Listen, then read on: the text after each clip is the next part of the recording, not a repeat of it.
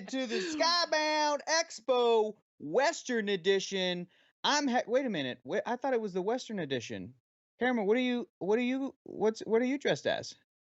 I'm a fox, as if you weren't aware, you didn't get the memo. Did I did I misunderstand the assignment? Is it the Halloween Expo? Oh no, it's It not the Western it Expo. is. It is the Halloween Expo. You can keep the hat though, it's cute. Yeah, I'll keep the hat, at least for this intro. Hey, everybody, welcome to the Skybound Expo Halloween Edition. I'm Hector. Hello. Hi, I'm Karma, aka the Blurred Girl, and yeah, I'm hanging out with him today. Oh, that way, sorry. Sorry. That way. Get ready for a lot of this today, partner. We're so happy to be here. This is gonna be so much fun. I had my carbonated water today, so I am jacked and ready to go. Karma, we have such an exciting ding dong day planned of cool stuff today. What is something that you're really looking forward to that we're gonna see today? Attack Peter. Anything Attack Peter does, I'm here for. His kaiju collection is gonna be here. Oh! Exactly. And here's the thing though, being a host sometimes of these things, I kind of I'm sad because I have to wait till the end of the show to get my hands on a lot of this stuff. Well, those of you who are watching this live and in the chat, you get to buy everything immediately, especially if you are a Skybound insider. So I Very am like, nicely done. like how I did that, like how Mhm. I slid that in there. Hey, can you tell everybody how to become a Skybound insider? Yes, I can, and I reckon we might even have a visual aid to pull up. There it is, right Look at there. that. Look at You that. can, as easy as scanning a QR code, hold up your little smartphone, hold that sucker on up. There you go. Scan that QR code, and you can sign up. Like Karama was saying, sign up to be a Skybound insider, and that thing is so worthwhile because you get all of the exclusive perks. You get notifications for deals, including if you're trying to get something from Peter Santa Maria, which is going to be sold out. Like Karen was talking about, those things Immediately. just immediately sell out. And yeah, us hosts, we honestly don't have that much exclusive merch, even though we will host Sky Expos because they just fly off the shelves. Well, listen here, Lodi. Something I'm really looking forward to later today is there's going to be a panel on horror in the Latinx community, the impact of horror in that community. I'm talking brujas.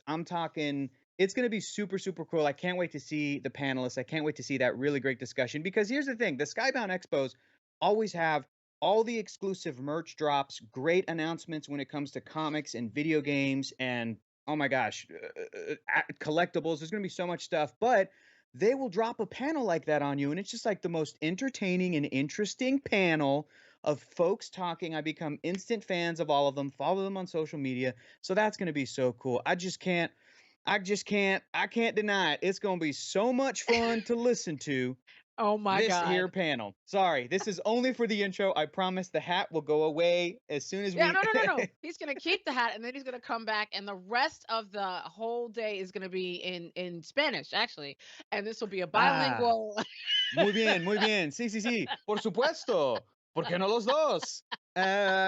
Put me on the spot. Look at that. Oh my goodness. Well, Karima beautifully set up the Skybound Insider like sign up that you should be doing, but also throughout the day, we're gonna have 25% off key products on the store, which is incredibly exciting.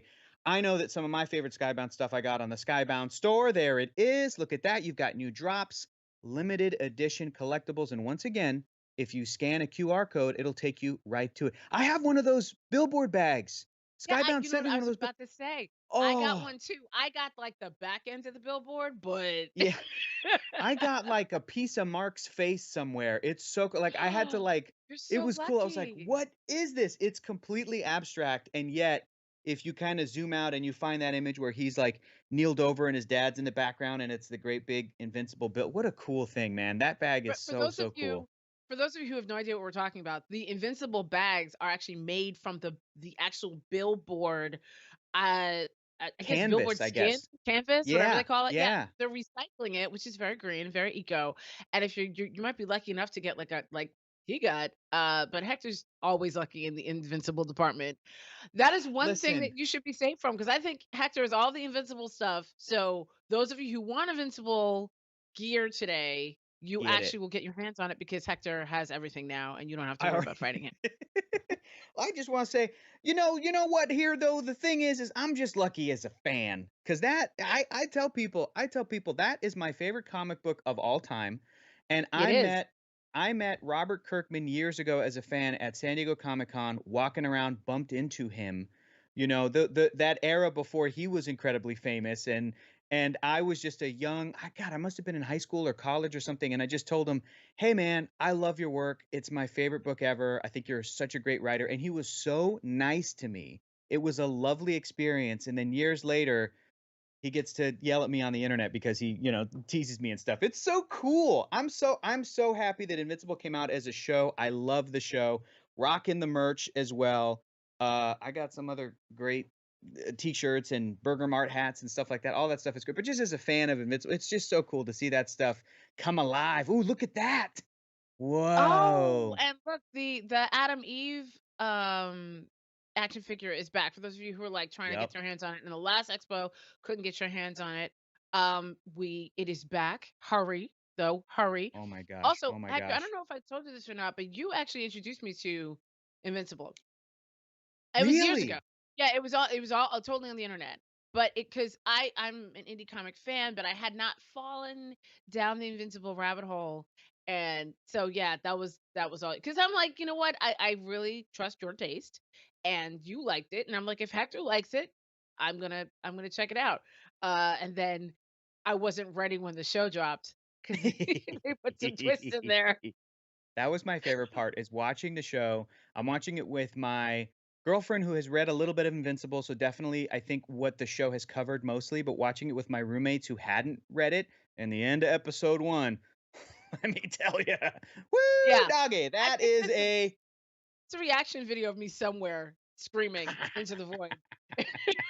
That's great. Well, we've got so much cool stuff today. I am gonna remind you one last time that during all of the panels, if you see some cool stuff, stick around because you're going to get exclusive launches during those panels. And then after each segment, we come back to us. We're going to have a quick little ad that we can throw up, plus with a QR code that you can scan to literally take you right to those products that were featured or launched. And you can also check out more stuff at the Skybound store. That's store.skybound.com. There it is right there. So we are ready pretty much to go into our first, but well, actually, hang on a minute. Before we go into our first panel, it's the Skybound Halloween Expo. I would love to ask a question here to my wonderful co-host, if I can. Uh-oh. What was your favorite Halloween costume that you've ever dressed up as for Halloween? Which one's your favorite? Do you have an all-timer? My all-time favorite Halloween costume is the one where I put my coat on and help my brothers get all the candy because I'm the oldest and I'm the only girl. And as far as I was concerned, they worked for me. Wait, what? You were running a Halloween racket? What are you Oh, talking I about? had A a trick or whole treat? yes. And my brothers are twins, so why can't just switch their things around and put one costume on the other and send them back to the same house? The person wouldn't know. Oh yeah, no, it was an entire syndicate I had going on. What a scam. That's amazing. I thought I had it on lockdown by knowing which neighborhood had the full-size candy bar. But it sounds like you really had your stuff. You know what? That has real because I love the TikTok and Instagram you just put up. That has a real Devil Wears Prada energy. Can I just say you with the coat, just like Yes, yes. dears, go and bring my candy. Go get this candy for me. Bring it back, and we'll have to talk to the press, and we'll see. That's what that is. Wow. I was gonna say when I was a kid, my mom made me a Daffy Duck costume. That's been my favorite that I've ever worn. Aw. Big And Daffy see, Duck kid. we need pictures. In fact, when we as Yeah. we go to this first panel, I'm gonna make him dig up those pictures. I don't even know if I have any. I'm gonna text my mom. I'll honestly text my mom to be like, "Do you have any Is there any pictures of me with the Daffy Duck?" Maybe that's why I love this hat. She made me a hat, Karama. She made me a hat that was a Daffy Duck bill and a Daffy Duck head up here, and then I just wore it as a hat as a kid, and then I had like a black outfit and then orange like leggings or something. That was my Daffy Duck costume. See? Okay, I'm on it. We're on it. We're on it. But coming up next, we have the first panel of the day for all of you video game and collectible fans. This is going to be a beautiful Venn diagram. This is the Telltale's Walking Dead Lee and Clem panel. Lee and Clem Telltales is coming up next, so stick around for some cool stuff, and we'll be back in a little bit. Happy Skybound Halloween Expo, everybody. See you in a few.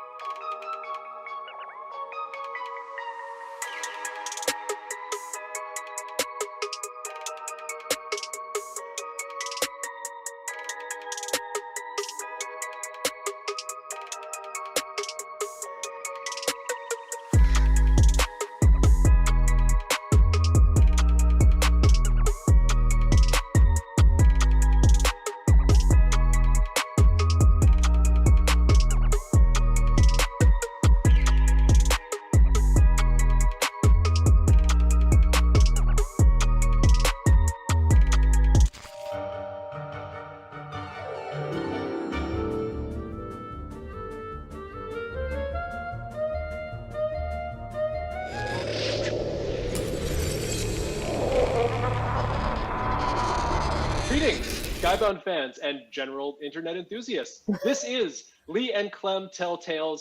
We are talking Walking Dead and general voiceover shenanigans with two of the most iconic stars from Telltale's The Walking Dead. But first, I have a very important, very exciting announcement. Mama Deadhead, get off Twitter. Pay attention. This is very important. You're going to all chat. Get ready for this. Okay.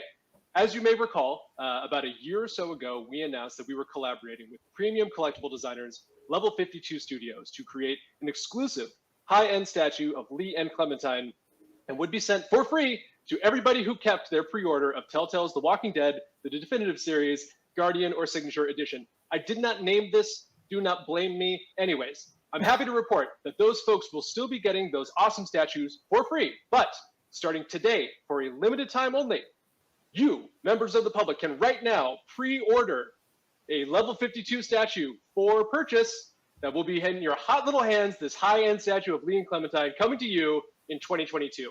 I would give you a more exact date, but considering all of this, this is the very best that I could do. 2022, the statues are incredible. You're going to want to have it. It's absolutely fantastic. We'll give you more on the statue in a minute, but for now, let's talk about our guests of honor. Also, I want to say right now, we're probably going to be talking about some story spoilers for Telltale's The Walking Dead. So if you have not played Telltale's The Walking Dead, first of all, what is wrong with you? Second, now is the time to, get ready for this. So spoilers. First up, we have the legendary leading lady herself. Most of you obviously know her as Clementine, the precocious tiny badass turned legendary survivor. She also appears in Sailor Moon, The Wolf Among Us, Yokai Watch, and my personal favorite, WarioWare as 9-Volt. She is award-winning actress Melissa Hutchinson, and she joins us now on the program. Melissa, welcome. And first question, just to kick it off real quick, what was the best Halloween costume that you ever wore? Oh, geez. First of all, when you were saying tiny and precocious, I was like, I thought you were specifically talking about me. And I realized it was Clem. Anyways. Art imitates life. Tiny, precocious. Oh, God. There's a couple answers to that, but I've never been an amazing, I come up with the best ideas for Halloween. But one year I actually, went for it, and I did a Medusa costume, and I made, out of wires and rubber snakes, I actually made a pretty awesome Medusa situation, and I was very proud of myself.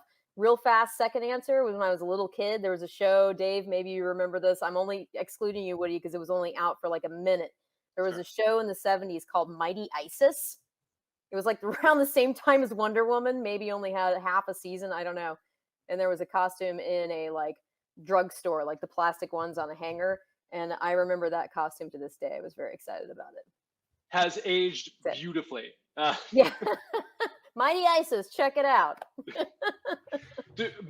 Safe search on. Maybe just be careful of what's being tracked on that. Also joining us, we have one of the most prolific voices in the industry. I visited his IMDb earlier today and got a nosebleed. some quick highlights. Ruby, Street Fighter, Mass Effect, Avengers, so many Batman games, assorted TV roles. We are gathered here to celebrate him as Lee Everett, maybe the only Telltale Walking Dead character to get a last name. His name is Dave Fenoy, and he joins us as well. Dave, pleasure to see you again, sir. Same question as Melissa. What was the best Halloween costume that you've ever worn? Black Jesus. Yes. The dreadlocks. I didn't have the beard then, but the robes, and a lot of people were very pleased. It pissed off some people too, and a couple times I was like a Roman centurion or something, and got to wear a little Roman skirt and still feel manly. Yes. Did you get like the full sword?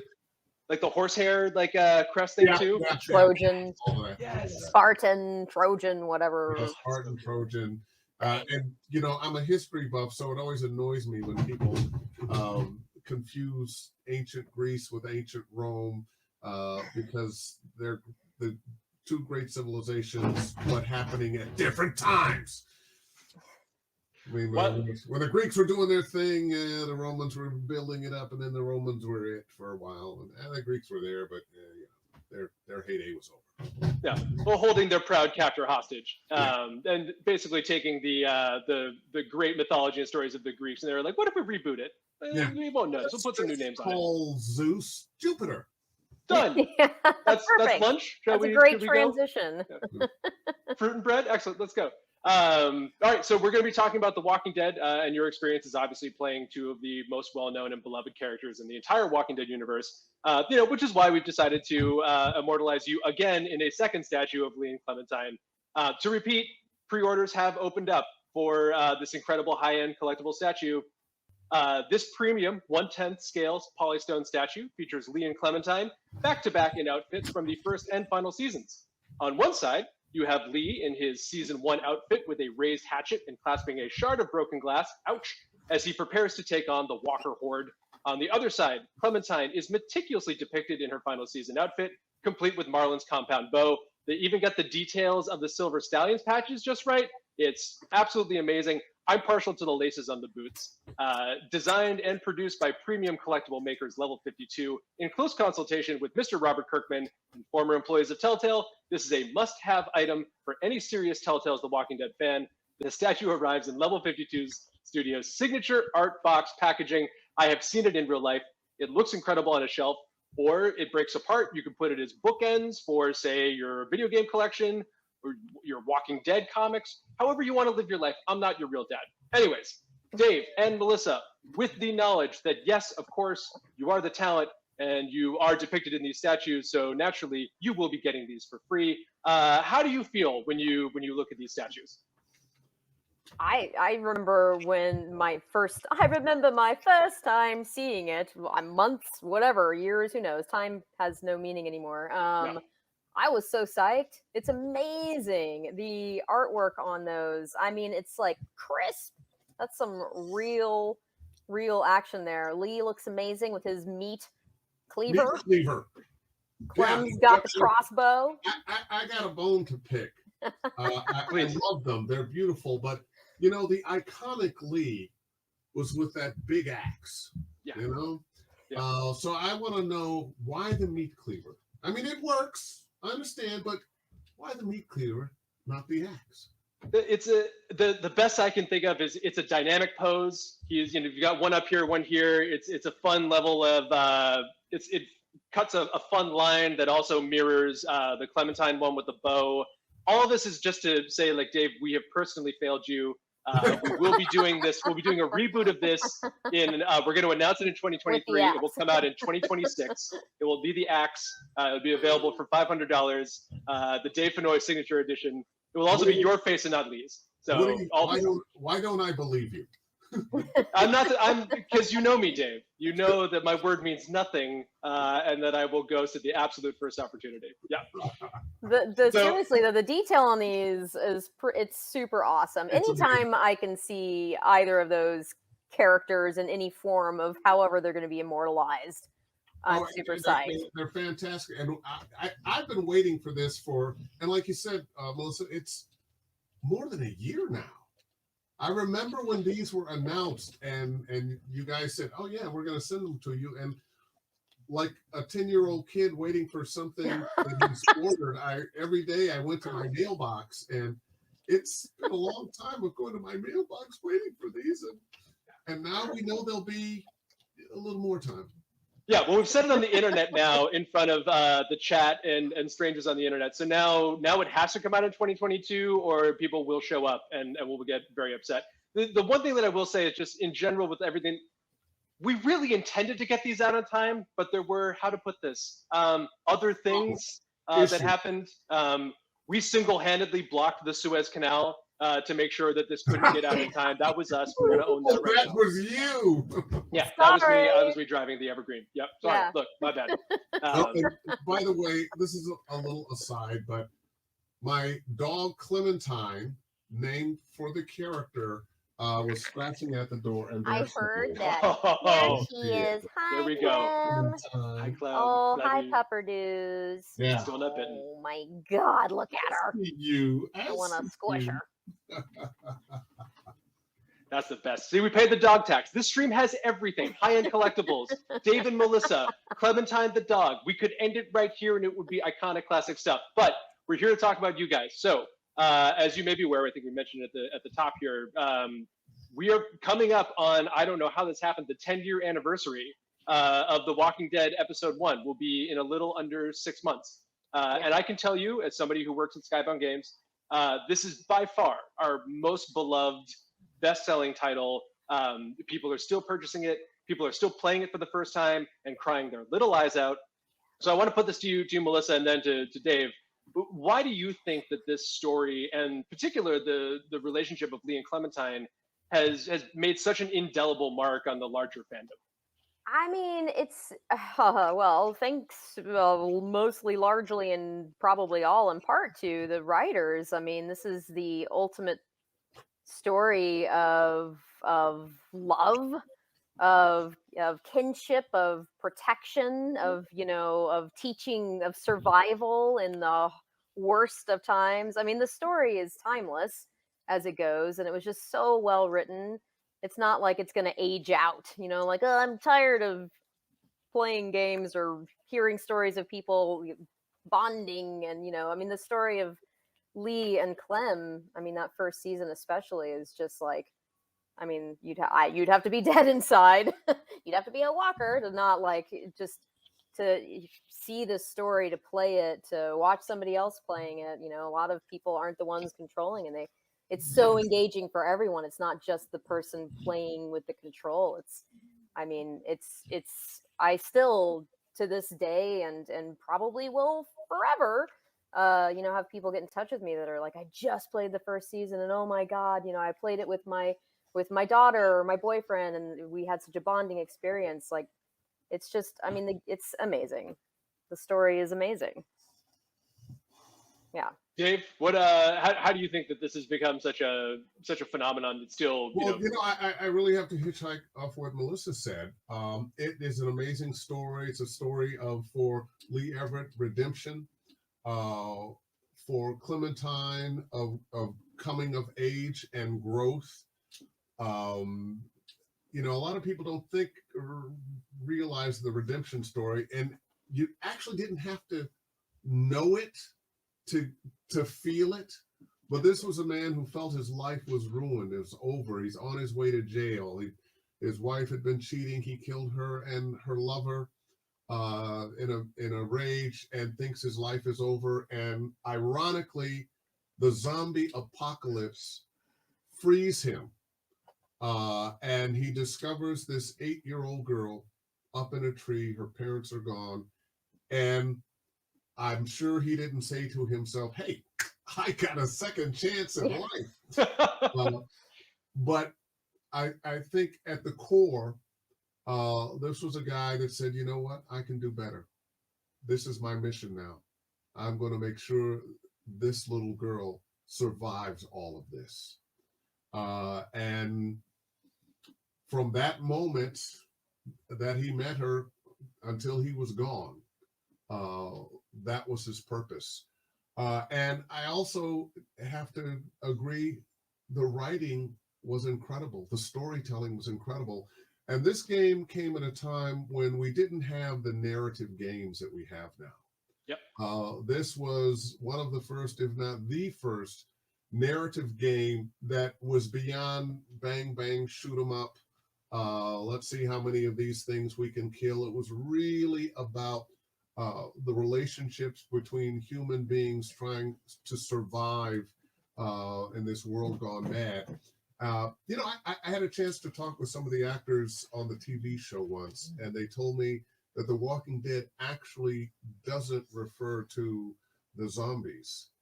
It refers to the people encountering each other, because that's the real danger, that you can't judge it. You can't figure out, when somebody's going to lose it and kill another person or betray you. The zombies, the walkers, they are just an ever-present danger that adds drama to what's going on between the actual living, speaking human beings. Mm-hmm.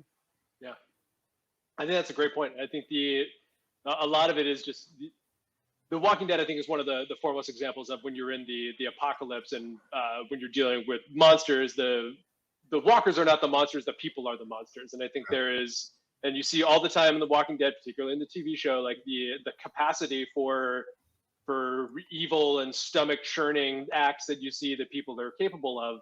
But you also see in some characters that there is the people rise up to unheard of, acts of empathy and compassion and friendship and these, unheard of alliances. And I think and with Lee and Clementine, you have this unbreakable bond, this like surrogate father and daughter relationship that goes through.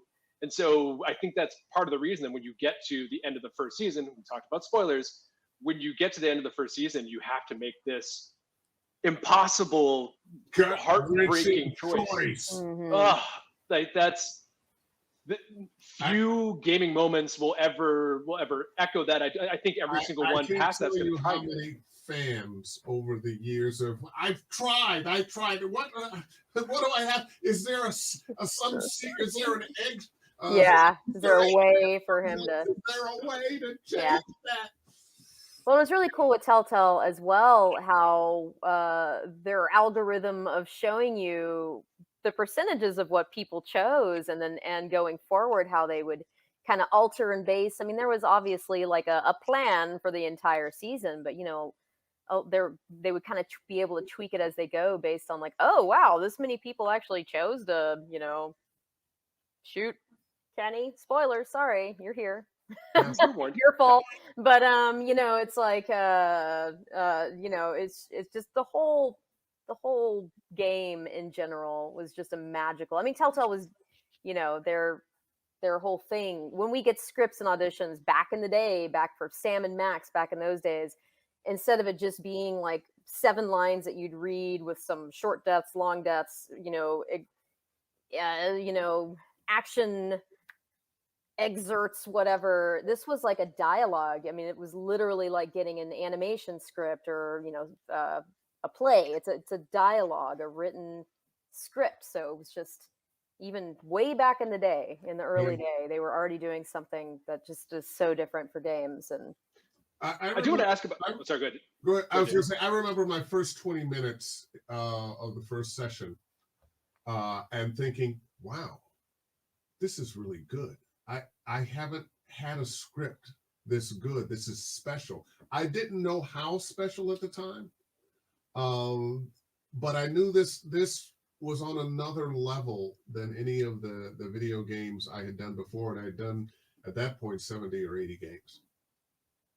I want to ask a little bit about so you get to the end of the first season, and God, I wish we had more time to go into every observation of the seasons. You can, if you get the definitive series, by the way. There's developer commentary, and all of these actors do appear. But when you get the script for final episode of season 1, and you're scrolling through it, and you're like, okay, what were your reactions when you got to like that moment? The scene of, well, as Dave. Dave and I can both tell you the story. The day that he found out the ultimate ending for that season is the actual day that it was. I think we were working on episode 3, but that's the day that we met No in kidding. person finally. Which is. I mean, Dave. Yeah, what was your reaction? Because you got to hear it first. Well, I got to hear it first. Well, first there was a little bit of anger. I was thinking, but you said there are going to be more seasons. You're going to kill me off in season 1? What the hell? But in retrospect, I don't think the game would have had the impact that it had if Lee Everett had lived through that first season. And I don't know if they had thought of this beforehand, but how the story progresses with Clementine and where it ends up in the final season with her mirroring exactly what Lee did with her with a little boy. I just think it's spectacular. Yeah. It's great storytelling all the way through. When you got the word that you would be coming back for season 4 for that train scene, like what was your feeling about it?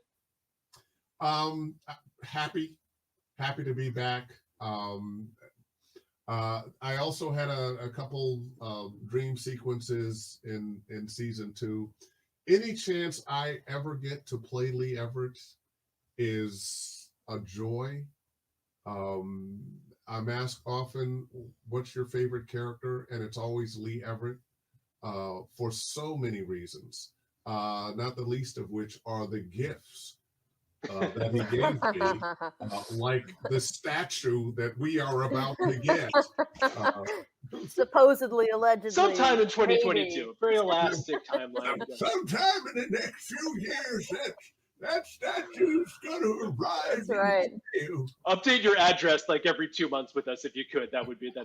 Yeah. And just not for nothing, Dave, especially in season 4, just because obviously there was a lot going on in that season, beyond it being the final experience for myself of getting to be Clem and this full circle.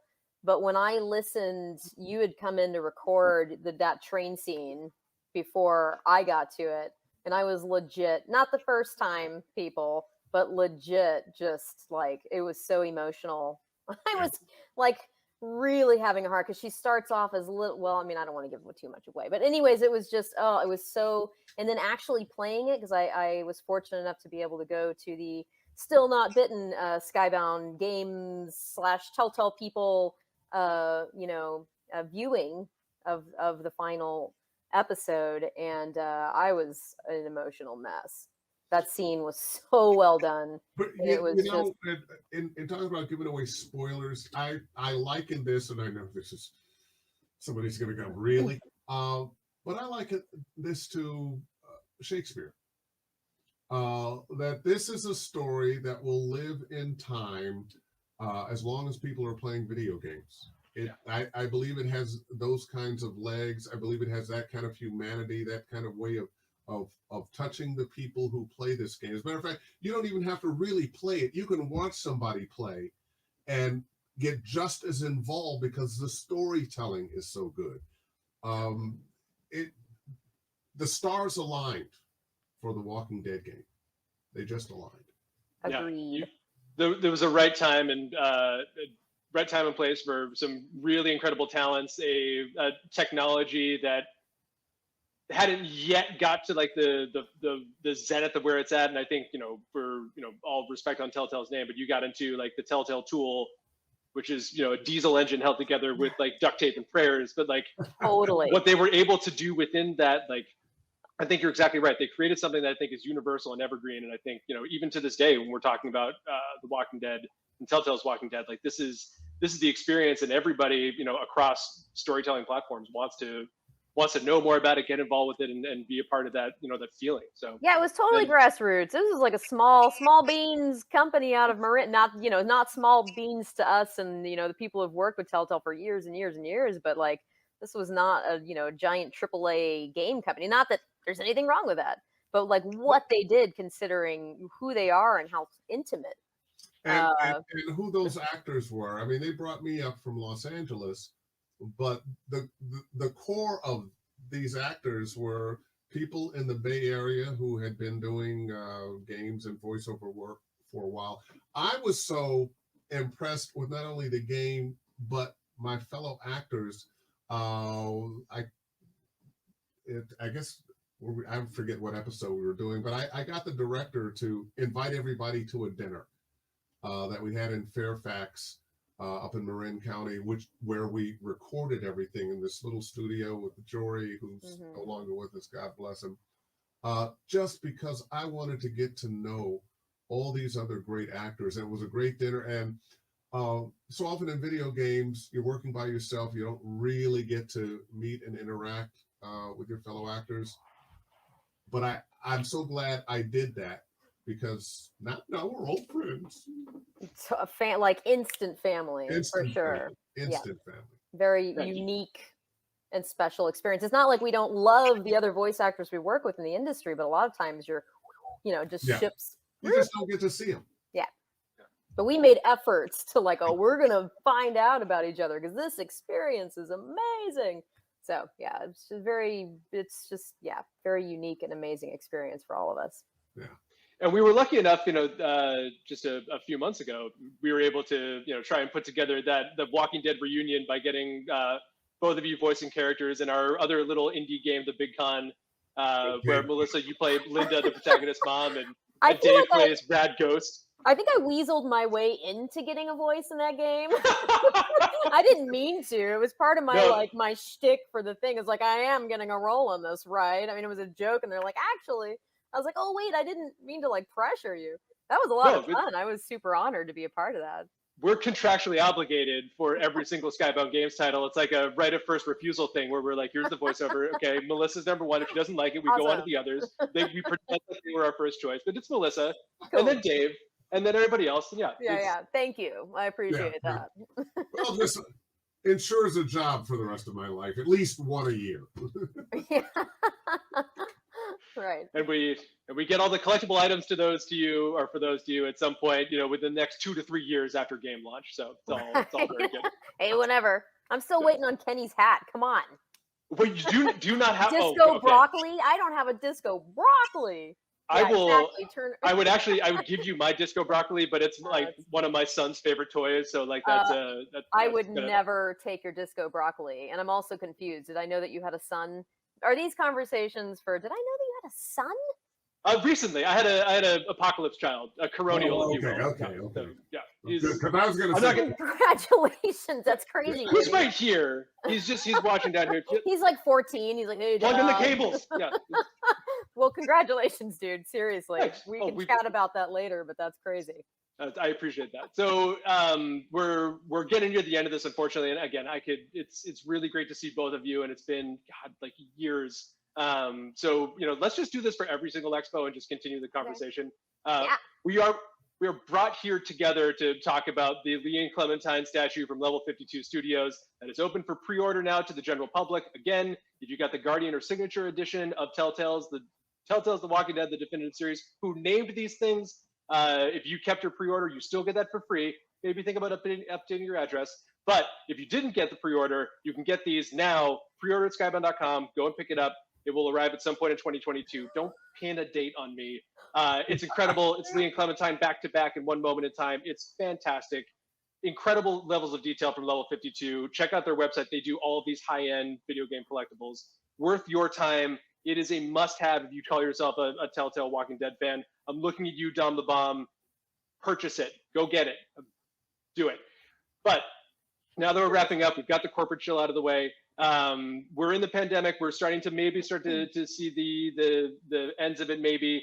But as we're, voiceover work has not slowed down. Both of you are working your tails off. Where can we find you now? Where can we find you in the near future? What would you like to talk about?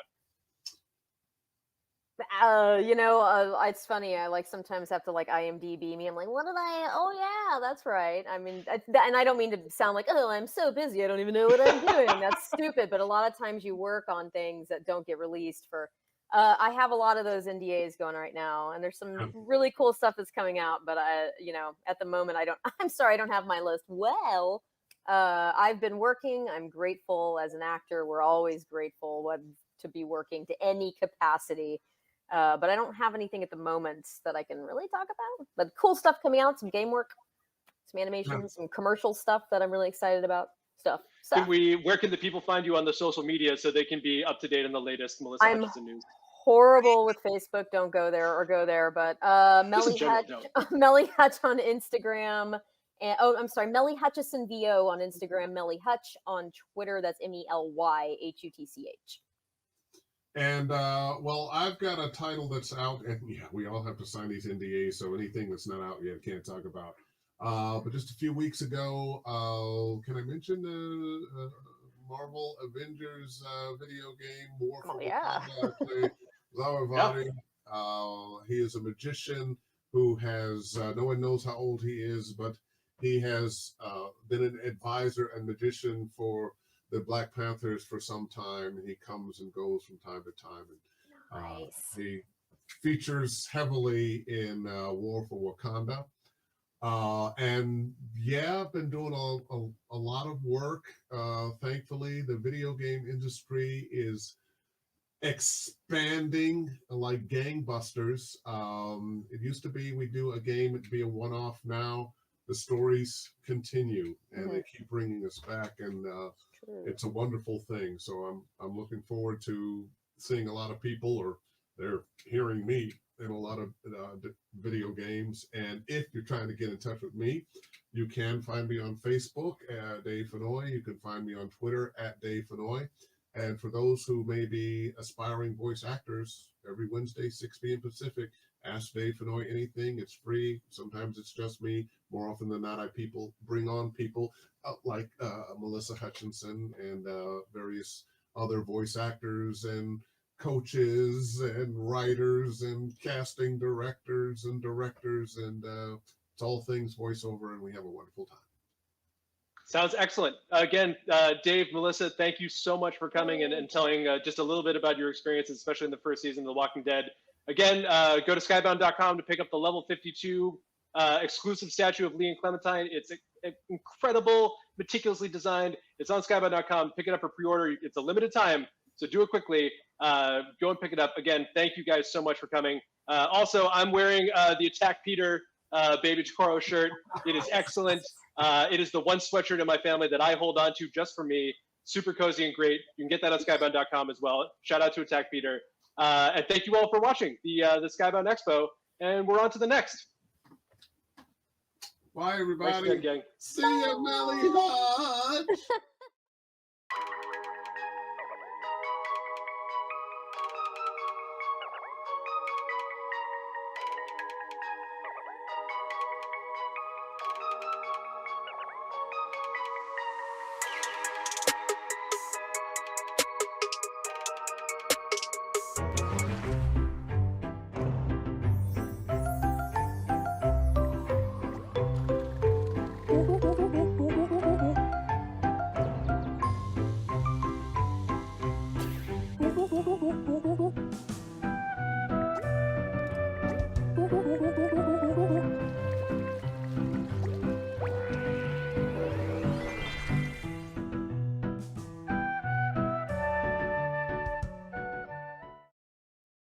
Hey, you're back. Hi. We are back. How great was that little Rainbow Billy bit? Rainbow Billy supporting Stop Being Bullying, because October is National Bullying Prevention Month, which I just think is lovely. You can learn more if you go to stopbullying.gov. And just like a great, cute game, and having some great pieces of advice for young people or any people of any age playing that game. Make a plan, talk to an adult, you'll feel less alone. That's so true about bullying. Bullying sucks. It's really terrible. But anyway, we're back. How's it going, Caramel? How you doing? We are. I'm great. I'm sitting here kind of stunned because first of all, I always love listening to voice actors talk about their craft because I just think they're incredible at it. And Dave and Melissa are so talented. And you play a game long enough, you think you feel like you know them. But Mhm. I had no idea and the crew behind the scenes probably saw my face. I had no idea that Dave was the voice of Zara Ravi in Avengers: War for Wakanda. War Zara for Ravi's Wakanda. one of my favorite Yeah. characters. I know that, Cool. and then the fact that he also teaches his craft for free online, like, yeah, now I'm a super fan. Now I'm a super Wow. fan. Well, he's a real teacher. He's a real mentor. That's amazing. Yeah, I agree. That was a fantastic panel. Woody did a great job moderating that conversation. I can't believe it's been coming up on 10 years, which is I can't mind-blowing, either. a I little didn't know. I depressing. didn't. Yeah, I'll be yeah, honest. because Maybe I didn't need to see that today. Maybe I did not need to I be yeah. reminded of that time marches on. But what Listen, an amazing retrospective, a great discussion, a great, I always thought of The Walking Dead when the comic book was coming out and it blew my mind. And then I learned that a TV show was coming. I was like, this is it. This is the beginning of this kind of blow up of some of these great indie comics and stuff that Robert Kirkman and all those amazing collaborators are doing. And then the show came out and became the second pillar for me of what The Walking Dead is. But when the Telltale game came out, it really was like, this is the perfect way to do The Walking Dead in video game form. And to me, it's the third pillar. And these are the three pillars for me of what The Walking Dead encompasses. What kind of stories you can tell, how you can tell those stories, all the favorite characters.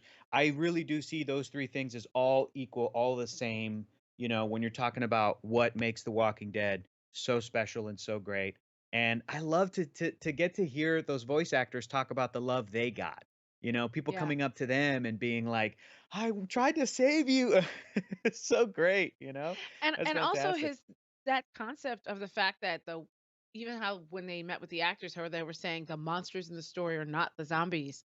They're Yep. this concept Yep. of how crazy humans can get in a basically a life-threatening situation. And it was so funny how fictional it was. And then 2020 happened. And then it was like, wow, that was so I can't play that game sometimes. Yeah, I don't envy storytellers these days that have to come up with some kind of an evil, like, some evil being who doesn't care for humanity. I'm like, well, you got your work cut out for you because guess I what? was gonna We've say, seen a and lot. make it fiction. Yeah, make it fiction and make us really buy it. And we all thought Thanos was ridiculous and so outrageous, and no, turns out. Um, But as awesome as a panel as that was, I think that statue is just as awesome. That is a beautiful looking statue. It I is know that, stunning. right? It is Really, really stunning. And stunning. also I'm here for I'm sorry, I'm here for broccoli. I'm also here for broccoli. I'm Yes, just exactly. which I Exactly. probably won't get my hands on. The disco broccoli plush. I'm a huge soundtrack fan, and I have yet to really fully dive into vinyl, but my roommate has a record player, so I love the vinyl soundtrack collections. I think are amazing. Oh, You can you've just got to get again a record scan that QR player. code. I know. I got to get into it. Because I am such a soundtrack nut. I love that stuff. And again, that's the perfect thing to grab and then like read the Walking Dead comics while listening to that. I'm a huge fan of that. I tell people to do that all the time. There's so much cool, amazing Walking Dead Telltale swag on the store. And guess what else there is? There's a bunch of awesome Invincible swag on the store as well. I knew he was going to say Invincible. I Check knew it. it out. Invincible on the store. You can get some awesome Invincible merch in the shop. So go to store.skybound.com or again, scan those QR codes that we're giving to you throughout the days. There is so much cool stuff there.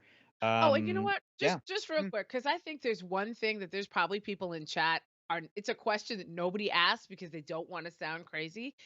How you scan a QR code? Okay, if you Yeah. have an iPhone or an Android, you don't have to download an app. You don't have to do that anymore. You can use your camera. Just go to your camera function and then scan it in. And it's so funny because I had somebody say that to me the other day, like, I don't want to ask this question because I don't want to sound stupid. So for anyone who didn't know how to scan that in, you're okay. This is a safe space. Boop. Just go to your camera app on your phone, hold it up to the screen, and then you can get in. See, that way you can become an That's insider. it. You can get access to all this stuff that we can't have because we're too busy talking to you. Yeah. And we have got a panel coming up for all of you Lego fans out there, which I think is pretty much everyone on the planet. There have been some, maybe some some close to kind of semi-secret announcements happening with some kind of a collaboration with Lego and Skybound. And guess what's up? We got a super secret Lego Skybound panel coming up. I can't wait to see Right what it now. is. I can't wait to find out how I'm about to spend a bunch of money. So let's check out this secret Skybound and Lego crossover panel coming up next. We'll be back in a little bit.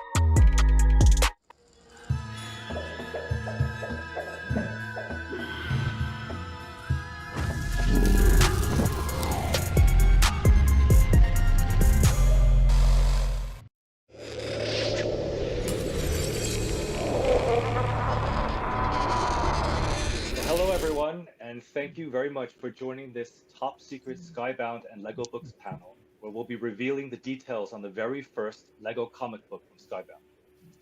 I'm Eric Huang, Vice President at Amit. We are the Lego Group's publishing partner for Lego Books. We work with publishers all around the world to bring books about Lego bricks and Lego brands to readers and fans of all ages. It's my pleasure today to moderate this panel. And to kick it off, I'm going to ask each of you to tell us a little about yourself and then tell us your Lego origin story. What's your first Lego experience and your favorite sets, minifigures, what cemented your Lego fandom? So why don't we start with Haley? All right. Hello, everyone. My name is Haley Wolf, and I am a massive Lego Ninjago fan. And I've been a fan of Ninjago almost since the beginning, so almost 10 years. Holy cow. And it was because of the series. I loved seeing the characters and the show, and I've been hooked ever since. Recently, I've been able to have the pleasure to edit with Lego and their official band, The Fold. And but most notably, I am the host of the longest running Ninjago podcast called Ninjago Cast on TTV, where I am known as Sensei Wolf. And it is an absolute pleasure to be here today to be able to witness this amazing event for Ninjago's future.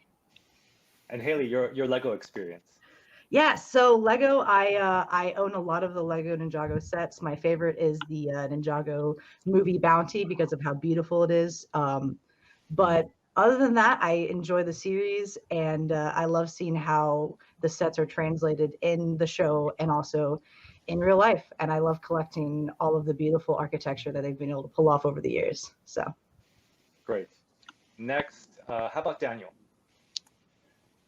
Hello, my name is Daniel Konstanski, and I am a lifelong, passionate Lego collector and fan. I'm here because I am the author of the first book targeted at adult fans of Lego called The Secret Life of Lego Bricks that's going to be published next year.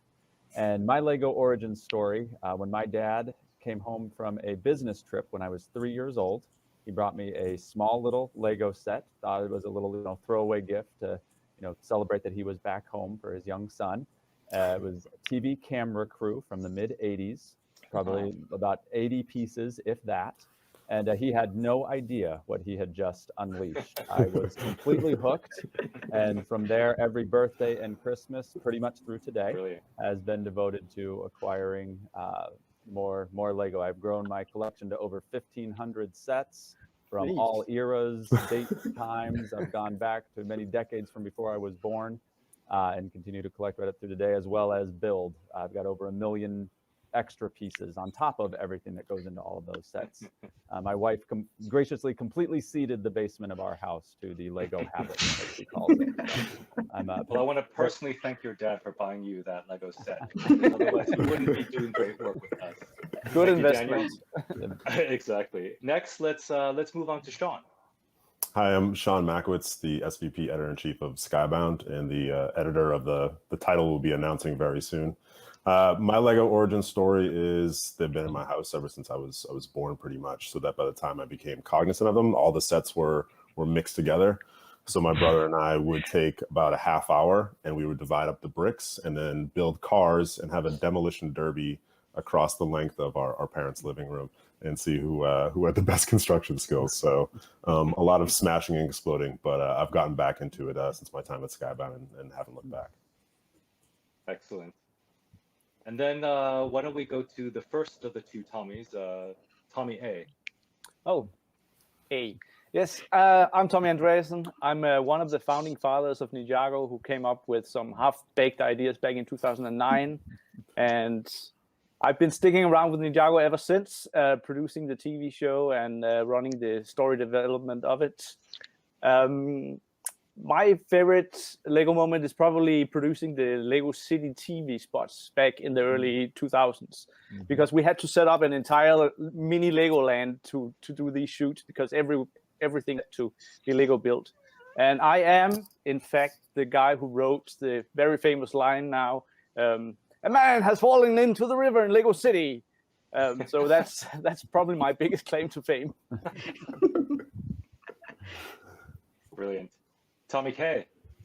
Yeah, my name is Tommy Kalmar, and I'm responsible for our global transmedia storytelling on some of the biggest Lego-owned IPs, like Lego City and Lego Ninjago.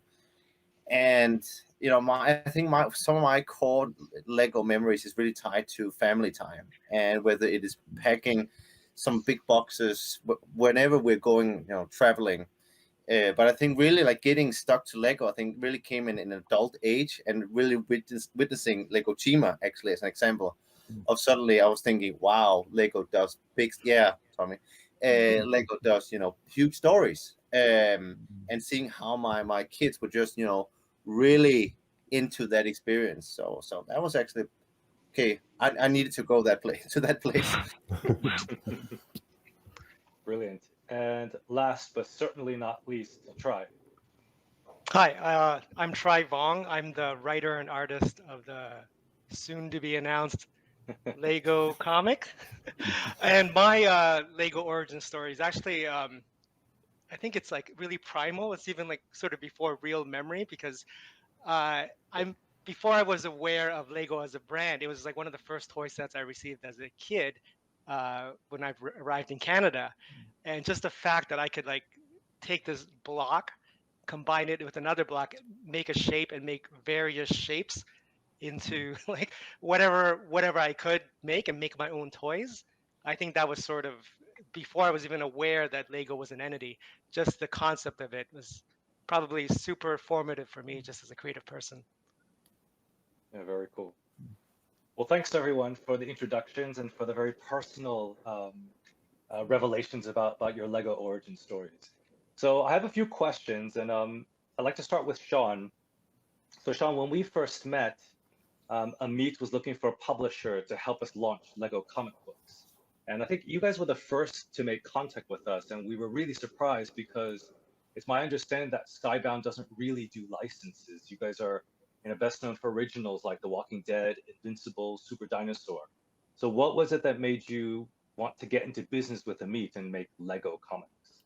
Sure. I mean, like I said, I grew up as a Lego fan, and right when I had joined Skybound 9 years ago, my coworker Big Clutch had several Lego sets out there and helped me emerge from the dark age of being a Lego fan. I just recently got back into it with some of the DC license collections. I think the license side of Lego kind of drew me back in. But once we started going to shows, Lego was always set up right next to Skybound at New York Comic Con and San Diego Comic Con. So I got to know some of the booth staff. And I think years of Big Clutch kind of, you know, offering out, hey, Skybound, if you ever want to do anything, Lego, if you ever want to do anything with Skybound, like, we're here. So we finally got that email. We had started seriously considering licensed comics, and we had made a you know, top 5 licenses we would love to work with, and Lego was on the top there. I think, you know, Skybound has always been about partnering with creators and expressing their personal visions, and there's no brand that better expresses creativity and innovation than Lego. So I think while there was a there's a ton of possibility as we've been exploring in Lego and all the different themes and ways to tell stories there. It's been a welcome challenge. Great, great. And Daniel, I'd like to get your perspective on this. I mean, you're writing a book for us, The Secret Life of Lego Bricks. You're also the editor of Blocks Magazine. You know a lot about Lego. And I think, you know, from a fan perspective, what makes Lego a great fit for comic books? So I think one of the several things make Lego a great fit for comic books. So there's the focus on, you know, setting and characters. Often the way that, you know, kids interact with Lego is very similar to, you know, kind of like comic book panels in terms of, you know, you've got characters interacting, you know, in small and spaces and settings and stories. And then I also think that, you know, one of the things that Ninjago really tapped into is this idea of, and they talked about it with the different people that I interviewed for the book, icons, these ideas and these characters and storylines that have kind of this appeal the world over. You know, you go to kids all over the world and they know what a ninja is. And comic books as well tap into a lot of those same types of ideas with these kind of more universal characters and settings and things that just appeal across the board. Yeah, great. So Sean, are we ready for the big reveal? Sure. Please tell us all, what is the first Lego comic book from Skybound? Sure. The first Lego comic book from Skybound will be Lego Ninjago Garmadon #1, the first issue of a 5-issue miniseries focusing on the best villain in the entire fictional world and all creations, Garmadon. This story will be in canon and take place right after we last saw Garmadon leave the TV show. So it's been a tremendous challenge, and there's no one that I would rather welcome into that challenge than Try, who's co-created a graphic novel for us in the past couple of years called Everyday Hero Machine Boy, and his sense of storytelling and humor and action just was an immediate fit for what we thought that the possibilities of Garmadon's continuing adventures could be. Very cool. I can see everyone sort of going, yay! They're all rooting for the villain, yeah. Excellent. So Try, obviously we're kicking all the comic books off with Lego Ninjago Garmadon. It'll be available Wednesday, April 6th, 2022. But tell us what the story's about. What are we waiting for? Okay, well, like Sean says, this story is canon, and it takes place right after we last saw Garmadon at the end of season 10, and he's kind of been MIA. So this story will reveal what he's been up to, where he's been, and also where he's going. And we're gonna see a side of Garmadon that I'd like to think that we haven't quite seen before. He's off on his own adventure. For the first time, he's the protagonist of the story and not just the antagonist. And we're gonna see him sort of wrestle with the idea, like, is he bad or is he evil? And it's a question that that even he doesn't know. And that complexity, I think he's the most complex Ninjago character. That complexity yields some really interesting results. Okay, so we're gonna see him deepen his character. Can I just? Wow. this is all news to me, and I'm loving it because, you know, we always thought of Garmadon as, oh, he's this very fine spice that you can use in any dish, and then the dish just becomes better. But just learning just now that the spice becomes a dish on its own, it's just amazing. It's a fine balance. Like, how much do you put him in? Yeah, so it's very exciting. It's an original story, and obviously we're all big Ninjago fans. But Sean, what if, let's say I know nothing about Ninjago, which would be terrible since I work with Lego. But is this a book that would be interesting to comic book fans, even if you're not particularly a Ninjago fan? Yeah, I definitely believe that this comic book would appeal to new fans, to existing fans, to lapsed fans. Our approach at Skybound, especially with first issues, has been to make them as welcoming, inviting, to make sure that all the story elements to set up the characters and as much of the mythology as you need to know for that issue will be in that first issue. It's our most important sales tool towards hooking people. So we're always, we are a monthly business, and we want to make sure that in the serialized story, everyone comes back month after month. So yeah, that's something that the team at Amit and at Lego have been helping us out with, making sure that the experts understand the story that we're telling, and then also the people that are new to it. And I'm on the newer side, understand the story that's going on.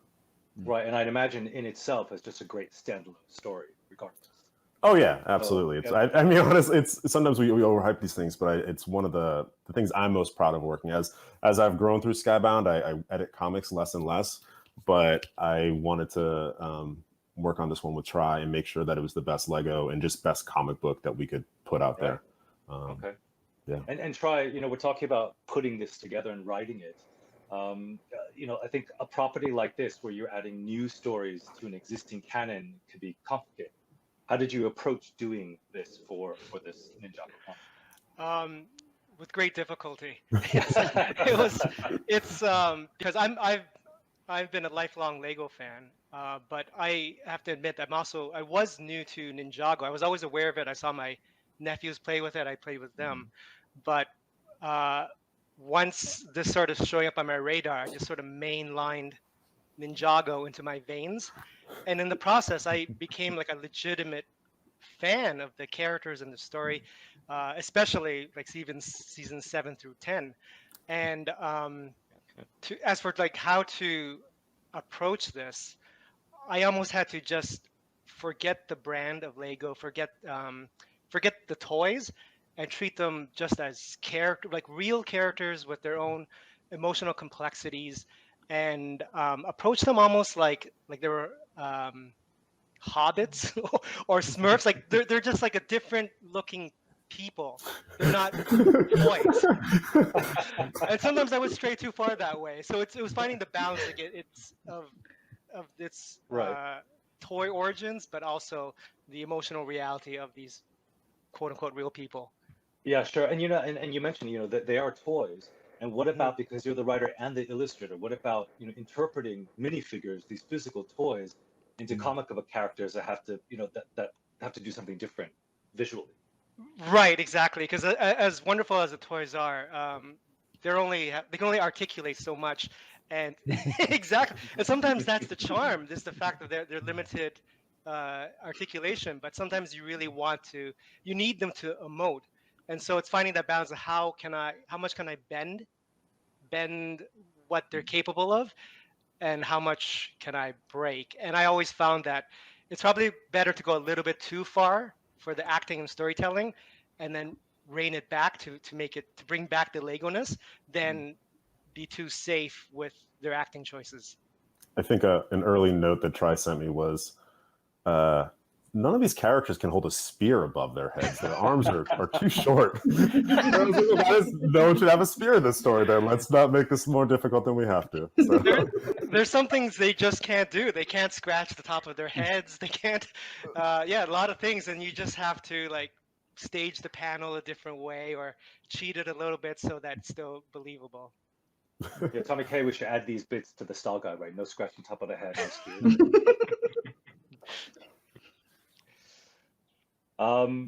So Haley, I wanna ask you a question now. As an active member of the Ninjago fan community, I mean, you're seeing this for the first time.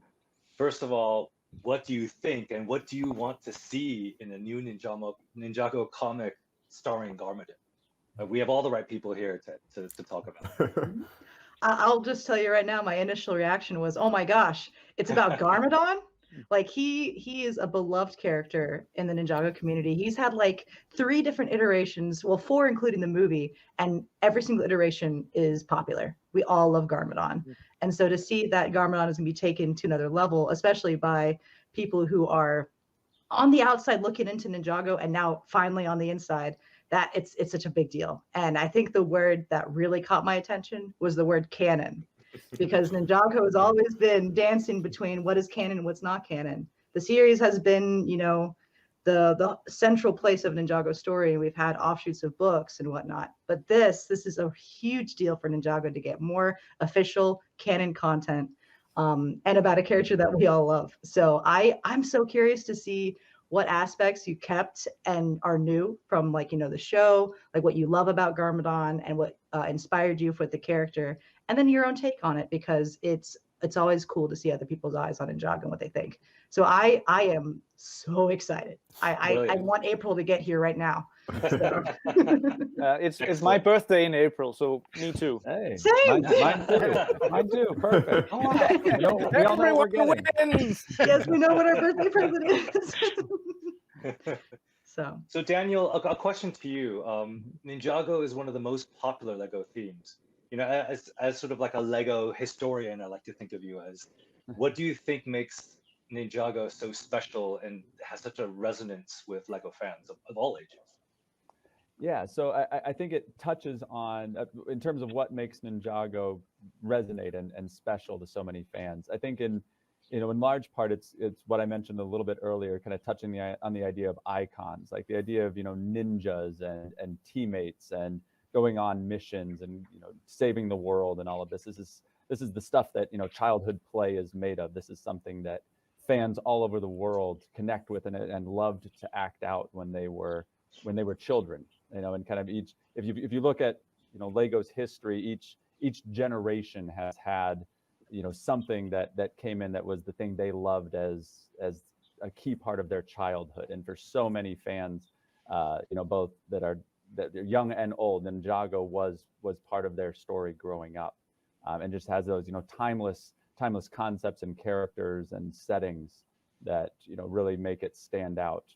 And it really came at a time where that wasn't being explored as much in the culture at large. So it was that perfect timing that just hit, and really made it something that so many kids deeply connected with as part of their formative years. Absolutely, and it keeps going. I mean, Yes. Tommy A, you've been working with Ninjago since the very beginning, I think 2009, and you've been driving the story through television. When it all began, did you anticipate it would become this big? Like, what was your vision for it, and where might you see it going in the future? I mean, when we started out, we had 44 minutes. We basically thought that was it. But we're ambitious people, and we loved the idea and believed in it.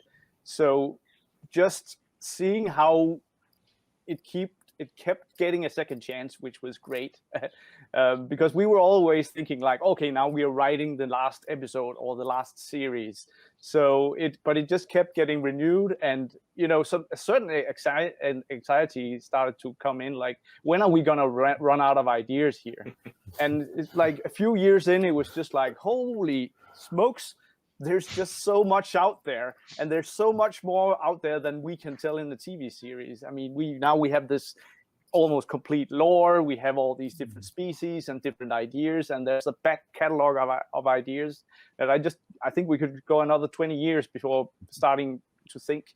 And that's what's so fascinating to me about it. Like, it was like, oh, here's your little kid now. Go out in the world and play, and now you guys are taking it, and that really gives me the opportunity to experience Ninjago I have not been part of creating as a fan, because I have no idea what's going on in this comic book. But that's where I know that you guys are working with Tommy Kalmar, and so the canon is safe there. It's getting implemented as you guys are working with it, and I'm just stoked to see it.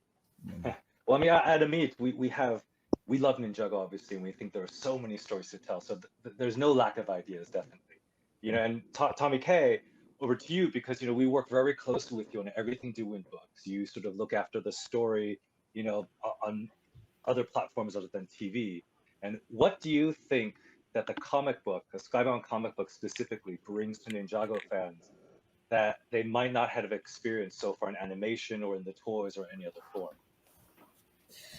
Well, a whole lot, as both, as Tri also was mentioning and talking about story-wise, it really fills that void and story gap that, when Gamanon left the monastery at the end of, when we were wrapping up the Masters of Spinjitzu series to initiate a new one and changing the format, we haven't seen or heard about Gamanon for quite some time. So it was like it really fills that story void about, okay, it's actually, that's the starting point of that journey of him. But as as a format, in recent years, we've been elevating our storytelling outside the TV show to extend our story world deliberately, creating new gateways into the IP, but also to enabling our storytelling to be always on.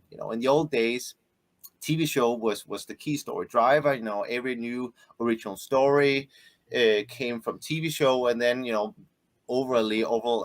everyone else and every other format should kind of just retell or really not go that far from that. But today we really want to design more story drivers, story vehicles that are driving canon.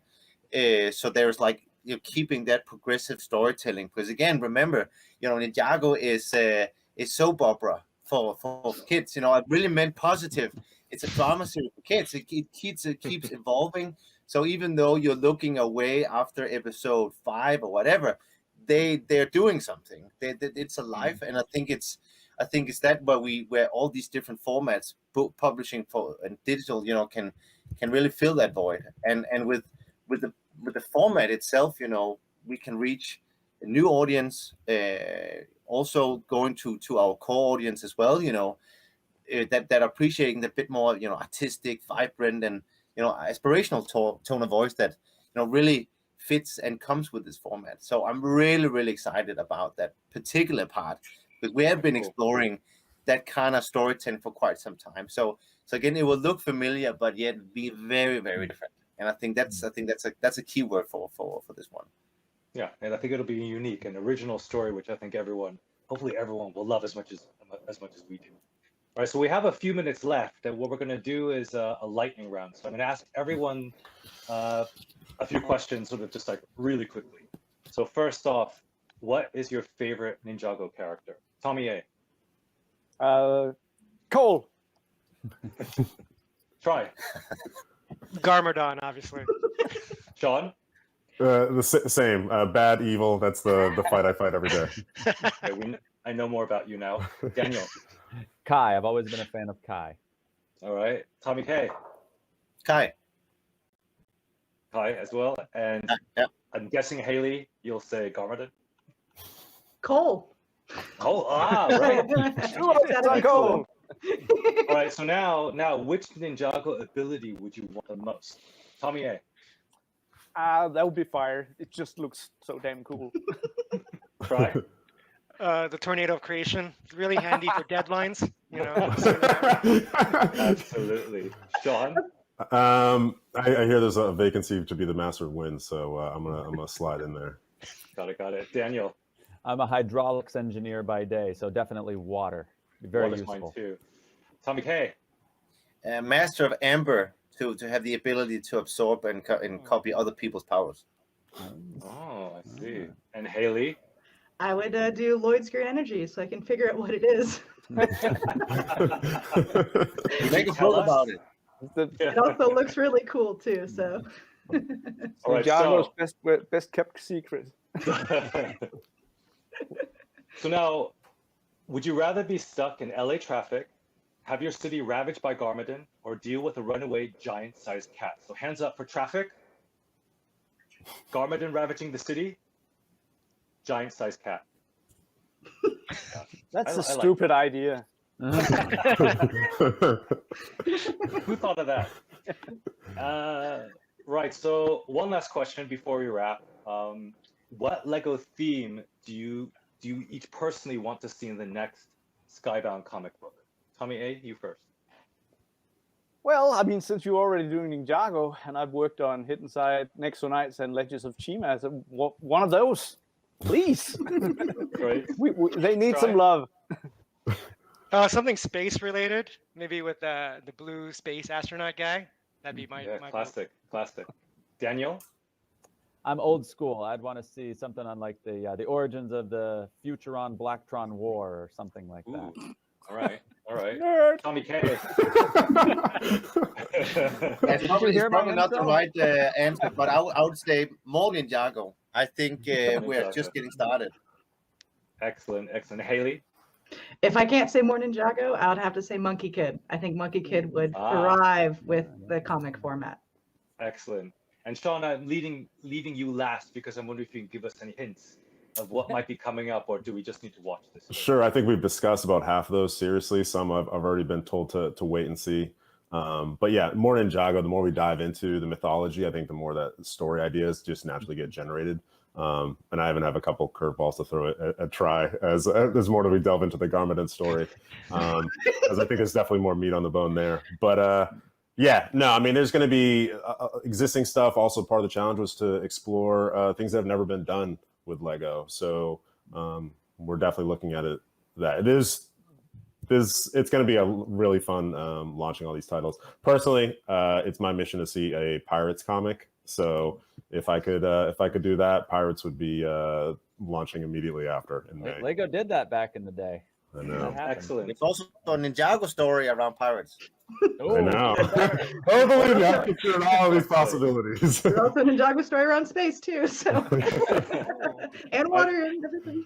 Okay, Garmadon in the Space is the next one coming out. So. Got it. We'll hold you to that. So thank you so much, everyone, for tuning in to our Skybound Lego comic book reveal. Extra thanks to the panelists, Sean, Tri, Haley, Tommy K, Tommy A, Daniel. And the Lego Ninjago Garmadon comic book will be available on April 6th, 2022. We hope you've all enjoyed this session at the Skybound Expo, and see you later. Ninja go!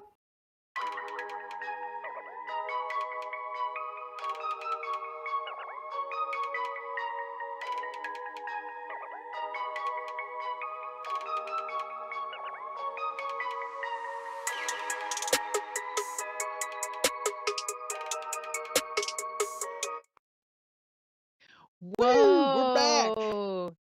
We are back. That was Cowboy Hat is super back. exciting. That was super exciting. You know what's incredible about this Lego announcement that we are getting Ninjago Garmadon is that I did a little research. The 6th season of Ninjago was called Skybound. It's like meta or Facebook, whatever we're calling it now. Yeah. Oh my gosh. Yeah, that was so cool, so exciting. That panel made me think about my first Lego set, which I believe was a little boat with a little shark, and I played with it in the tub. So that was a little shark with like a movable jaw headpiece, which was really great. Helped me love sharks from when I was a little kid, and then I saw the movie Jaws, and then that went away. Karama, real quick, what was your first Lego set, if you recall? Oh my gosh. Again, probably when I was taking away from my brothers. I don't remember. I honestly don't remember. No, because there always seemed to be Legos in the house. Because my father was not a collector, but was into them too. I cannot remember the first one. They were just always there. I didn't know people could not have Legos. Twin number 1, twin number 2, bring me your Lego. They're mine now. They're all mine. Well, we got a hell of a panel coming up here. So exciting. But before we get to that, want to remind everybody that the Ninjago comic is coming out, issue number 1, April of next year. You can pre-order it now. I think we've got a QR code for you. If you scan that QR code in the corner there, could take you to the place where you can pre-order that comic. But coming up, we have got the Attack Peter panel. He's ready to go live. He's raring to go. Peter Santamaria, Attack Peter, Attack with Attack Peter. I'm so excited for this. Here we go. Let's go. Let's go. Let's go.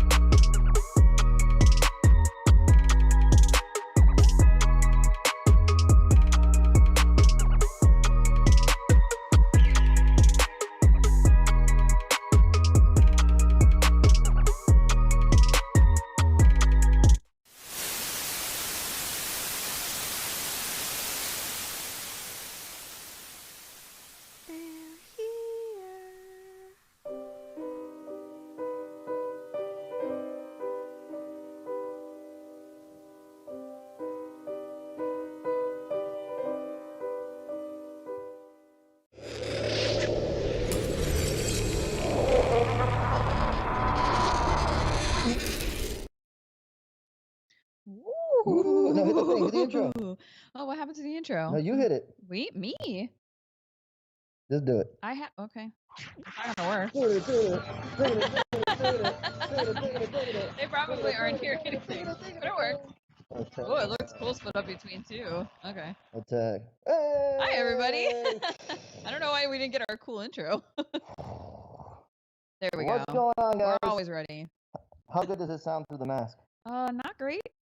I'm not digging it. I'm super happy to do the entire stream like this. Please don't. Please just take it off. Okay. You made your point. You're a Halloween skeleton Expo. guy. Man, it's deafening for me. Hold on. Oh, God. I think what was scarier was you taking off the mask than my actually God. having it on. Yeah, that was rough. What's up, guys? Hi. I'm so stoked to be here for the Skybound Halloween Expo. That was a lot of fun. If you were with us last night, the party has not stopped. We had It never stops. the pre-party on my YouTube channel last night. Gabby and I just kept streaming to nobody for the last 16 hours. Yeah. And we're just rolling right into this one. So super excited, super fun. Lots of rad stuff going on today. 2 big print drops. Some other surprises that we're going to get to. Big shout out to Karama and Hector doing a killer job as always, hosting the event. You guys are killing it. I'm following you guys online. All of you guys both of you guys are blowing up with great interviews and great content. Super stoked. Make sure you're following them. They're amazing. So yes, let's talk about what's going on. By the way, I feel someone behind me. Creepy. Could that be? You ever have that feeling you're being watched? Always. It's like you're dreaming something, like a nightmare, but it's like the dream's real. It's usually just wonton now. That's a good point. But in this case, I feel something a little bit more evil. Okay. Like I'm in a dream world of fog. I can kind of see By who the it way, is. Our special. Oh, there he is. And look who it is. There he is. Yay. Old Freddie K hanging out. You guys, I'm super stoked. We got a fog machine. Skybound gave us $100,000 for this episode alone. Yeah. And I bought the most powerful fog machine. So what you get is fog. Yes, fog. $100,000 worth of fog. It's the biggest budget possible for the panels. Okay, look. We have to not bury the lead here. Right. The Daruma is arriving at homes all over the place. You guys are sending me pictures of the packaging. Saw 2 unboxing videos already. Amazing. Everybody's stoked on the packaging, the design, the texture, the size, the paint job. I know you guys knew it was going to be sick, but everybody seems more and more hyped than they expected to be when they actually get it in hands. And it's the same thing on my end. I designed this dang thing with the people at Mighty Jack's, incredible people. Thanks to the help of everybody at Skybound, we put this together. And even when we got it in hands, we're like, dang, this is even crazier than we thought. So this will be nominated for next year's Designer Toy of the Year award. I saw the Clutter magazine out there. Right here, guys, next year, okay? There it is. Okay. Go run and hide, James Groman. Run and hide, all you guys. I'm coming for you. Okay. So yeah, Darumas, if you got them, remember, post pics online, tag me, hashtag attack Peter, whatever. And then if you haven't gotten one and you want to get one, you can still get one. They're available in the Skybound shop. You'll hear all about the shop today. It's blasted right at the front of the shop, so make sure you go over and get one. They're huge. They're beautiful vinyl. They sit amazing on your shelf. It's got a cool base, not going to roll off, and it'll be the king of your collection. So shout out to everybody on that successful launch. Okay, let's start with a little treat. Yes. Okay, we had a trick, which was me in the mask.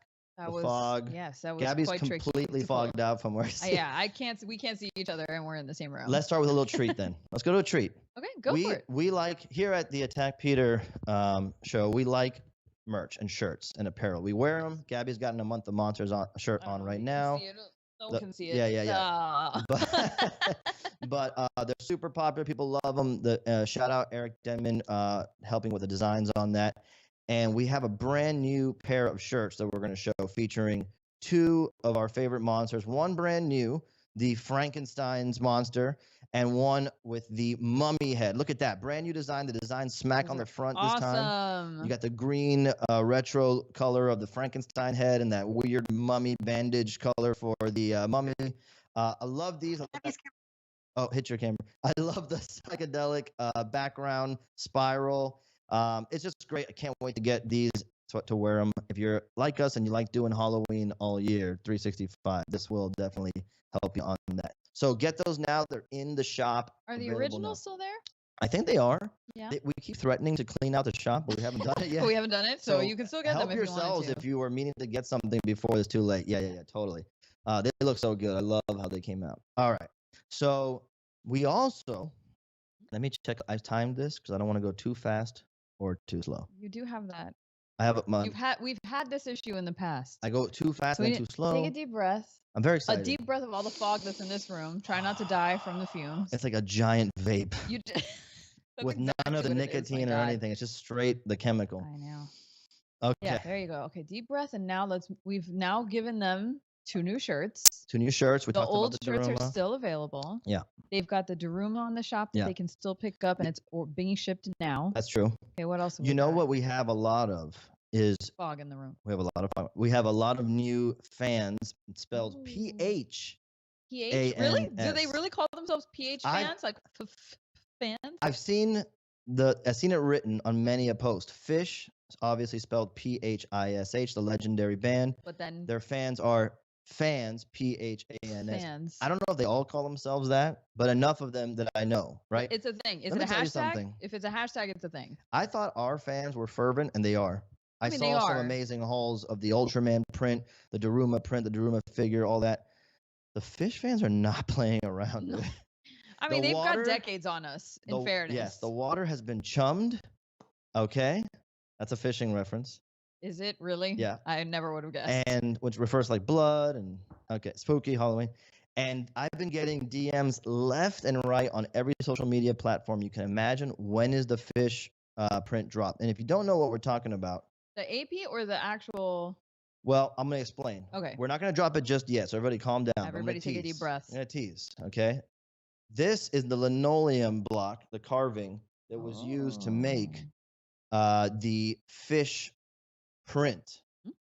If you didn't know, the band Fish contacted us over here at Attack Peter HQ, and they said we would love to get a poster designed by Peter using a big monster. We love his monster designs. And I'm like, I know a guy. I know a monster Oh, yeah. that I would like to put. You And know of an artist that course, could do that? I had the idea to suggest Takaro, okay? And in my head, I'm like, man, if this gets approved, Takaro is going to be blasted across the country. Aquatically adjacent. He's aquatically. Oh, that's a good point. That's a good You're point. welcome. That's why I'm he here, guys. swam from the Atlantic to the Pacific, Is that how that happened? and the Fish screen prints. I didn't know he was an East Coaster. I believe it was 1,400 screen prints were Yes. released. 1,000 in color and like a rainbow blend color, and 400 in black and white screen prints were released. The lines were insane. I posted the pictures. Yeah, that was crazy. And they sold out. They're already on They're eBay gone. for a lot more. It's Yeah. crazy. They're sold out. I'm so stoked. It was such an awesome partnership. Such kind people over at Fish HQ. The fans PH were super nice for the last week. And they've been asking, when's the print dropping? It's dropping today on this here stream. We're gonna put. They'll do a whole thing. We'll put it up in the shop. You'll go to the shop. You should have the shop open now, like a second screen experience, and just you'll be refreshing around that time. We'll do it at the end of the stream, okay? And this is going to be a very sought after item. Very few made, only 50. And this is a handmade linoleum block print this time. It's not a Yes, screen it's not print. a screen print. This is not an extra batch of what was sold out at the show. This Correct. is a separate item, the original handmade item that was used and scanned to make the screen prints. Shout out Augie who helped us scan it. All right. Okay. Now, we have another print that has yet to be revealed on this stream. Well, on this stream. 'Cause If I was you going were to say, with we've us- talked about it with our If you were with our us last night regular in the pre-party, fans, yeah. not PH, but regular. Right, Although yeah. there were some PH fans. There in was some PH. The PH was high.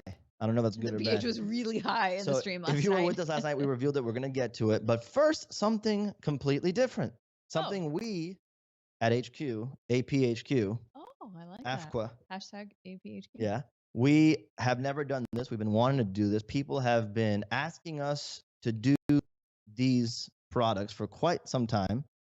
Oh, I know exactly what you're You talking know, about. and we've been working on it, and I'm super excited to reveal that for the first time ever, the Takaro gang, so Takaro and crew, are going to be immortalized as a pin set. Throw up the pin set. Look at that, dude. God, they're so good, you dude. got one of the Akukame heads, Mhm. Golakiri's head. You got the Space Yeti, which I think we named him Phil, I think his name is Phil. and the young Takuro-lit. Baby Takuro, Lil Taco, Lil Tack. Lil Tack. Okay, and this pin set super sick. I love this thing. It's on this awesome packaging, that orange card. Shout out to our whole team helping to design that. Yeah, Paul the Shin design for really this is helped lead great. this. Yeah, love this. I cannot wait to get mine because with convention starting up again and people going to shows, we're going to We will be Decon. wearing I'm gonna all have- of these. The lanyard will be full. Potentially multiples Yes. of each. Yes. I will use these pins to gouge out older pins. To Symbolically. like scratch them out and ruin them. Yes, that is the way to do it. Get out of here. Yeah. So those are available now. I'm super excited about that because it's a medium I wanted to get into. The block print style. I'm looking at them on the monitor here, and they just look so good. Just so So crisp. crisp. Yeah. I love them. I love it. Yeah, this is the one awesome thing about the block print style and the way that I draw and design is that it translates well into a lot of mediums like this. So pin sets, high contrast, big bold blacks, and the bright metallic silver. Man, good. so sick. So if you're one of those hardcore pin collectors, and I know there's a lot of you out there, I'm pin selective. Gabby and I were pin selective. We are. We like pins. Yeah, but we're not like collecting everything. We don't because get every have pin. It's to. too much. But we No. get a select few. Mhm. A lot of them designed by our friends. We love it very much. Shout out Rody Montejo, who sent us a couple pins, and he designed that beautiful Halloween flag I came out from behind at the beginning of the concert. And and yeah, so pins from Attack Peter now available. Now, this is the part of the show where I go, I thought I had a lot of time. But And now you have, like, no now I time got to left. start picking it up. Right, And I'm right, going to tell right, you why. I am going to do a demo Okay. of this top secret print. Okay. We're going to reveal the print with a very exciting video Okay. created by one Mike Aronson Yes. from Skybound Yes. HQ. Okay. Guy's an absolute stud. Yeah. You understand? absolutely. When he texts me, the texts are actually audible. It's that intense. It's You not can a hear- voice message. You though. hear him clicking just from hear across the it, country. Yeah. yeah. Okay. So first we're going to reveal this thing, and then I'm going to do a demo, and then we're going to just Really- keep going. And then we'll see We're gonna where we keep going. are. We'll see where we go. We'll see where Right. we are. Let's from there. reveal the beautiful video by Mike Aronson of this brand new Halloween print.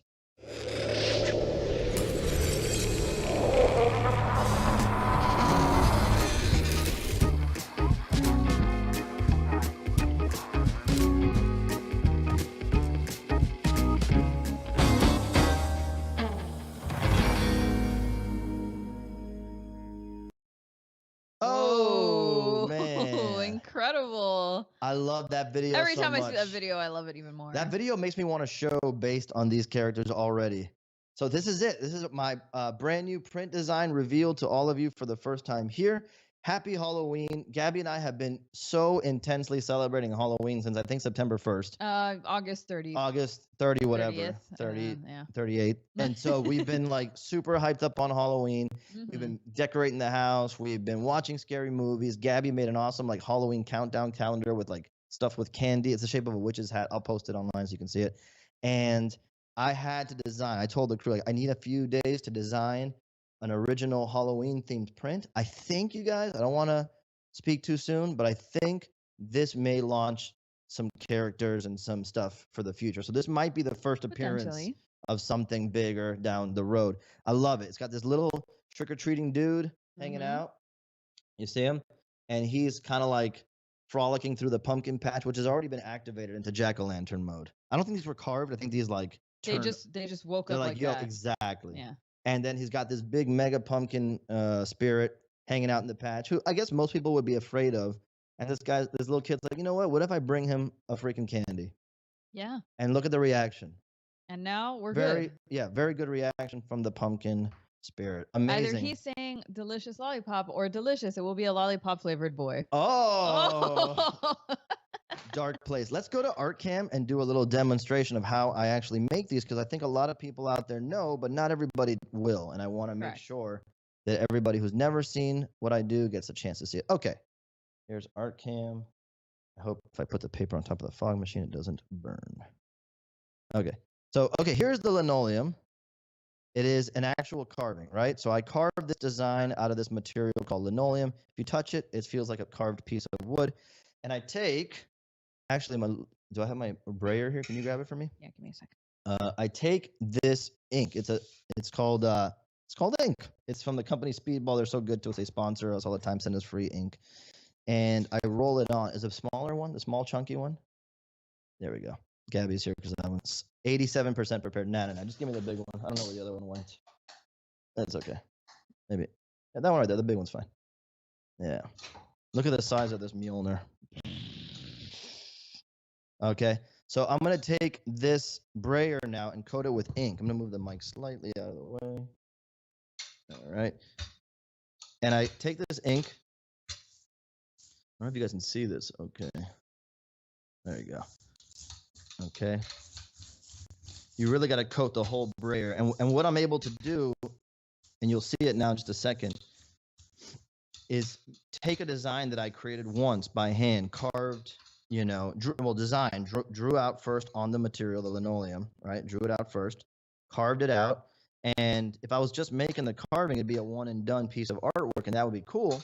But because of the medium of printmaking, right? Linoleum carving, printmaking, I'm able to ink up the raised surface. So what hasn't been carved,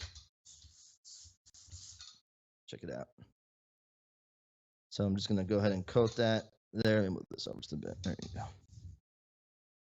go. Okay, really getting a nice glossy coat of ink on there. And this is how all of my prints were made, are made, I should say. And I especially wanted to point that out to a lot of the fans coming over from the fish crew, so they can see how the fish print is also made, just like this, each one at a time, right? You get the ink, roll it on nicely.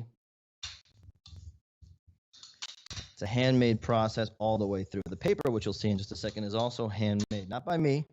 We get it all the way from Nepal, believe it or not. It's called Lakta. Did I just burp on the mic? Did you hear it? Everyone heard it. Oh, I heard it. It's okay. This is a real. Yeah, this is real. Real, guys. This is real. This is not pre-planned. Yeah. It kind of was pre-planned. That but wasn't very loosely. By the way, that wasn't even Sean Makowitz in the last video. That's a body double he uses. I didn't even know about this, but it came up on TMZ. All right, so here we go. Gonna finish up. It's good to use that big roller because you get a lot of you get it coverage. done really quick, especially if you're on a weighs time crunch. 25 pounds, I think. Yeah, well, good thing you're strong. So now, I get a sheet of paper. First, I'm gonna take a sheet of paper and lay it flat on the table there. I'm gonna take the carved linoleum, lay it right there. This helps me just line it up. Okay. When I put the next paper on, just gonna line it up like this. Okay. Now you get a and I got a clean brayer. This is not the same brayer I just used to ink up. It's a smaller, lighter, but it puts pressure on the paper. So if I'm doing a smaller size print, I might print them like this by hand, but with using pressure. If I'm using a bigger one, or if I'm printing a bigger one like the Takaro fish one, that's going to be on a printing press, which is still like a hand cranked apparatus, but it's a lot of machinery that helps alleviate the pressure from my poor aching just joints. Like trying to push the paper into the ink, right? Yeah, really making sure that the ink is transferring onto the paper. Making contact and really saturating the paper before he pulls it off. Yes, and what's cool is the paper's kind of thin and transparent. You can kind of see if it's coming through or not. So I'm going to do a little check, okay? And then I'm going to... I mean, it's looking good from here. Yeah, I think we're good. Let me do a little peek test. Liking it. Let me see real quick. Okay, so I'm going to bring the art cam down. If you get nauseous from movement, be careful. Here we go. Trigger warning. You're going to be triggered. Nausea trigger warning. Nausea there triggers. you go. Okay. Now, let's see if this works. Good. You might have to move the camera and the print at the same time. Am I doing it? Yeah, you're doing it. Look at that. Wow, such smooth camera work. You know, it's like the whole crew in one person. Kind of did it. And so here it is. This is the print. There you go. I'm going to take art cam off the stand here so you can. So now you're really another trigger warning for nausea. Really there you go. And here's the print. This is brand new, just made by hand right now as we're all hanging out together. Yeah. Lots of detail on this print. And the goal of this piece, honestly, is for those of you who are like us and love your spooky, scary Halloween stuff all year long, this one could fit right into your decor and your print collection if you've collected some other of my prints before. I love this thing. I had a blast. We're going to carve pumpkins tonight, and I think they're going to look just like this. Yeah, we have our Halloween prints out all year. Don't be afraid. If you love Halloween, celebrate all year long. Yes. It's All right, putting this guy 2021. Do back. whatever you want. All right, let's go back to the me and Gabby cam. Yes, please bring me back. There we go. What do you guys think? That was cool, right? How did the crowd respond to that? I don't know. I hear them faintly in the Do you? background. Oh, here they are. Crowd, what do you think? Oh, That's what I like to hear. I think Gabby got literally high on the fog machine I juices. did. I was just sitting here like, there's really a crowd. But yeah, check this out, you guys. So this is the first ever edition of the Happy Halloween print. Love It is going to be available now in the shop. Like you saw, each one will be made by hand, signed, stamped, and it's only an edition of 50. Each one will be numbered 1 of 50, 2 of 50, all the way to 50, and that's it. It'll be gone after that. So go and pick one up now in the shop if you're interested. Look at that. So good. So good. All right, Perfect timing. Great. I mean, It- you're gonna get it after Halloween, but whatever. You're going to get it after Halloween for sure. When you open the package, you'll be like, "Damn, I miss Halloween. Can't wait for You're the going to next be like, one. dang, Halloween is still alive in my Dang, heart. Halloween is a 365 thing." Yes. Yes. October 365. All right. So what's next? How are we doing on time? Do we have Let's time see. to like? I borrowed my mom's watch because I couldn't find it. We have Sure, we 8 just- minutes and 14 seconds. That's just enough time, I think, Oh yeah. for like a nice. A nice what? Unveiling of what's happening next? We're gonna show we're gonna do the fish print drop. That's true. People are right now are like, will he shut up and move on to the fish print? I'm like, I got you. We're gonna get to Yeah, 8 but minutes. you need a minute to go and get your Happy Halloween print. That's okay. We're It's gonna true. hang with you it's for a true. second. You know, Gabby makes a great point. You don't want to like. We're not rushing you. Yeah. Okay. Exactly. Just Good go point. and get Good your point. print. And if Add you- it to cart. I don't know the math, but I would imagine I if you certainly grabbed don't know math. if you grabbed the Halloween print and you threw in a shirt or a pin set, Free shipping. you got right? free shipping. Is it? Yeah, I'm pretty sure. How much is the print? I don't remember I have offhand. no idea. I don't remember. I don't want to 75, 50. I think no, 50 copies. I think it's 75 for the print. I think. So then you just need what, 25 more 25, bucks for free shipping? which I'm pretty sure Which you is a grabbed. shirt. I think so. You may as well grab the Month of Monster shirt that we premiered earlier. Yeah, the Mummy or the Frankenstein or both. Just collect all Free the shipping. 2021 Halloween Pack Peter stuff. Yeah. And then, Now, then and I say that because if you wanted to do that before we release the fish print, and you're like, oh, well, I don't want to get 2 separate purchases. It's one. The fish print is already free shipping, I believe. Oh yeah, that's true. Well, because it's $100 It's bucks, 100, right? Yeah. So I you would get. believe. By the way, when we say free shipping, we mean domestic. Correct. Because international shipping, I'm sorry. Yeah, some of you live in the South Pole. Sorry. There's at least 3 people. There's an attack.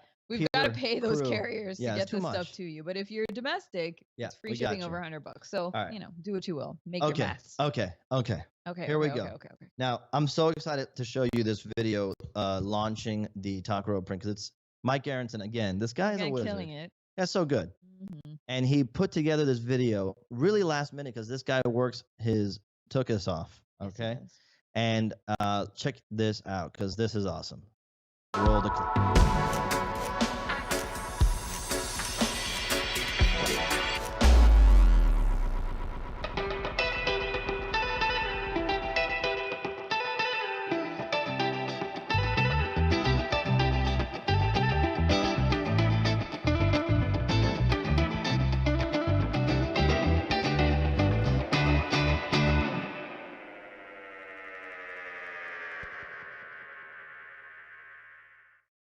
And that means dude. It's on sale at the Skybound shop right now. For those of you who've been asking me for the last week, now is the time Now. to get Go now. the Takaro Takes Los Angeles and the fish print. That would have been a good title for it. I just called it Takaro X Fish concert poster. It should have been Takaro Takes Los Angeles. That's where this is, the forum. Is that that too really? much? I've never Yeah. been before. I believe the forum's in Los Angeles, if I'm not Inglewood, California. My favorite part about this print is Let's go to Arcane. Takaro's Let's go to little Arcane. toe Arcane. that's like curling over the Coliseum. I know. Or it's not a Coliseum, it's the Forum. The forum. Can I get Yeah. art cam, you guys, real quick before we wrap this? They're showing the Oh, they're t-shirts showing first. the t-shirts real quick. Hey, t-shirt. Let me sure. They're awesome. Go grab one. They're all in the shop. Let me Grab see. your fish print, grab your t-shirts. Okay, check this and out. Now we're at Here is the detail of the carving. Again, this is all in reverse. Why? Because when you roll ink on this, it's a stamp. yeah, and you Basically press the works as a paper, you stamp. get a mirrored image. Don't worry, you're going to get it saying all the words the right way. But we got Takaro here arriving at the forum in Inglewood, California for the October 24th, 2021 concert that recently took place. I heard it was an excellent show. So this is charged up with extra good juju, okay? And look at his face. You'll be like, well, why is he upset? It's a fish concert. He's not upset. You know what it is? The traffic is impossible. Oh, well, I think he's And in conquering mode. He's like, look, I'm dying to get to the show. Okay. That's the victory pose when you finally make it through When the you- traffic, the ticket line, the merch line. 100%. That's the pose that you strike when you're ready to rock out. And there are your toes that you were talking about. I love his little toes. There man. are the toes. He also looks like he's about to he is in the perfect position to grab a guitar and start shredding. Oh, Doesn't he yeah, look like yeah. he could Rocking out. immediately grab a guitar from anywhere within that the forum and just start rocking out? Amazing. I I love love it. Yeah, I was gonna say he's in the perfect position to grab a little snack, a little Also, drink. well, he has multiple arms, so he can multitask. He would not have a problem with a giant crowd and people singing and talking over, and he can see right over Yeah. everyone. Amazing. Amazing. I love it. I'm so guys, when I told you a few weeks ago, maybe a month ago, that we have a crazy weird print coming out. This was it. This was the one, because it's like you don't really believe or dream of wild collaborations like this. But when they pop up, you're like, yes, please, and thank you. So the legendary band Fish, the soon-to-be legendary icon Takaro. Here we are. The print, I'm told, is now live in the shop. Yes, it is. You can grab one. You can hurry up to grab one because there's only 50 of these being made. And So I'm telling 50 you, of the Halloween, 50 of the That's fish it. AP, and then, well, however many t-shirts Yeah. and pin sets you want. Yeah, it should be Wait, enough are the for everyone. pin sets limited too? I don't know that to be sure. I'm That's not an sure. interesting question. Ultimately, everything is Grab one limited. anyway, Yeah. just in case. You're Yeah. already here. You It's may a as well. finite resource. Yes. Yeah. Halloween is like pre-Christmas. Yeah. So you may as well treat yourself. Yeah, I totally agree with that. We're shifting over from Christmas to Halloween from now on. There's going to be no gifts. No this gifts year at for Christmas, but Halloween we Very gift strong. ourselves. We treat ourselves. Very strong. Now, here's a bonus for everybody who joined us last night. Oh, This is one of those icks. yeah. If you know, you know. Gabby had a rough time naming this guy last night. You during the named stream. him and I did not fill strongly- me in on what the name meant. I so strongly I look like an encourage idiot you guys now. to watch the show. Just go to YouTube Not if you for want to kids. see Not for kids. me getting embarrassed Not live for on kids. YouTube last night. But yeah, this is Charlie Spice, His the brother new name of, is Charlie Space. of Pumpkin Spice. Not Yeah. Space. Yeah, He's amazing. so good. Guys, we're almost at the end here with a 2-minute warning. Just want to say a very, very warm thank you to all of you who joined us today here, who you're continuing New to and watch. old. New and old. fans. Yes, all of you. I hope if you're an old fan, if you've been hanging out for a while, friends of ours, thank you for continuing to come back. If you're new to the party, if you came over from the Fish Committee, please come by, subscribe on to the YouTube channel here, the Attack Peter YouTube channel. Find me everywhere, Attack Peter on Instagram, Twitter, Facebook, etc.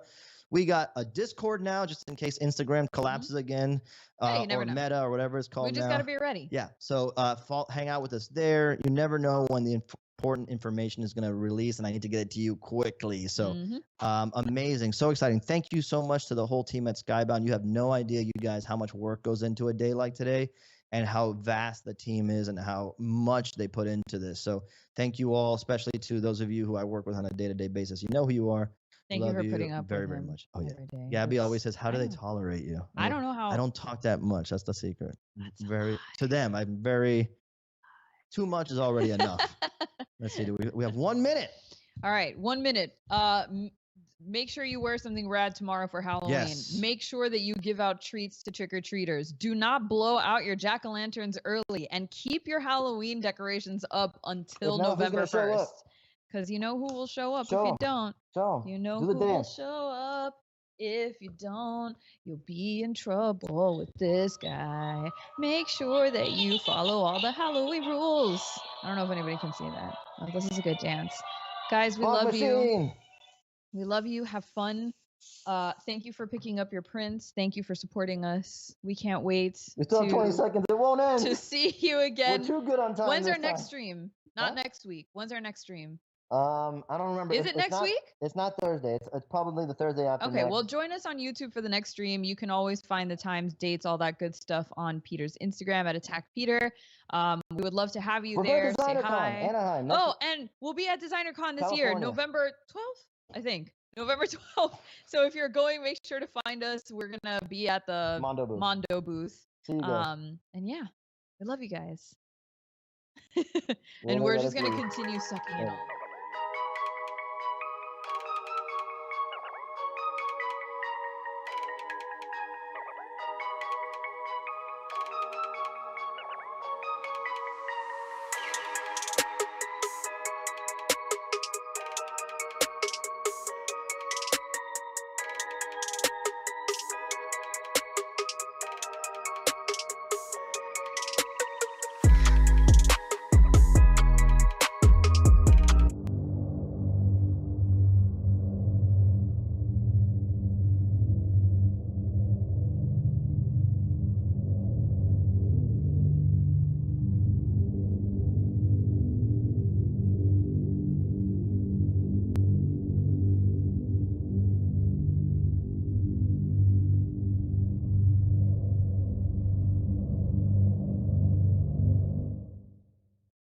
All work and no play make Oh my Hector. nope. No, that looked like a trailer, and I hadn't seen. I was like, wait, why is my name coming up on the screen with Hector's and we're driving? I'm like, this is like a horror movie. Are we about to be in The Shining, which is not legally the same as The Shining, so y'all It can't is sue. not. That was so cool. That made me want to rewatch that movie. Oh my gosh, what an amazing panel. As always, Peter Santamaria, Attack Peter, bringing in that heat. I could listen to Peter and Gabby talk all dang day. They are so fun and so entertaining. I'm gonna stalk them at DesignerCon. I can't wait to. Hopefully, I'll get to meet them and maybe buy them a beer because they seem like such cool people. And we have been told this, producers in our ear. Sorry to the Yeah. fish heads. Sorry to the fans. The fish print is sold out. It Completely was sold out. gone. It was gone in like what, like 3 minutes? Something ridiculous. And wait, And listen, that Halloween print is going fast. So going is it fast. gone? It's going fast. Is it gone? It's going fast. It's going fast. I'm waiting for a producer to tell me in my ear if it's gone. I know that there was only 50 available, numbered 1 through 50. And there's the QR code right there that you can scan to get taken to the Hurry. Happy Halloween print. Hurry, because they sell out like hot cakes. And the Hot fish cakes. print, sorry, fish heads. Sorry, fish heads. The fish print is out. Like we said, there is less. Well, producer in my ear, there is less than 25 of the Happy Halloween prints left. And I also want to mention this too. With everything that's been happening, around the globe in the past few weeks and months, I have already started my holiday shopping. And I have been hitting up my people. I'm like, you know what? Send me your list now because I need to be getting and ordering stuff now. There's going to be shipping delays. There's going to be all this stuff happening toward the end of the year. So, like, get on it, folks. If you're watching this now, there's a bunch of great holiday shopping items that you could get done today. But there you have it. There was the Happy Halloween print. The fish print sold out. The amazing demo we got from Peter Santamaria. That was so much fun. Karama, how you doing? You ready for the rest of the day in this next panel? I am. Also, he said such nice things about us. I want to just say a nice thing about Peter. He's like his whole crew, his stream, everything. They are so nice, and that fandom is so really amazing. So even if you can't get a hold of stuff today because it's going really fast, please follow Attack Peter on social Yep. media because he's Yep. like a really nice person, and that should not be considered rare these days, but it is. He's a very nice guy. Absolutely. And I love that he also shouted out the Skybound Expo team. And I want Yes. to highlight that again. Everybody working behind the scenes tirelessly. Imagine, if you will, tons and tons and tons of people behind these great like operator message boards, just clicking wires into. That's what they're doing right now. Like John Wick. Keep this thing afloat. Like it's like John Wick. They are absolutely John Wicking us behind the scenes right now. So we have an awesome panel coming up next. Cameron, why don't you tell everybody what everybody's about to see right now? It's comics and kicks. And I mean, come on. The connection between sneakers and comics is not new. I'm so excited. It's going to be Chris Chase, Jody Chase, Jack DeMeyer, Irving Juarez, Tamika Moultrie, and I know Tamika. How you doing, girl? So listen, if you wanted to know more about this it's not even a phenomenon. For those of us fans, we know, but there's a lot of sneaker culture that is now wrapped up in comic culture, and this panel covers all of that. So check it out.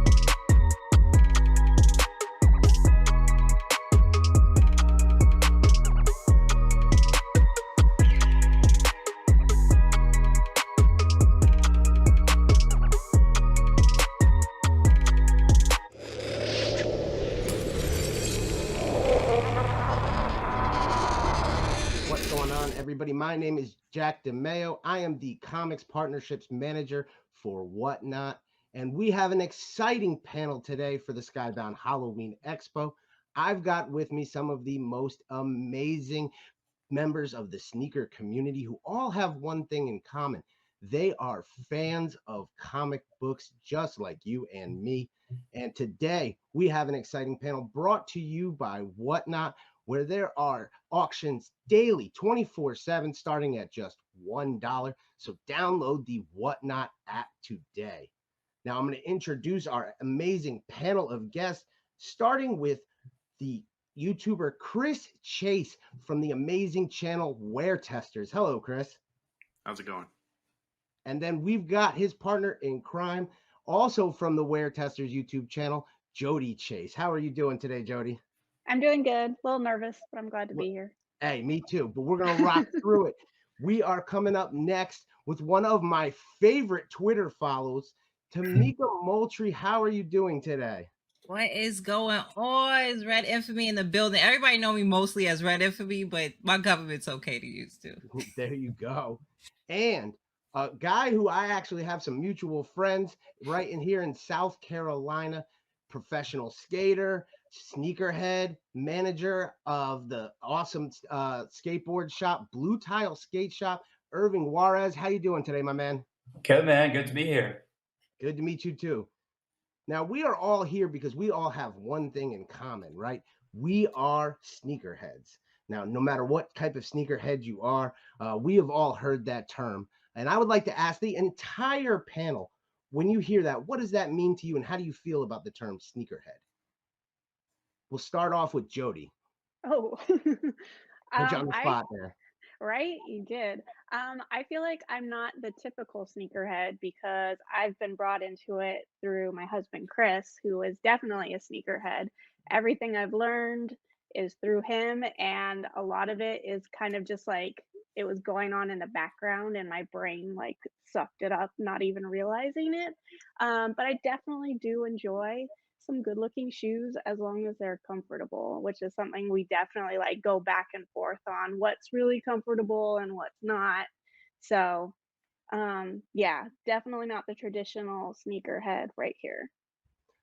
So that's interesting. So Chris, what would you say the traditional sneakerhead is? Honestly, nowadays, like there really isn't one. You can kind of like look at any form of media and you'll find a different type of shoe head. So some of them are flippers, or what people call scalpers or resellers. There's people like me that are kind of like a hybrid of like we're into the history and the nostalgia, but we're also into the performance aspect of things. So like that's how I got into shoes in the first place, was just through basketball. And then there's other people that are just casual fans. They just happen to like fashion, and shoes are really popular right now. So that's part of your fit. And it's almost like the most important staple piece right now in like today's modern kind of culture. And so like that's where kind of like those three versions of sneakerheads are. I don't think that there's really any one that is, you know, above the other. We're just all kind of different. That's kind of the cool part about, you know, being part of the community and stuff, is that you get to meet like-minded individuals, but the way that you got here is like from a totally separate road. So it's pretty cool. I think my comic fans out there watching live can really relate to that. Certainly, a ton of different comic book collectors, from the flippers to the readers to the collectors, the variant people, the people that just want cover A, roll it up, put it in your back pocket. There are all kinds. Irving, now I would ask that kind of same question about being a sneakerhead to you. Would you say, as a skater and somebody who has to use more form and function, do you consider yourself a sneakerhead? I think I kind of fought that label for a long time, because I saw in skateboarding there's certain people who are more worried about their outfit than they are about like actually going out there and skating, and I did not want to be associated with that. But working at Blue Tile, and with the rise and fall and rise again of the Nike SB, I'm just I had no choice. I had to become a sneakerhead. Like these shoes are like infectious.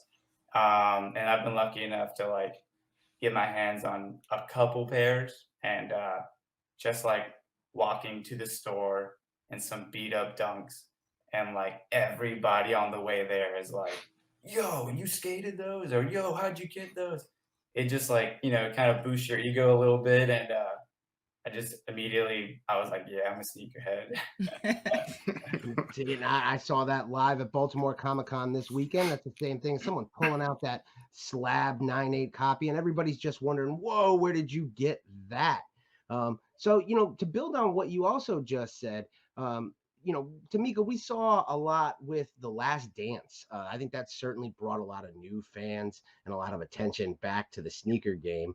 I curious what your thoughts are on kind of that moment in time, as well as to Irving's point about sneaker drops. What are your experience these days with success and then the different tools out there for sneaker drops? Yeah, just to encapsulate all of that.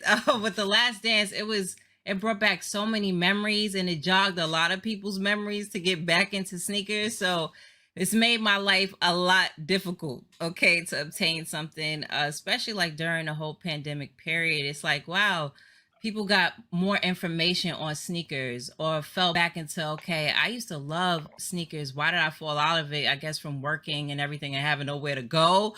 But now it's like, okay, you didn't have nowhere to go, but you just wanted to stack up your collection, of people who wanted to get more money because they were low on money and wanted to flip. So it's been really difficult. The sneakers app the sneakers app is like this for me right now. But I loved how recently, with the whole 50 to off-white 50, a lot of people was out. I was so surprised that I was able to get a pair of some off-white dunks, because dunks, I remember when no one was talking about dunks. Dunks has always been like, I love dunks. I'm either an Air Max type of girl or dunks and then J's. But I was like, it's been really difficult to get anything. You really have to be on it. I come from the gaming and tech side as well. So like PS5s are scarce. So it's like now different communities are seeing how things are even in the sneaker community. We've been going through this for a long time, even before the pandemic. So it's been interesting since The Last Dance that a lot of people's like, okay, I want to get these J's. I want to get this again. So it's been interesting, but it's been kind of sad for me in these streets. That's yeah, and it definitely renewed interest for sure, I think. Now, I would say another difference is kind of like that different. Are you a collector, or is it about form and function? Is it about comfort and fit? I would ask our kind of resident wear testers, Jody and Chris, what are your thoughts when you're picking out a shoe? How do you weigh the difference between style and comfort? I definitely want something that is cute, but if it's not comfortable, I'm not going to wear it again. So those are my two big things. I'd rather have something comfortable and simple with a little splash of something. Like, again, it's like a whole outfit thing, like y'all are talking about. So I definitely don't want to look like lame or something out there. But I mean, I'm also a mom, and we run a business. So if I'm not comfortable and it's not functionable, it's just not even worth my time. Yeah, I come from the era of one shoe per year. So it was, you know what I mean? Like it was like you had to not only pick the one shoe, it had to be the shoe and under budget because I had like $40 to work with back in the day with mom, and so it was difficult to find something that looked good that was also functional. And so typically with that type of budget, you just kind of got what was on clearance. Today it's a little bit different. I have money, I can afford a couple of nice things, and so what I end up doing is buying what I didn't have, like all of them things that I circled in East Bay.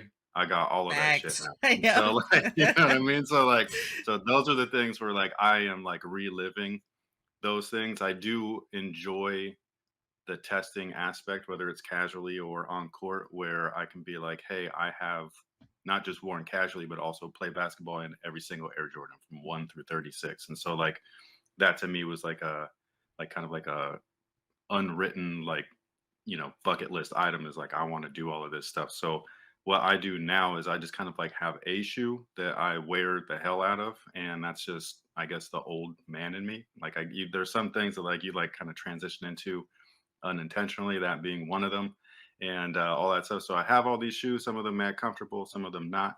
They're all pretty though, and so like you know what I mean. Like you can't just pick one, but yeah, it just really depends on like how old you are. Like if you're a kid, you don't really have that option to like be super choosy unless you're got mom and dad on your side or you have a hustle or something like that. So but yeah, I think right now I'm wearing some ones, so that's pretty much what I wear all the time. I think no matter what kind of form of collecting we're talking about, buying back your childhood is a major part of that nostalgia factor that drives us in commerce. And I'll ask you the entire panel about FOMO. When you miss out on one of these drops, Tamika mentioned the sneakers app and kind of the difficulty that a lot of people have when catching new releases. Do you ever chase after the fact and go to other avenues to try to make these purchases? Or are you patient and wait for that re-release? I'll It's a I'll little of chime in. both.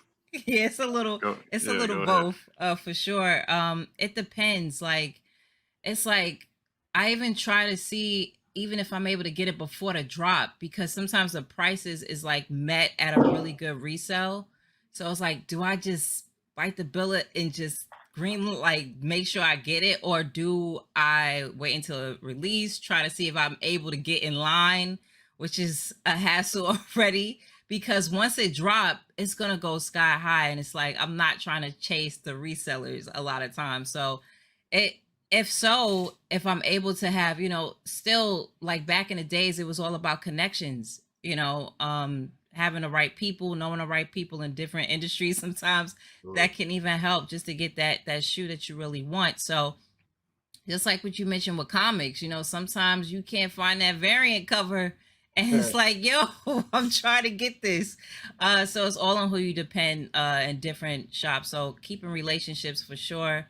But yeah, I do try. And if not, then I'll just wait for a re-release. There you go. Go I ahead, would have Randy. to say a little bit about that as well. So working at a store that sells the Nike SB Dunks, it's always a mad dash to the store to try and get your pair. We have celebrities, we have basketball coaches. Everyone thinks they can just call us early and get a pair. That's not how it works. There is like such a small amount of these things that we even have to sell that like if we get rid of one or two early, then it's going to be obvious. It's going to be like, wait a minute, this dude and that dude, how did they, so we never do the backdoor or the early release thing. However, my advice is there's a lot of national raffles that are open through like other stores like Premier, CCS, Black Sheep in North Carolina. They'll do these sort of nationwide raffles. And I'm kind of speaking on like if you want a particular dunk like really badly, like this is the one this year you need to just spread your options. You need to put your name down in like 15 different national raffles. You need to go to your local store and just pal it up with everybody there, because you never know, some guy might win them and you might have something that he's been looking for. And if you don't introduce yourself to him, it's just, you never have that chance. But if you go in there, become friends with everyone that's hyped on the shoes, you can maybe flip something, trade something, and really enjoy the community side of the sneakerhead Yeah. community. I think that's ultimately what I've kind of taken away from it the last 4 years, is like, it's a community just like anything else, you know?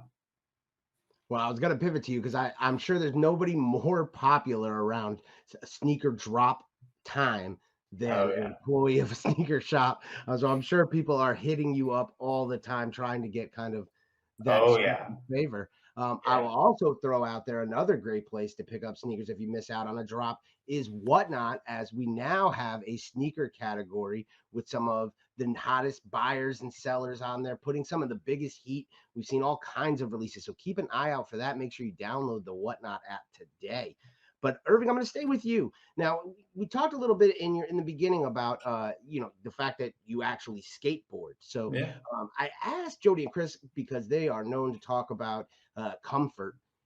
When Mhm. you're picking a shoe for skating, where you're actually going to go out there and it's an important competition, Yeah. what are the factors that you're weighing with the actual shoe that you're going to wear there? How, is style even a thought? Is it comfort, or is it that functionality?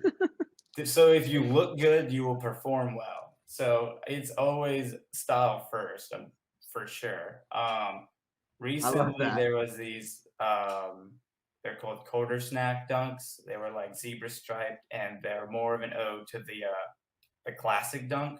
And so they had a thinner tongue and well, not classic, the classic SB dunk. So it had a thinner tongue, a harder outsole, double stitching here, you know, and I actually was able to win a pair. It's a long story of how I got that one, actually. Everyone thinks just because I work there, I get a pair. And so anytime I show up wearing some, they're like, oh, obviously you got it. I'm like, no. Turns out this kid couldn't pick it up. His mom never showed up. And then 3 days later, I was, you know, so yeah, I am more of a I grew up skating like Vans and Converse, and they're very thin. So like that's always been like my go-to style of shoe.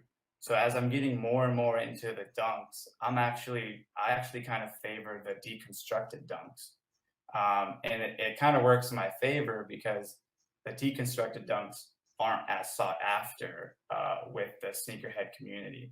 So typically, as far as resale goes, I can typically find a pair of deconstructed dunks for a lot cheaper, like let's say $180 as opposed to like $500.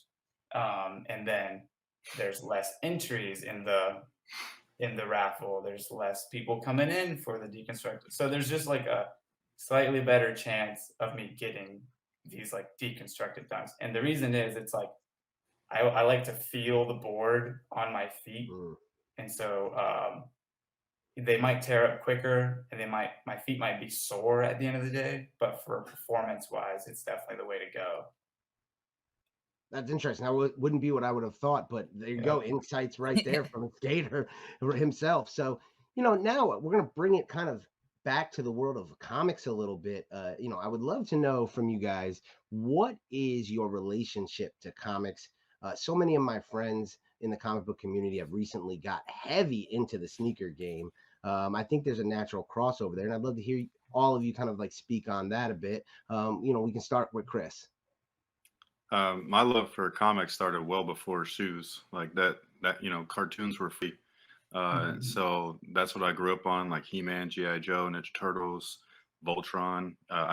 My studio, this whole side is all pegboards, and it's all action figures, everything from the 80s. Like they're just all hung up from Gargoyles to X-Men to Power Rangers. Wow. It's my shit. So like what you see back here, it's like that over there, but with toys.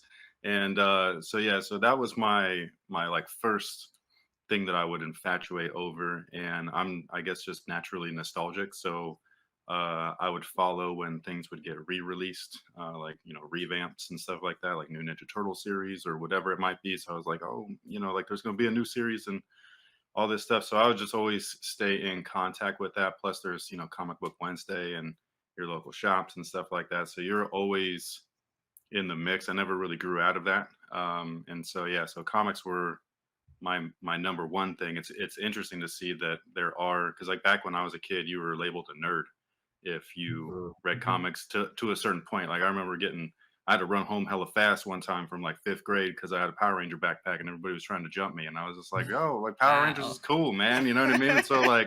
And so it's weird seeing it now where like all these people are like, boldly wearing their graphic tees and like, cosplaying and stuff. But back in the day, like you get made fun of and all that stuff. So it's cool to see it now.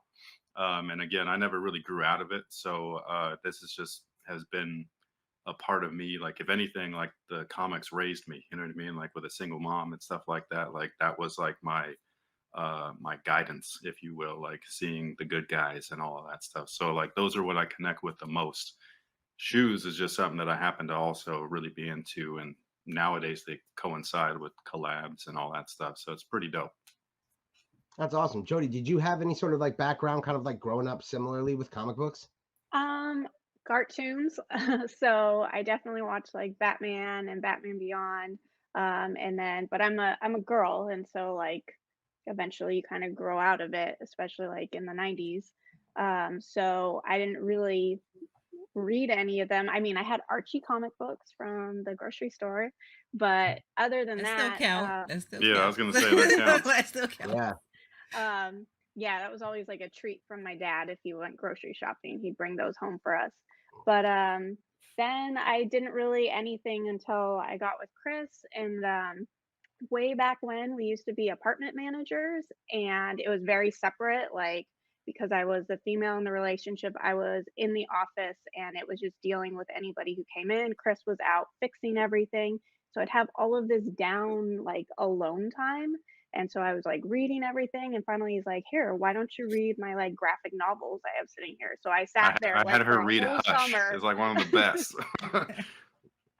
But yeah, and then becoming a mom, our oldest is a girl, and DC superhero girls became a big thing. And so that was cool because I was like, man, I would have been totally into this. This is like superhero Barbies. So, and now we have a little boy, and it's just watching him experience everything. And he's like reading now. So I guess like my experience is different because of the time that I grew up in.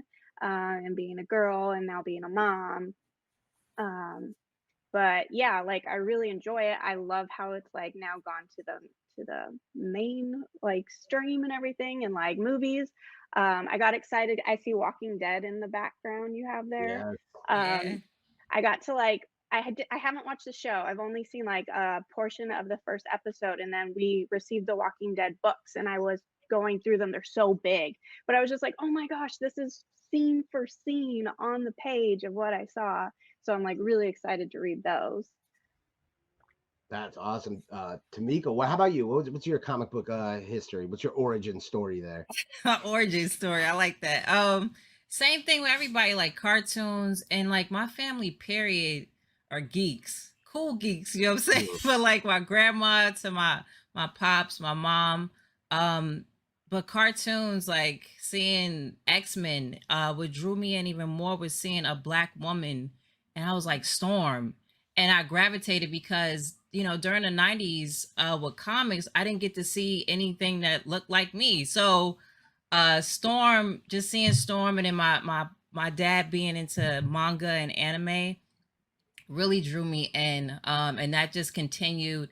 And I was like the only little girl around a whole bunch of like boy cousins. So I was down to see whatever they was into. And that's what really got me into comics and wanted to learn more about each character. The more I wanted to learn about Storm, I got to learn about other characters as well, other teams. And Marvel is like, I love Marvel. So that really gravitated towards me. And I still have even my Ultra Flare comic cards. I still have like the collection of those. Getting hot again. So yes. Yeah. So still trying to find some more, still trying to collect them.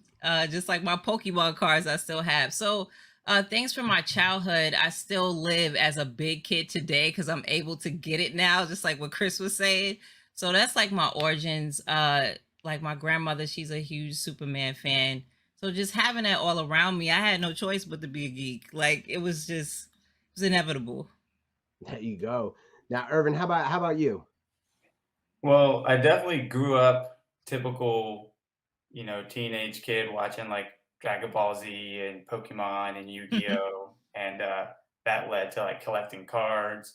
And when you're going to buy cards, you got to sift through all the comics. And definitely eventually, as I got older, I started like watching more, not adult, that sounds weird, but like, like more enriched content with the animated stuff like Fully Cooley, One Punch Man, and stuff of that nature. And I think all of that ties into comic books. I actually have a really specific like introduction to comics. I grew up in Mexico, moved to America when I was 6, and around when I was like 9, we moved into this trailer park.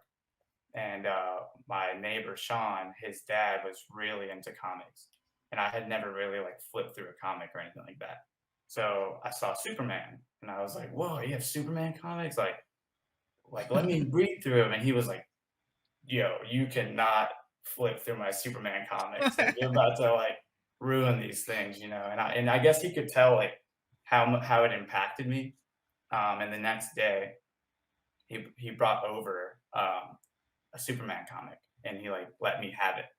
And to this day, I know exactly what it was. It was it's actually kind of dark. It was the Doomsday Superman release. But a And classic, though. literally Superman dies. So like I was like 9 years old, like every page, and like eventually I had flipped through it so many times that like all the staples were ripped out, and it was like I put some use. Like I read that thing like every day probably, and I tell people that story, or I'm always that nerd that's like, well, Doomsday can kill Superman, so Superman's not that strong, And people are like, wait, Superman dies? I'm like, Spoiler alert. Yeah. Spoiler alert. Yeah, so that was like later, my right? really, really specific intro to comics.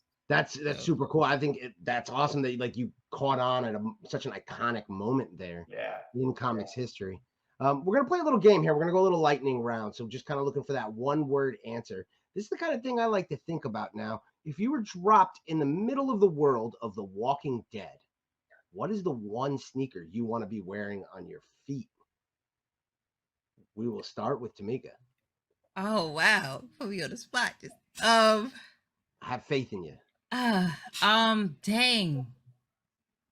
I'm gonna say the sock darts, the Nike sock darts, and the reason why, which doesn't even exist anymore. I hope they re-release those again. It's just so comfortable. It's like being a ninja almost. So, and you're light on your feet. You don't want to make too much noise. You don't want those walkers getting you. You don't have to tie anything, so you have to worry about tripping. So, I would definitely say the sock darts for sure. It's like one of my favorites. We got sock darts. So how about Irving? How about you? What's the one shoe? Oh man, I guess you could go 2 ways. You could go like heavy duty, like boot style shoes. You could do some of those like easy boots or something like that. Or maybe there's a specific dunk. It was the black. It was a collab with this bar called Black, and there's this sort of Doc Martin inspired dunk high made from this like wax threaded material. It would either be that or like the opposite, where it's like super lightweight and thin. And I guess like what are those like? I have them. I just never know what they're called. They're like those ACG sandals, like the Nike sandals. Yeah. I have some of those, and I like wear those every time I go hiking and camping and swimming, and those make me feel like I'm like on my, like I'm really on it. Feel like I can jump from log to log and dive, So maybe that, but you don't want to expose any skin when there's zombies around. Yeah. So I don't know. Yeah, that's why like the Nike Roche runs are my go-to convention shoe. Nice and light, kind of easy to go. But that mesh would put me, I feel like, in danger with those walkers. I'd probably have to go ACG myself. Chris and Jody, how about you guys? What is that go-to shoe that you're wearing in the world of The Walking Dead? You want to go first? No, you can go first. Okay. Well, originally I was going to say I have these. They're pretty new to me. These New Balance 997H, just because they're so light and flexible and comfortable. And if I needed to, I could double knot the laces to make sure nothing like goes awry. But then what if I'm dealing with cold and water? And so I have, they're supposed to be snow boots. I believe the brand is Pahar. It's a Canadian brand, Pajar. But they're like fuzzy lined inside. They're totally waterproof. They're super flexible. So I kind of think maybe that should be my go-to. Like I could run, I could climb, I could go through water, and I'd be all good. So I think those will be mine. That's awesome. My mind goes all over the place when you ask that, especially because it's full of damn zombies. I'm scared to tell about that. So like, I'm not trying to be around all that. But my first thought is either some Kobe's or some Jordan 12s. Some Kobe's because they're light and flexible. I can move around, kind of be nimble and quick if I need to. But the 12s are like the sneaker boot, or like the original sneaker boot. So like, you know what I mean? You can even go way back, get some like Command Forces or something. With the pump in them and everything, and protect your ankles and If you're all left, that the stuff. pump's So gonna go out. I don't know, man. I really don't know. So I'm flustered right now because you threw me in the world of zombies, and so I'm trying to stay out of that. But yeah, I'd probably go with the 12. That's a tough question to answer, It's right? a great question, though. So It's a many great question.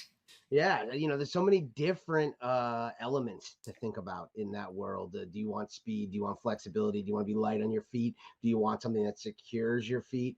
Do you want something material-wise that's going to hold up over time? Definitely a tough one. But we were lucky enough to ask some of the coolest influencers in the sneaker community this question. And that allows me to pivot to my next question, which is, as influencers in the sneaker community, what kind of responsibility do you feel to the community? And like, what kind of changes would you like to be able to affect? And I'll start with you, Irving. Responsibility for me, I guess, is and this sounds like sometimes I feel like it's not that serious kind of thing, but to me, it's like a small thing I can do. It's like, since I work at the skate shop, the first thing that comes to mind is like, I should skate these shoes and I should wear them around all scuffed up so that the world can see that there is still hope. There is somebody wearing these things and that they're not just selling them, So it's rare. I think I've gotten like 3 or 4 dunks in the last 3 years. So like I run them to the ground. Like this is that Friday release, and they get destroyed. Love it. And about to cry. this is the you can't really tell, but this is that quarter snacks running It these. actually makes it look better. Yeah, I saying, agree. yeah. I get a lot of customers that say that. They're like, "Man, will you do that with mine?" I'm like, "I wear a size 8, so probably not." So yeah, that's kind of like where I feel like, it's like maybe it doesn't even matter, but to me, it's like that's one thing I can keep doing, and I think it can kind of be like, okay, at least this dude isn't just selling them, so that's good. And I'll just keep it there. That's simple enough. I think that's kind of where I feel like my responsibility lies. Tamika, how about you? I mean, representation. Just showing that us women are sneakerheads too. Us Black and Hispanic women are sneakerheads, and just showing the camaraderie of that and supporting one another and saying, "Hey, I got the latest kicks." I see the community growing. It's just like the same thing in gaming. I see it growing and people supporting one another. So just a representation and showing that we can style sneakers too, of course. Of course, we're in fashion a lot. So just having that representation there, I think, is important. So that's like the responsibility I would say I would uphold. All right, Chris and Jody, how about you guys? You I can think- go first. Okay. What I really like about how Chris has cultivated our channel is that it is not the hyped shoes. And we do the like retros and whatever the latest Jordan is that's about to release. And Chris gives off great facts and covers everything. But we also do like the lesser known brands, and he gives them the same amount of respect, going over all of the tech and how they feel and comfort wise, and he wears all of them. Like, he he doesn't put certain brands on a pedestal, and so I really love that about what our channel brings to the community. That's Yeah, awesome. the influencer thing is like weird for me because like I don't feel like I'm an influencer, especially because like nowadays it's kind of like a got a negative thing attached. Like they're mostly like shills and just trying to get their X. affiliate money and stuff like that. You know what I mean? And I'm not really like that. Like we have a business partner that handles that stuff, but like he's really got to be on me to like do anything. Like he's like, Yeah. yo, you need to do this. I'm just like, I don't really feel like doing that. So like it's really difficult for me to wrap my head around it just because I'm still the kid with the $40 budget that is getting to pick out his pair on clearance. You know what I mean? So like it's hard to take me out of that. So like so yeah, so I just really like shoes. The way that I talk about them is the way that I feel about them, and I'm not trying to influence or sway anyone. I'm just trying to show you my perspective, and that's pretty much all I can do. And if people you know, like that or connect with me or someone else because of that, then that's just like a bonus. But yeah, that's pretty much all I could do is just tell you what I remember, what I like about it, and hopefully people appreciate it. That's pretty much it. That's awesome. I think all of you are doing an amazing job kind of adding to the sneaker community and not taking away from it. And I want to thank each and every one of you, as well as Skybound, for having us on this excellent panel. I learned so much. I hope everybody that's in the live chat has been able to make all of these comparisons to the comic book community that I've been able to see as we've been kind of going along. Briefly, as we'll go around the horn, let everybody know where they can find you. We'll start with Irving. Well, so I do all the website stuff and online for the skate shop here in Columbia, South Carolina. It's bluetilesc.com to check out all that stuff. Blue Tile SC on Instagram, and I'm on Instagram as well and on YouTube. So my Instagram is irv_ing, and the YouTube channel is Progress Daily. And we've done reviews of dunks on there, and you can see all the clips of me skating in the dunks on my personal Instagram. So yeah, check it out. That's awesome. Jody and Chris, where can they find you guys at? You can find me. I'm the video editor for our YouTube channel, Wear Testers. I keep all the rest of my stuff private, but I definitely pop in there. And so if you see anything from This is Mrs. Wing, that's me. But otherwise, I'm just kind of in the background running those accounts. Yeah, and you can pretty much find me at, you know, Wear Testers, youtube.com/Wear Testers. I have Instagram. It's Nightwing2303. I'm not super active on it. Like I'm on it, but I don't like post a lot, so you don't have to follow or anything like that. It's not important. But that's pretty much it. Or you can hit me up on Twitter. Same thing, Nightwing2303. If you have any questions, and that's usually where I respond to people. And otherwise, we post almost every day, so like you can catch me on the YouTube. That's awesome. And Tamika, aka Red Infamy, where can they find you at? Sure. Everything is Red Infamy across the board. Also geekgametight.com is TYTE. So yeah, you can catch me on those platforms. Also have a podcast with Afropunk as well. We do it every Wednesday, and also E for Life podcast on Sundays, where we try to incorporate gaming and financial literacy and esports. So definitely check me out on that. That's awesome. Now, we also want to send a big shout out to Whatnot, the sponsor of today's panel. And again, download the Whatnot app today. There are $1 comic book auctions going daily. And as I mentioned, sneakers are now on the platform. So everything you could possibly want for your fandoms is right there on the Whatnot app. Download it today.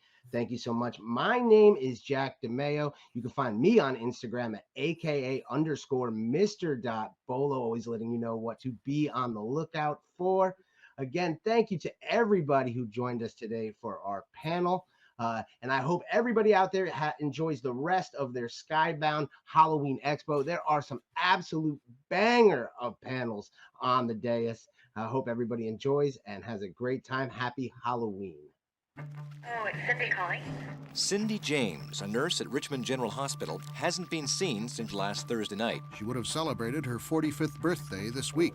Who was Cindy James, and what happened to her? You must know that this cannot go on indefinitely. Yesterday, her battered body was found in a bush. Witnesses say there was no indication of stab or bullet wounds and no apparent blood on the body or at the scene. Everyone has a theory. I have no doubt in my mind that she was murdered. You know, the police said, oh, well, she did it herself. She tied herself up. I knew she was honest. That's one thing I know for sure. Something happened to Cindy James. The hands were behind her back, tied to her feet with a rope or a cord.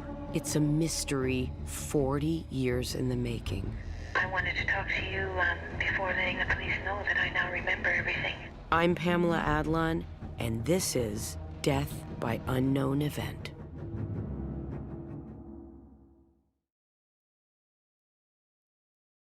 We are back. What's up, everybody? What up, what up, what up? Okay, first we have to talk about what we just saw, which is two things. We just saw this real interesting promo for something that I want to talk about, and then we could talk about the sneakerheads because that was an awesome panel. But Death by Unknown Event is a true crime podcast that Skybound is coming out with, collaborating with Audible Originals. I just wanted to say, I think that Skybound has so much diverse stuff out there. It is so wild to me that, like, there is a true crime. This really happened. This horrific thing happened. That is, it's an Audible original now, and Skybound is collaborating and bringing this to us. And I'm not usually a true crime podcast listener, but they were telling us about this thing that happened, and I was like, I have to listen to this. This is so sad and so interesting. This mystery involved. Death by Unknown Event. The link to that is in the chat right now. So you can check that out and, maybe send it to the person who is the true crime podcast listener in your life, because we all have one. If it's not you, there's somebody in your life who loves true crime podcasts. So, yeah. Caramel, let's talk about that panel, though. That panel was actually really, really good. Really interesting, very interesting concepts. I mean, look, the whole thing, the whole connection between comics and sneakers, I don't feel is very new. I mean, come on, anybody who saw, Miles Morales running around in his Jordans knows, and everybody's been doing collaborations, Nike, even Valentino, Puma, all kinds of people, all kinds of athletic wear. They're making these crossovers. I think one of the things I really agree with in that panel was they were saying how all of a sudden there seems to be this reemergence of interest.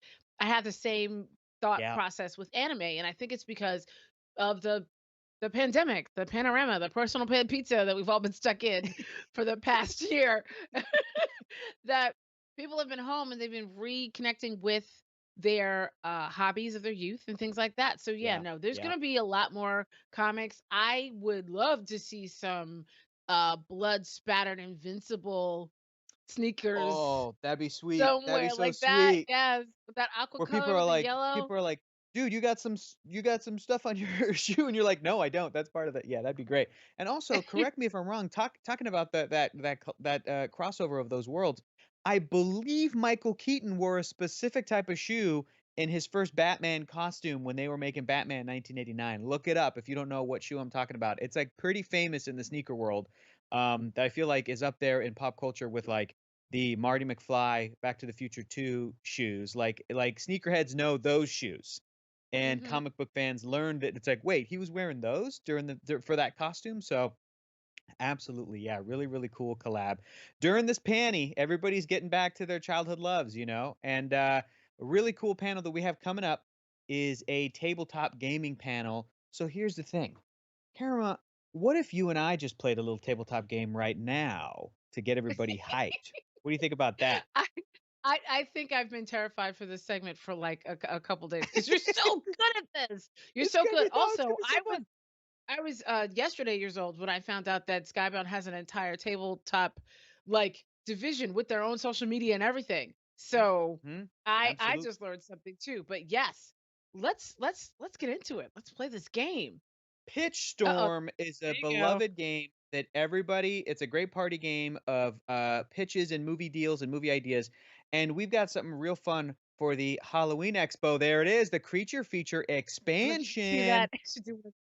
Creature feature. Yeah, we can see it. The Pitch Storm creature feature expansion. It adds 100 new characters, plots, and notes based on classic and popular horror movies. So let's get into it. The cool thing is that the chat's going to help us. Every single round, the chat is going to be the executive. So you guys get Oh, to pick okay. which Okay. of us pitches you liked more, and then you'll tell us, and then our producers will tell us in our ear which one Okay, won the because I round. can't keep So up with everything.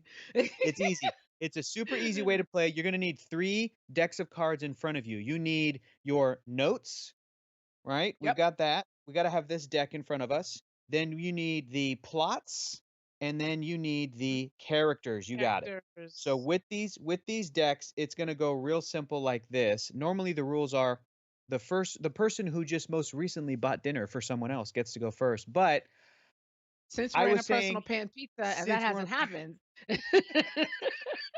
I'm going to say, Cameron, you can go first. So the way that it's going to go is I am going to draw 3 notes cards. Okay, so I Mhm. have 3 of these, and you get to Okay. pick either plot or character, and you draw 3. So whichever one you Okay. pick, go ahead and pull Okay. 3, and that's your Wait, kind of you deck said of I have to do plot first. cards. All right, here we go. No. Or character if you want to grab 3, but you can't mix and Then I'm match. going to So do either. character. I'm Okay, going to do character first. grab 3. And okay, so I have Okay. my 3. Ooh. Okay. Sounds good. All right. So then what you do is, and I'm going to let me see here. How much time was it? It's I'm gonna double check the rules here. Okay, that's what I thought. 45 seconds. So I have 45 a seconds. smartphone. Okay. With that smartphone, I'm gonna time you. You're gonna have Okay. 45 seconds, and at any point during your pitch, I can interrupt it and give you my note, and then you have to Okay, so incorporate the just so note. I'm But I clear, will. Yeah. I'm picking a character, and then I'm also going to pick a plot card. So now I have both. Random. Yeah, Oh, but you okay, I'll can't flip pick them plot. over. Do it again. Yeah. So you picked your character, but the plot card you just gotta grab randomly, and it's gonna All be right. included in your pitch. And then whenever you are ready to go, you tell me, and I'm gonna start the 45 seconds. Actually, flip them over, read them both, and as soon as you I'm read doing them, that right now. I'm gonna start the 45 seconds, and then you are ready to go, and then I'll interrupt this to give you your to give you your note. Okay, so camera, what 2 cards did you pull? Character and plot, go. Okay, character, exterior haunted house, a bunch of meddling kids investing a mystery. Okay. And then I know, right? And then my plot is defends their home from a group of murderous strangers. Okay. Okay, your pitch begins now. Go. Okay, so a bunch of meddling kids. Let's name them. Let's say 4. We have Stephen, Vanessa, Daquan, and Ernesto, and they are staying in an Airbnb in a city that they don't know. And but before they realize it, their house is under attack. Now they didn't. Not everybody wanted to stay in this house because Airbnbs. You never know what you're going to Yeah. get. But it 20 turns seconds out left. plot twist, it turns out that the house is sitting on top of, wait for it, a vampire coven of Strigoi. Okay, stop, pause. I like Okay. that. You've got only like 5 seconds left, and I'm gonna throw in Okay. my note. What if the main character, I'm thinking Ernesto, became Okay. addicted to human flesh? Creepy, right? How are we gonna do that? Let's see if you can add it to your pitch and go. Okay. So plot twist, Ernesto is actually been fighting a zombie bite that he didn't know he received basically before he even got on the tree. He's been sick the whole time. Nobody knew why. Daquan was giving him a side eye. And then second plot twist, Daquan is actually is a day walking vampire that nobody knew about and has the ability to fight the Strigoi as well as Ernesto. Time. Nicely done. You went a little over, but that was great, and I really appreciated the inclusion of the Daywalker vampire trope. Love that. That's awesome. Cameron, that was super fun. Okay. So you've got this note card here, and if the chat picks yours, then I think you're going to get a point, and we'll figure out how many more we can do. So now it's my turn. Okay. You have to draw 3 notes. So you pick 3 I'm drawing notes. 3 notes. Okay, so I have my. Oop, that's a plot. Okay, so I have my notes, Okay, and I'm great. gonna So pull whichever, 3, and I'm yeah, not and looking at them. I'm gonna pick characters, and And I'm I gonna think put I'm my gonna timer go. together. I think I'm gonna go with this one. So I get to pick it, but then I'm gonna add a random plot to it. So you need to grab your smartphone, get ready to pause it if you want to give me one of your notes, and Yep. I'll go ahead and flip these over and read them, and then you tell me when to go. So the character is, well, actually, hang on. The character Yeah, I was is gonna say what they are first, and then I'll tell you when to go. exterior, creepy mansion. I have a babysitter hired by a sinister, wealthy couple. Okay. And that character discovers a global invasion of body snatching aliens. Okay. Okay.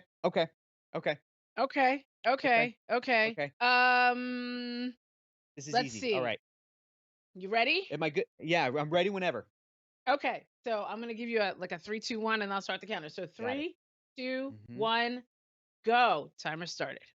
Okay, we have our babysitter. Let's call her Victoria. She's hired by the sinister wealthy couple. Turns out that sinister wealthy couple are actually body snatching aliens, and they're the people who have come down to start a global invasion. And they hired her, and they're real sinister and creepy in this creepy mansion, thinking that they're going to trick her into being kind of like a sacrificial, human that they're going to be able to body snatch and replace and take over. But this girl, Victoria, she figures it all out. She has to fight these aliens. She has to fight through this creepy mansion and fight all the aliens before the real global invasion begins. She goes down into the Okay. basement. She sees the Time. computers. Go.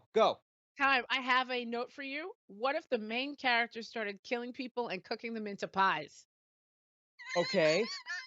Okay. Easy, because you didn't specify people. She starts killing these aliens people and cooks them into pies and then feeds the pies to the other aliens. And she's like, guess what? You ate your own alien friend, you idiot. Don't try to body snatch us because I'm going to make you eat your pie friend. And the name of the movie is called Apple of My Pie. I mean, it's called the Time. movie is, God, I couldn't come up with a title. Okay, I'll give you a sec because I didn't give the title. Okay. So I think mine's gonna be like Daquan by Daylight. Oh, that's so good. What's And yours gonna be? mine should be called do I want to go B movie with it, or do I want it to be all like serious and like a great title like Get Out or something? I want it to be called Babysitter Pie. That's what it's called. Babysitter Pie. Pie. Terrible name. I might lose that round based on the name alone. Okay. The chat is now voting. Okay. Let us know. We're gonna have our producers tell us who won that round, and then I think we got time for one more. So, another producers, one. Okay. tell us. We got. Okay, they're telling We me don't have that time for Hector another- won that one. Hector won that one. You You know what? won. Okay. They told us we got 2 minutes. I think we could sneak another one in. Let's go real quick. Okay, I'm gonna grab my You were 3 notes. hilarious. Karma, Okay. you pick either plot or character, and then pick one, and then I'll give you my note, and I got the timer. So, Okay. okay, Oop. I got I'm it. I gonna got a pick good one. plot this. I'm gonna pick plot this time, and then we'll Okay. go. Then I'll go the opposite. Then I'll pick up the character. Okay. Yeah, pick a So random character. Read it. the plot is hunts a killer with the help of a devious cannibal, and the character is a babysitter hired by a sinister wealthy couple. Why does that sound familiar? Oh my gosh. You get it's the sequel. You got the sequel to Babysitter I- Pie. Victoria I comes know. back and she's doing some other stuff. Okay. Are you ready to go? Exactly. I'm ready to go. Okay. And stop. Here's my note. Can we make this the next movie in the Human Centipede franchise is my note. So that's you got 45 seconds. Go. My God. So this babysitter that is hired by this crazy couple finds out that there's no children to be taken care of. She is actually been paralyzed and they are going to try to eat her. But she's saved. Check it out. She's actually saved not by a cannibal, but by a killer who wants to basically inject her in this human centipede that he is building in his basement. And we now have the sequel to Human Centipede 15. Oh my gosh, that's amazing. Time. That's amazing. That's a really good one. Human Centipede 15. Okay. You grab your 3 notes, and I'm gonna go with plot first, and Okay. then I'll add a random character. So let's see what I want to go to. Let's see what I want to go to. Ooh, I like that one. And I have my rando character here. And okay, I am ready to go. I'm gonna read them. First, I've Okay. got Exterior Outpost 31. A crew of scientists at an Antarctic research station trying to hunt and kill Frankenstein's monster. Boom, that's an excellent combination. Okay, ready with the timer whenever, 45 seconds, and include the note whenever you're ready to go. Okay. Go ahead. Start. All right, so this is in the vein of The Thing, of course, right? We've got a bunch of scientists at an Antarctic research station, and what they don't know is that they were taken there by a descendant of Dr. Victor Frankenstein, who still believes that that is not actually Mary Shelley creating science fiction, but rather she was telling a true tale, that she ran into the monster and then like retold what the monster told her. And this guy believes that that monster's still alive. But like in the Okay, Mary Shelley pause. book, go. I got a note that's gonna help. Can we give the main character a split personality? That never gets old.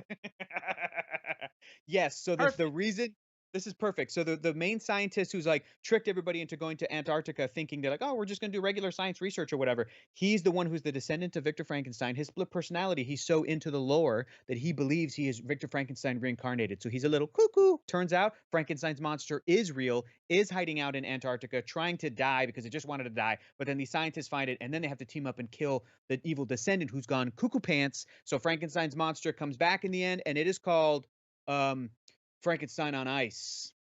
Nice. And I think that's it. I think we like That's filled up the segment. it. But we got 2 rounds in, and you all can buy your own Pitch Storm and Pitch Storm creature feature at the Sky at the Skybound website right now. Store.skybound.com. I think this is So 25% off sale. I think. Ooh.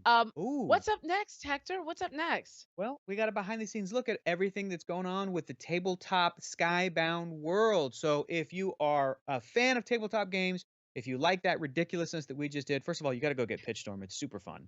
And it's even more fun when you play with people that are your friends and that you really like. So that was And so it's much even fun. more fun when you play drinking. Yeah. There we go. So, guys, coming up next is the behind the scenes look at tabletop gaming for Skybound. Stay tuned and we'll be back later. Bye. Have fun.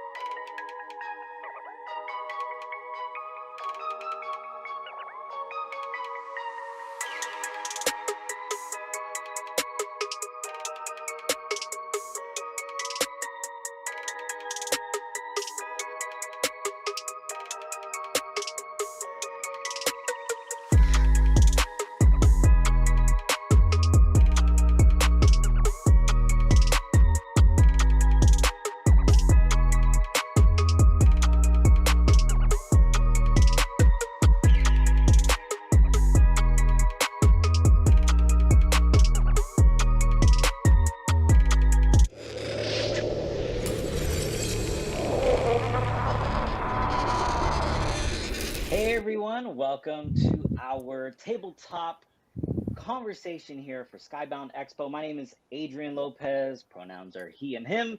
I have an incredible panel here today of the tabletop team here at Skybound.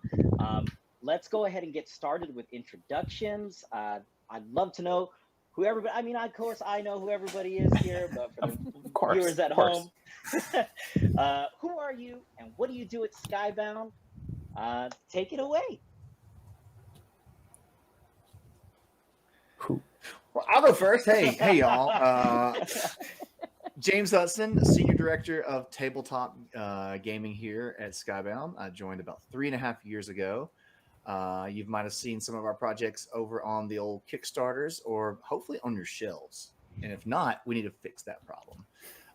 But just love making board games. And I'll pass off to Derek in this window beside me. Hey everybody, my name is Derek Funkhauser, pronouns are he, him, and I'm one of the game development managers. I'm one of the designers and developers here at Skybound Tabletop, and I've been with the company since 2019. So, Trisha. Hi, I feel like this is the Brady Bunch a little bit, guys. This is really cool. I'm Trisha Victor. My pronouns are she, her. I'm the campaign manager for the Kickstarters on the editorial and the tabletop side. I'm probably the newest to the bunch in the group that we are chatting with today, but I'm really excited to be here. So we'll go with Ben. No, actually, that's pointing to Matt. I'm Matt.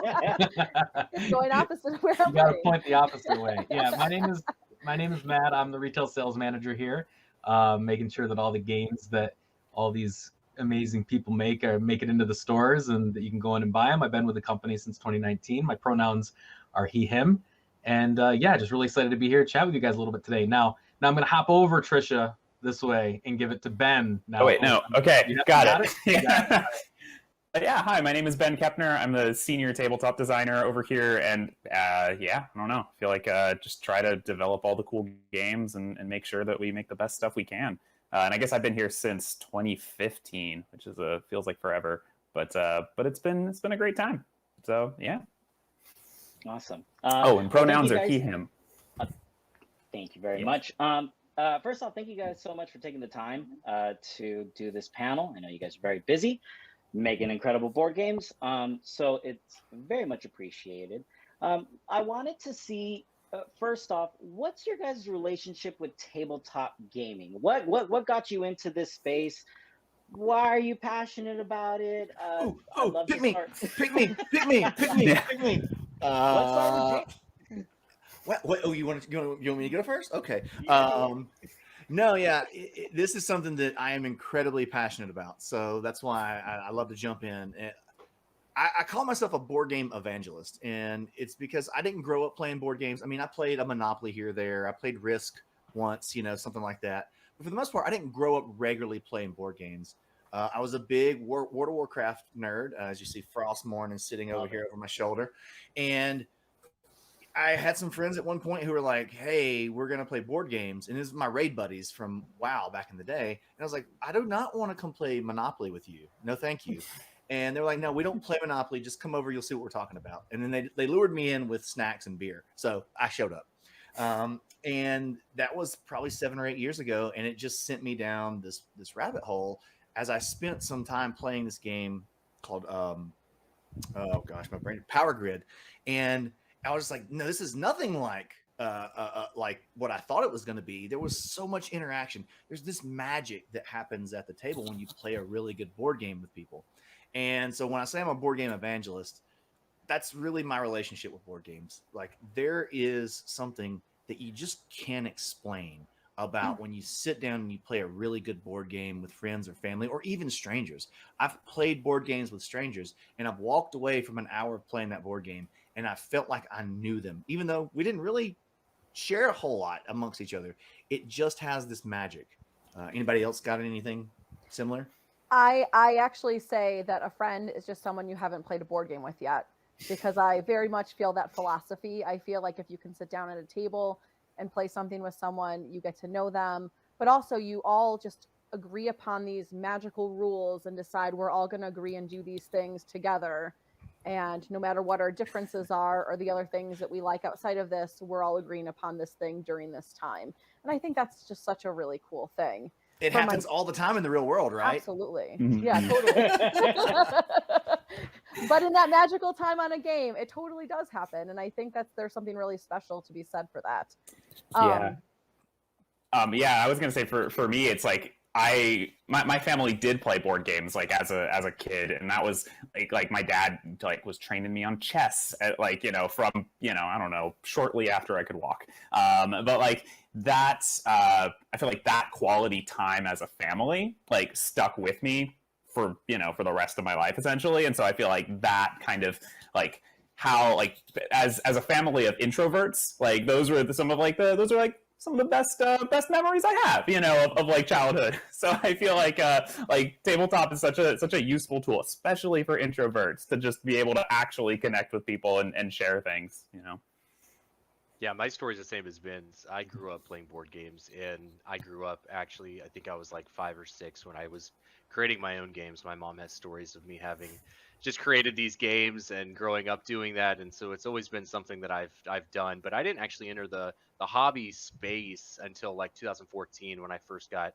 Seven Wonders. Like that was really the hobby board game that really sent me down the black hole, and that's where I've been ever since. Yeah, similar to Derek. Same with me. Around 2014-15 is when I entered the hobby with Imperial Assault. I was just a big Star Wars fan and saw that giant box with the cool miniatures. And I was like, I don't know who's going to play this with me, but someone's going to play this with me. And that's when I started getting friends around, and we started meeting up every single week to play through this campaign. And then then it's like, oh, wait, they have this game, but they also have this game. And then you go into a board game stores, and then you go to a board game convention. And then next thing you know, you're just working for board game companies. I want to say I'm like an OG when it comes to like board gaming, because I have been playing since I was about 3. And I started with like, Ants of the Pants and all those like cute little ones. But by the time I was like in my, a little bit older, I did have the original Fireball Island. I had Lie Detector. I had IQ 2000. So I wasn't just playing Monopoly. So I feel like I've been kind of integrated into that hobby for a really long time. But then it's like kind of like during high school when you're super active in things, you kind of forget about it a little bit. But then I got reintroduced in college because my friend was already working at AEG. And so my first like reintroduction in the hobby was Zombies from Twilight Creations. And so that sucked me back in like the year 2000. And then I just haven't stopped. Very cool. Very cool. So now you guys are putting out a ton of great games. I mean, Kim Joy just came out. Congratulations to the team on that. Phenomenal game. I personally got into tabletop gaming through card games because they were much more easier to pick up and play. I remember getting Coup and Love Letter. Those are the kind of things that I was like, oh, this ain't so scary. So that was like my intro. Is there a game that you're most proud of working on here at Skybound? And we can start with, oh gosh, James, you're very, very eager. I think you have an answer already. I always have answers, whether they're right or wrong. Most proud to work on. Wow. This is like asking someone to pick their favorite child. I will say, one of the ones that really sticks out to me is Tidal Blades. And Tidal Blades, because it's where we had always talked about internally at Skybound, we want to tell stories. We're a narrative-driven company. We love making worlds and telling stories. And that was our big overarching thing. Like, yes, we want to deliver a really cool game, but we want to deliver a world that people want to play in and they want to live in and interact in. And I think we've done that. And I can't wait for the next campaign that's coming up in February, because it just takes the story and the narrative to that next level that's just like, woo, and it's got an RPG, so people can actually get the RPG and they can go play in the world, which is pretty awesome. Ben? Man, I mean, I think for me, it has to be Kim Joy. I feel like that's because I guess that's my third game that I personally designed at Skybound, and I feel like that I don't know if our most recent game isn't the one we're most proud of, then that's my goodness, my cat is sitting right behind me. Yeah. But yeah, if our most recent game isn't the one we're most proud of, I feel like something's going wrong. So I feel like right now it's Kim Joy, but I hope that the next game we work on, I hope that'll be the next one I'm most proud of, so that we can just keep getting better. Yeah, I mean, so the one that I'm most proud of would be the game that my first design, which was The Walking Dead: Something to Fear, the first game that I had come out from Skybound Tabletop, which is really cool. And so, but just like Ben, it's that next stepping stone, being a part of that process of developing, designing games, and seeing everyone get better, and seeing how we all come together to create this really cool product. To me, it's like that next step, that next challenge is the one that I'm most excited for. Mine's pretty easy too, actually, and it's Wonderland's War. My first day on the job of Skybound was Gen Con 2019, I think, at this point, and it was one of the first times that the Skybound team was showing off Wonderland's War as a demo, like early prototype. Like had it out for feedback, and I showed up to the job, and I was like, "Well, what are you guys gonna have me do?" And they're like, "I don't know." They're like, "Go learn that game." And I was like, "Oh, okay." So I learned Wonderland's War, and I taught that table all Gen Con. I remember this. Because it was like, oh my God, Matt is so good at that game. Just, okay, great. No one else needs to worry about that. Matt's got it covered. so I taught that game the whole Gen Con, but then afterwards just rolled up pages of feedback to the designers like, hey, here's what people said. Here's what, I think might work a little better. And then more conventions happened, and I continued to teach Wonderland's War in every iteration as it changed, to the point now where it's coming out very soon, and to get a developer credit in it. And that's like my first game that has that credit in there, and it just, like, the year's work on it, you kind of see it pay off. And it was just so cool to watch. Like, so I can't wait for you guys to play Wonderland's War. It's really fantastic. I actually got to play test one session of Wonderland's War at BGG 2019 with Derek and give some feedback. So I thought that was really cool. And so, like, right now, I'm obviously on the tail end of projects of helping get Wonderland's War delivered and working on the pledge manager for Valor and Villainy 2. But the thing that I'm really excited about and most proudly working on now is the play testing with Tidal Blades 2, because I like being involved in the process from beginning to end. So that'll be my first full project. So I'm just really no spoilers, Trisha. No spoilers. There's no spoilers. It's just really good, guys. I'll just let you know it's really good. I'm in there too. It's so exciting. I'm with you. I'm just trying to, like, Listen, the right now we're in unprecedented times as far as the pandemic and the stay-at-home orders and things like that. It almost seems like tabletop is set up to kind of have another resurgence. Is it for people who are at home right now and they're not digging into tabletop games? Why now? Why is now a good time? What makes now the best time to jump into tabletop gaming? James? Every time. Okay. All right. Well, I would just honestly say, like, I think we spend so much time on electronics, and I'm not one of those who's like, you need to get off your electronics. It's right in your brain. No, I mean, we have to, right? Like, we live our lives, we do our work, everything that we're connected through. You're watching this through electronics, but having a break, even if it's just 30 minutes a day, to turn your brain off from electronics and engage with a human in a way that's not through an electronic, I really think there's something special about that. And I use it. I use board games to connect with my kids. I have a 12-year-old and an 8-year-old, and I have different games that I have games that I'll play with them both, and I have games that I'll play with them separately. I've got games that I play just me and my wife for, like, mini date nights at home where we can sit down and just connect with us. And then we have games, obviously, we'll play all together. And then even like tonight, I go to my normal weekly board game night with my friends. We play ridiculously long 4 or 5 hour type games. So I think the big thing to understand about board games is there is a board game for everyone. It doesn't matter what your interests are. It doesn't matter, like, you tell me you like doing Sudoku, you like doing crosswords, or you like, going out to bars and socializing. There's games that fit any of those categories. Absolutely. Yeah, I mean, I think. Garrett?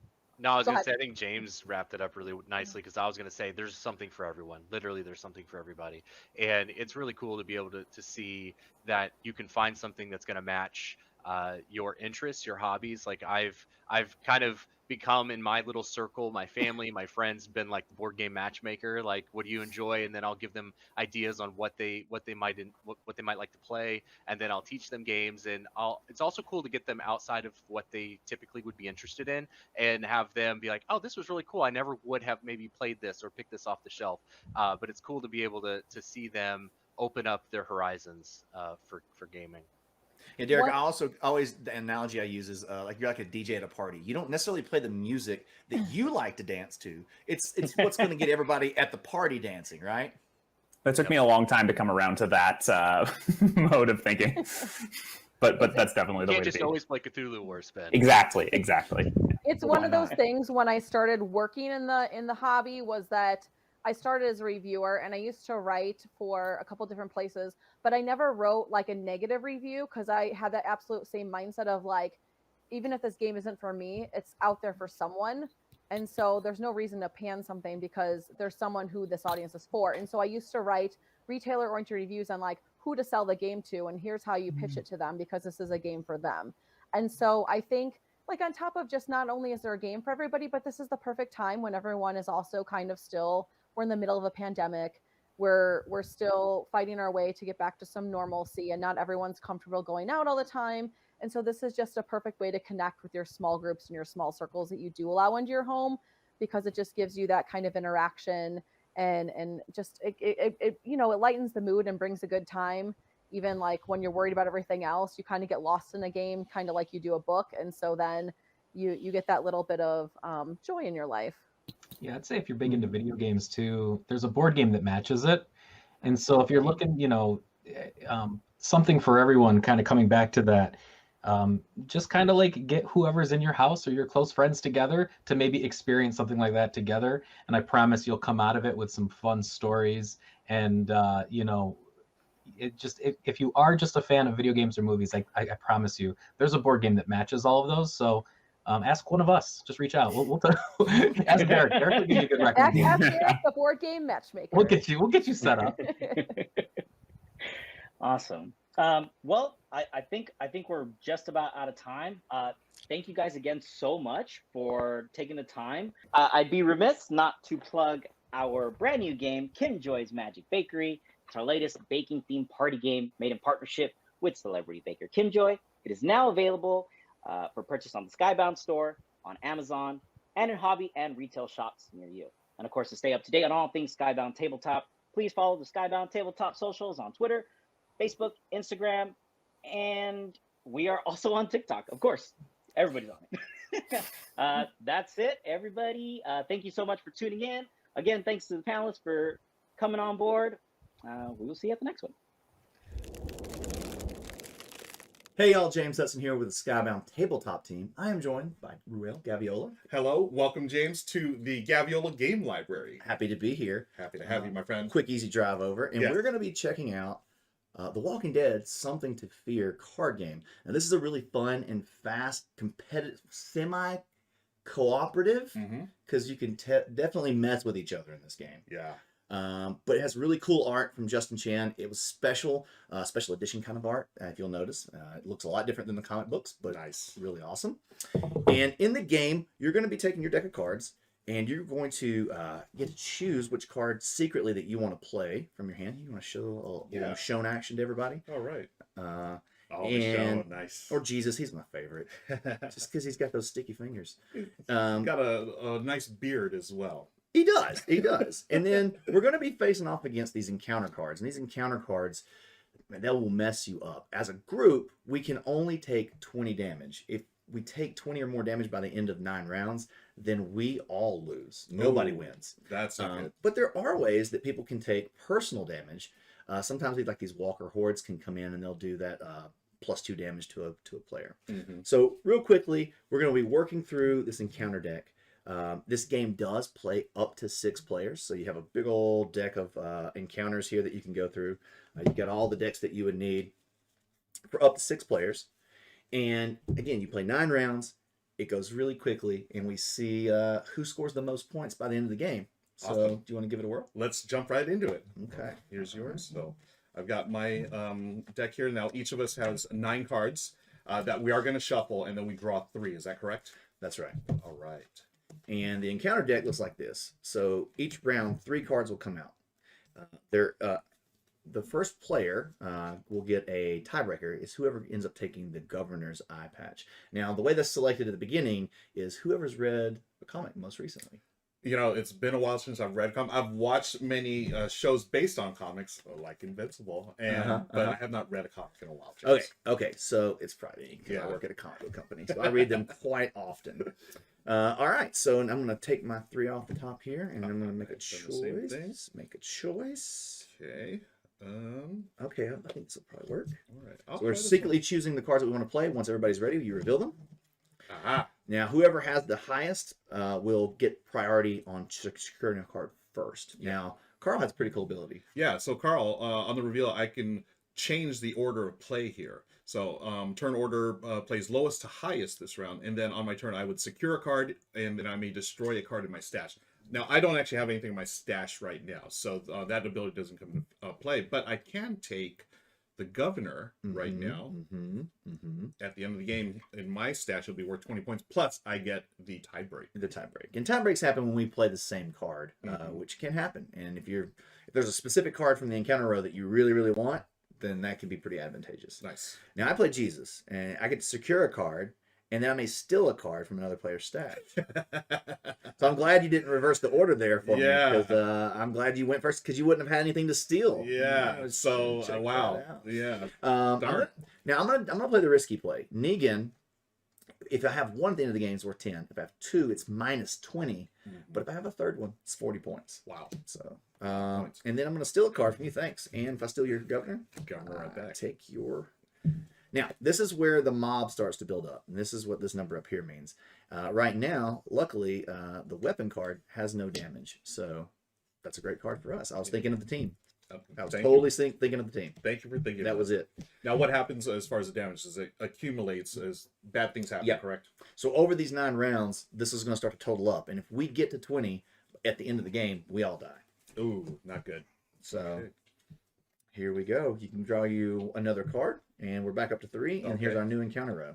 All right. Oh, I know what card I'm going to play. I'm going to play this one here.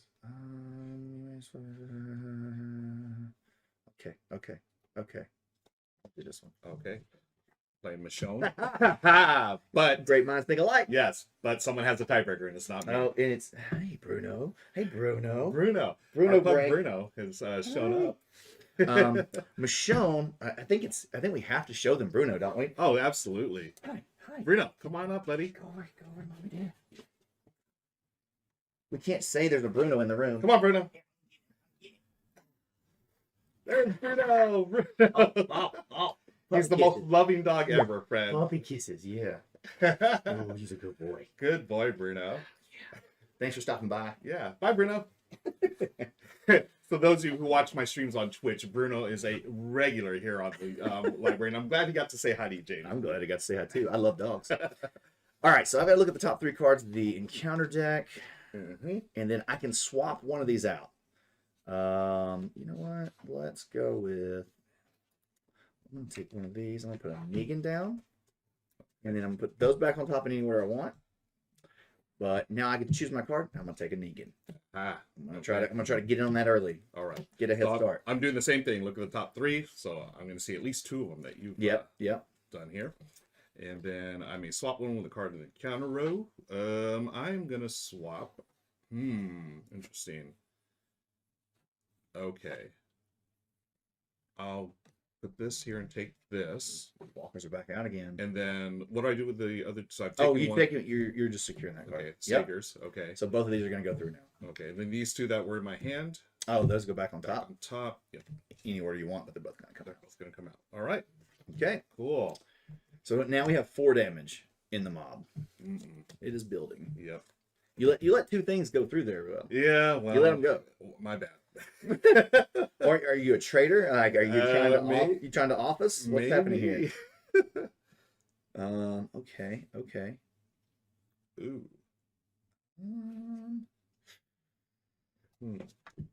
Oh, okay. Yep. Okay. Andrew versus Rick. Yep. Okay. So I got a higher priority here. Yep. So I may swap a card in the encounter row with a card from the mob. You know what? I don't want you stealing my governor, and I don't want another governor because one governor's worth 20, but every time you take it, you get less points. I'm going to get that out of there so you can't get it. Nice. And take it from me. And then I will take, because whoever has the most walkers at the end of the game gets 25 points, second most 10. So I'm going to go ahead and take this. Nice. Okay. And then, Andrea, I may take a card from either the encounter row or from the mob. I talked that whole explanation. It didn't matter. You let me do it too. I was like, yeah, go right ahead. So the saviors, they're going to double up in points. Oh, well, thanks. You didn't let me. You didn't snag that governor anyway. But also you let more damage go through. So we're doing worse in that category. We're at 7 already. All right. So we'll set up for the next round. And we'll grab another card. I really enjoy how quick this plays. This is such a fun little card game. You know, we play this a lot of times too, just as like a warm-up game or to end the night type of thing, because it's even if you've got bigger games that you're playing around it. Yeah. I love these type of games. No. Should we do this one? I think I'm gonna do it. Okay. Yeah. I'll do this. Okay. All Abraham with the 7. On your turn, you secure a card. I will secure a walker. If you secured a walker or a walker horde, you may swap a character in your hand with 1 in your discard pile.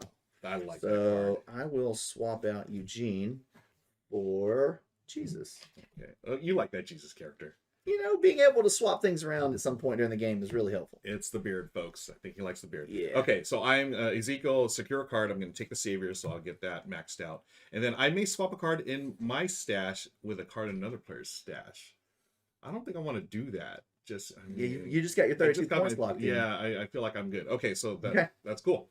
All right, so we let that one go. That one's gone. So we are now up to what is that? I can't math. 9. 9 points, folks. Mathing is hard. Yes. It's hard to do math when you're trying to kill zombies. It's just hard to do math when you're from Alabama. Okay, so I draw another card here. And then, okay. I really need that thing to happen. So let's do this. I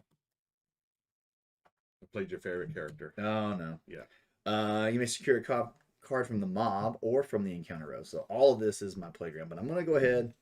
You are going to take Negan for the third one. Oh, my goodness gracious. Okay. And then I'm going to secure a card, and then I may steal a card from another player's stash. So I'm taking the Walker Horde, and then I'm going to take one of your walkers. Oh, that swings the balance. Yeah, swings just the a wee bit. balance. Now I am going to be taking some damage, unfortunately. Yes, So, personal damage. We'll tell you how that works toward the end. Cool. All right. Coming in toward the end now. We only got a couple rounds Getting left. close. Another Negan. Could I do all of that? Wow. Okay, I'm gonna go with this one here. I think it's time to do this. Okay. He's back. Abraham though. On turn, secure a card. So I'm gonna take a walker. Of course. Yep. Of course. If it's a walker, I may swap a character in my hand with one in my discard pile. Yeah. So yeah, you know who's coming back. And the discard piles are public information, so you can see what people have played. Okay. So then I'm gonna swap that out there. Okay. Cool. All right. I'm gonna take a savior, and then I'm gonna swipe. I'm gonna do some swiping. Ooh, swiper no swiping. Swiper no swiping. Swiper no swiping. Oh, and Negan goes through. This is bad news. Oh, we're no. 2, 4, 6, 10, 15. No, 16. 7. Yeah, 10. you count it. Yeah, 16. Oh my gosh. And we got 3 rounds left. That's not good. We both could bite the dust here. Both could lose here. Yeah. All right. So I'm gonna do Ezekiel. Okay. Oh, I shouldn't tell you what. Oh, you're gonna do Ezekiel. Or am I? That's metagame. I'm metagaming him. I mean, I'm playing Jesus. Yeah. All right. So secure a card. You know what? I'm gonna give you this wound. Ooh. Wounds, like when you take a wound, you're just giving that to the other player, and now it's just pure damage. And then I am going to be swapping a card in your stash with another player's stash. I probably should have done that later, but I'm going to choose not to do that. I'm going to keep what I got. Okay. So Jesus, I'm going to secure this card, and then I may steal a card from another player's stash. I'll take Negan. No, that gives me negative 20. That's such a big point swing. I right there. know. But like we were talking about, I don't know if we're going to survive this whole. Well, we got a 0 that went through that time, yeah, so we're in good shape. That's okay. Okay. All right, last 2 rounds, and we don't have any more cards to draw. Ooh, there's a Negan. Oh my god. There's a Negan. We gotta take this. Okay. Okay. Carl, I reversed the order. Oh! And I will choose to do that. Yep. I will take the Negan, and I don't want to destroy anything that I've got going here. So, okay. So I may swap a card in the encounter row with a card in the mob. Yep. So, but this, it's gonna make us go over. Right? No, either way, you're going to still take a card, so we'll see what happens. Okay. I don't want us to lose. That's the thing. We'll go here. Swap out. I mean, I can choose not to do that. Sure, you can. Yeah. Okay. So just take whatever you want. Or... I'm just going to take this. I'm going to take that. Yeah. All right. Well, that 0 goes through, so that's good. Yeah. All right, last round. Yep. This is it. Let's see how it goes. There's only 2 cards because we burnt one earlier. That's right. Okay, I've got Eugene. You cancel mine. Okay. I'm still higher, though, because Maggie would trigger if she was the lowest card played, but Eugene's lower, so I'm just going to take a supply. Okay, and then I reveal a character at random and play it. So Eugene, Abraham, secure a card. Yeah. Okay. All right, did we live? Did we survive? Here it is, James. 5, 7, 9, 12, 16. Oh no! And you've got 18.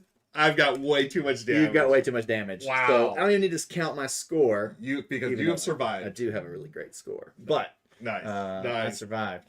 So there it is, friend. Yeah. Wow. The Walking Dead, Something to Fear. I was so close, yet so far.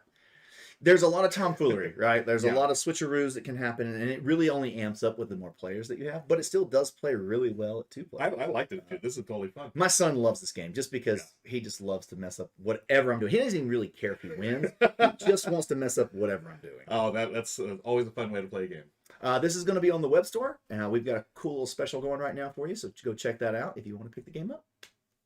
Well, we got one more to show them, so let's jump over to that one. Let's do it.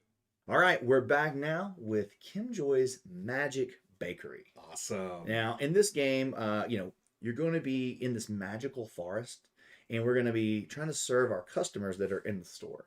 But we've only got a certain amount of time to do that. And it's not timed, per se. It's just we have a certain amount of turns before they're like, I don't need that pavlova anymore. And this is such an awesome game because if you're a fan of the Great British Bake Off, we met Kim Joy at San Diego Comic-Con a couple years ago. Oh, really? She was promoting her cookbook. She was a finalist from 3 seasons ago or so. And she's just a phenomenal human, and she loves board games. So we wanted to work together. Yeah. And this is what we came up with. And Ben Kepner on the team is the designer, and it's just a great co-op. So maybe you've got somebody who's super competitive in the family who, maybe flips tables when you try to play Monopoly or something. This is a nice thing where you're working together to try to beat this scenario. Really, you want to tell us about some of these scenarios? I know you've played a couple of them. Absolutely, yeah. My wife and I, Michelle, we played this before and we really enjoyed it. It's, like you're saying, it's a cooperative game, so, you're not competing against each other, but you're really trying to, bake these goods together. And, it reminds us of our time here at home whenever we do some cooking. Here's one scenario here. The cat wants to be petted, right meow. Yeah, and so during the game, you're going to take each of these scenarios and play them out, almost like a little mini campaign. So once you beat the first scenario and you get your score, then you move on to the second scenario and so on. And each one's going to give you just a little bit different challenge. I like that. It keeps it fresh, right? Oh, totally. And they do progressively get more difficult. There's even one toward the end. There's 10 in total. Pandemonium, which this is one of my favorite pieces of art from the game, which Linda Vandenberg is our artist. She does pencil drawings, and that's why it has a kind of a pencil drawing kind of vibe to it. This one's timed. You only have 10 minutes to beat the thing. So it can get a little hectic. So if you don't like hectic, that might not be your jam. But then you finish this off with, like you would imagine, you need to knock out a showstopper. And the showstopper comes up in here. It's going to be one of the, it's going to come in. You have to make this cake along with fulfilling all of the customers that are in the game in that last round. It gets really difficult, but it's also worth 7 points. Nice. Yeah. Yeah, I really enjoy the way you play this game where it's, it's not an easy game. It's a lot more, it's trickier than I thought it would be, but it's something that is easy to learn. Yeah. And so on each turn, you've got a couple actions, and you're going to be either taking cards from here, because what you need is you take these ingredients, right? And you look at the layers that you've got here. You've got icing and biscuits and pastry and creme pat and sponge and jam. By the way, biscuit is cookie in the United Kingdom. Nice. I was like, biscuit, I'm from the South. I was like, that's not the same thing. And so then you're looking at what the customers need to fulfill their order. So like these shortbread biscuits, we need to make a biscuit layer, and we need an icing. And then when somebody has these two, you can turn those in, and then this order is fulfilled, and you'll get those points at the end of the round. Yeah. And so there's a lot of shuffling, there's a lot of passing of the cards, because you, at the end of each turn, each round, let's say at the beginning of the round, there would only be one customer available, right? So we were building toward this chocolate bomb. But then say we gathered some things, we didn't get this one fulfilled, it slides down, and a new customer comes in the store. Well, as soon as we've got 3, that's fine. The store's full. If we don't fulfill something at this point, this is when this one goes away. We no longer have the opportunity to fulfill that one, and we have a new one. Yes, and that's where the tricky part comes in this game, that timing, right? You got to get those customers, they're not going to wait forever for their goods. No. And you can be strategic, right? One of the strategic plays is like, hey, this is an easy one, so let's fulfill this. So what happens here is this customer doesn't leave. We don't, we gave them a snack and a sample while they waited. And now you've created some time for yourself. Yep. you've made it a little bit easier to be able to like now we've got a little bit more time to fulfill this one. Right, and as you can see, that one requires a few more ingredients, and that's where you can start passing things around between players. Yeah, that's true. Nice. That's true. And so at the end of the time, at the end, you're going to see how many recipes that you fulfilled, and then you're going to check and see, did I get, for this scenario, did we get, let's see, here we got the number 2 right here. If we only fulfilled 3, here, you want to put that over there? That's probably, yep, let's check this out. If we only fulfilled 3 total, we only get 1 star. 4, we get 2. 5, you would get 3 stars, and you can record that in the back of your rule book as you know, kind of to log your campaign. Love it. Now, let's say you play all 10, and you get the whole campaign. You get like an overall score for how well you did. You know, do not give up, needs improvement, better than before. But let's say you want to keep going and you're ready for a real challenge. Ooh. You can now start to combine the scenarios, and we have some for an interesting puzzle. Put 2 and 3 together, or 5 and 6. Wow. For a chaotic good time, add 5 and 9 together, the bees and the panda. And then we have the extreme challenges. We've actually got one that if you can do 3 together, the mice, the unicorn, and the dinosaur, 2, 4, and 8. Whoa. That just sounds intense. Yeah, like it's, you know, if you're up for a big time challenge. Yeah, you know, it's a big night. I have a big enough challenge just baking cookies, you know, chocolate chip cookies. yeah. You know what? This over the pandemic, I've gotten a lot better at baking because we kind of had to, and I wanted to, but yeah. And then there's also a free play mode. So if none of this campaign stuff sounds good to you, there's just kind of, you can just set the cards out, put out some random recipes, and just play the game. Oh, nice. Yeah, that one seems perfect for like family night, you know, real chill. And there's quite a few of the scenarios that are pretty chill. Like the number 1 with the cat right meow. He lays on the layers, and you have to spend an action to move him. So you don't have access to the things underneath the cat, just like a good cat would do, right? Just totally get in the way. We're not worried. They're not really worried about sanitary in the Magic Bakery. That's not important, right? Because it's magical. It's magical. It's magical. And so this game is available right now on our web store. It actually just came out a few weeks ago. It's brand new. It's fresh and it's out there. So head on over to the web store. We've got some cool promos going right now. Awesome. Pick it up. Yeah.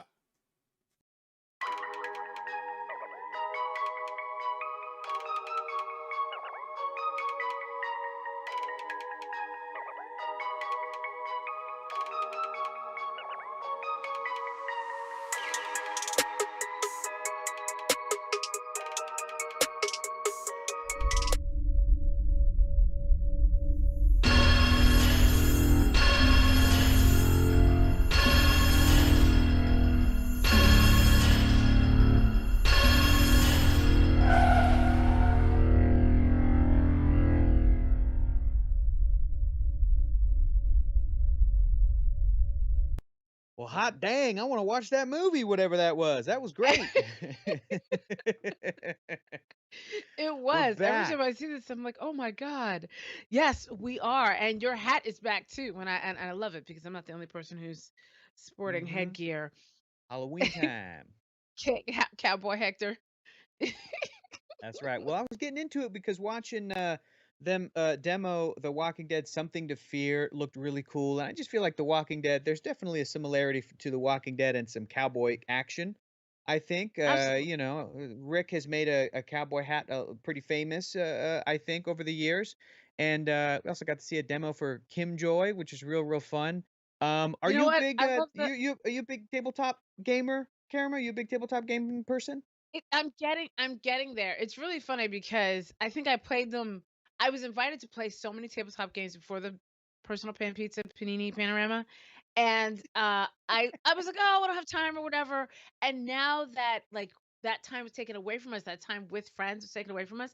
Now I really want to. So I actually just announced on Twitter that was the first time I've ever live streamed a tabletop game. Yes, so that was here with you and You Skybound. gotta do some more. You gotta do some Very, more. very excited. Yeah, I definitely have to do some more. I also that Kim Joy game made me hungry. Me too. Me too. That And the Magic cool Bakery thing game is, made me hungry. the cool thing is Pitch Storm, Walking Dead, Grim Forest, all these games that Skybound has up on the shop right now. You scan that QR code and it'll take you right to it. And all you have to do, like Karma said earlier in the day, is just hold up your phone's camera and it'll do all the work for you. You don't need an app or anything. It'll take you right to the store where you can grab this stuff. All of these games are so different. And that's what I love about tabletop gaming as like an industry, as as an experience, is there are not just at Skybound, but ultimately they're games for everybody. And I love that Skybound does have a game for everybody. So, Cameron, I hope you get to play some more tabletop games soon. There's nothing better than rolling some dice and playing some cards and hanging out with friends and getting that closeness that I think we did miss before the personal pan pizza panini. And we can But you kind of were go right back though. to it. Yeah. You were right though. Earlier you talked about like getting your holiday shopping on. And this is tabletop games are perfect for the holidays, especially right Yes. now. And you know what? If Yes. you are a little nervous about going to like crowded stuff, or you can't travel for the holidays or something, you can do what Hector and I just did in the last Yeah. segment and play it over Zoom. Especially Absolutely. especially so I'm excited. I'm also excited to see the fact that we've got comics and Comics Vault is coming. Oh, yes, baby. CVL Comics Vault Live is coming up with our friend Sean Kirkham, aka Big Clutch. He is about to give us some incredible comic book drops and exclusives. You don't want to miss it.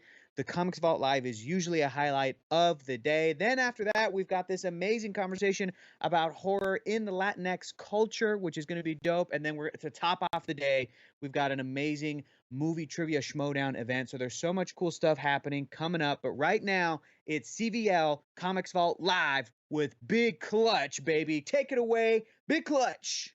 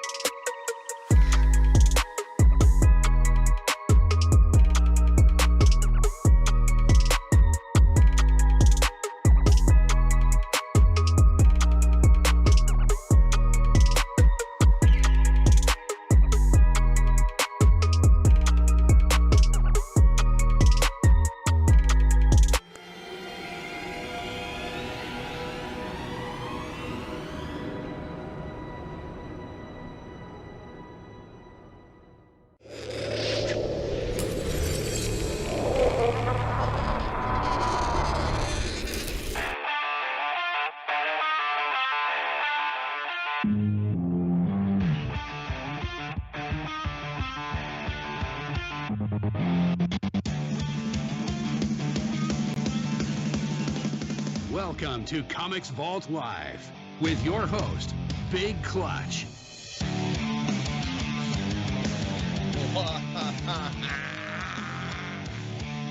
What is up? What is up? What is up?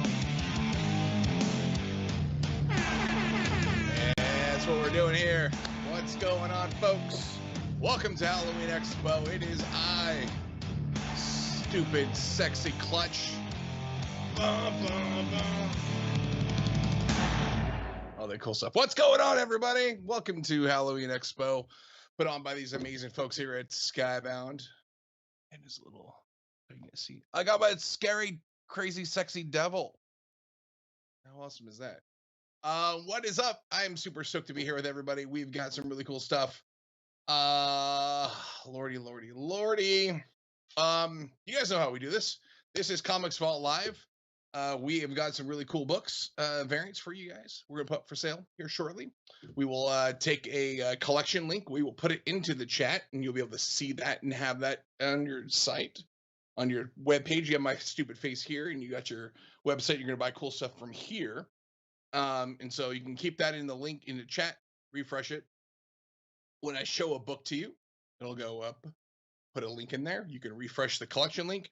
Or you can click the link that we'll put in the chat. It's gonna be awesome. You guys have a good time. We're gonna have a lot of really cool stuff. I've got some foil fever for everybody. We're bringing the boom. We are bringing the boom. That is right. We've got House of Slaughter #1 today, too. We've got Redneck #1, a special super awesome cover from Donny Cates and Ryan Stegman.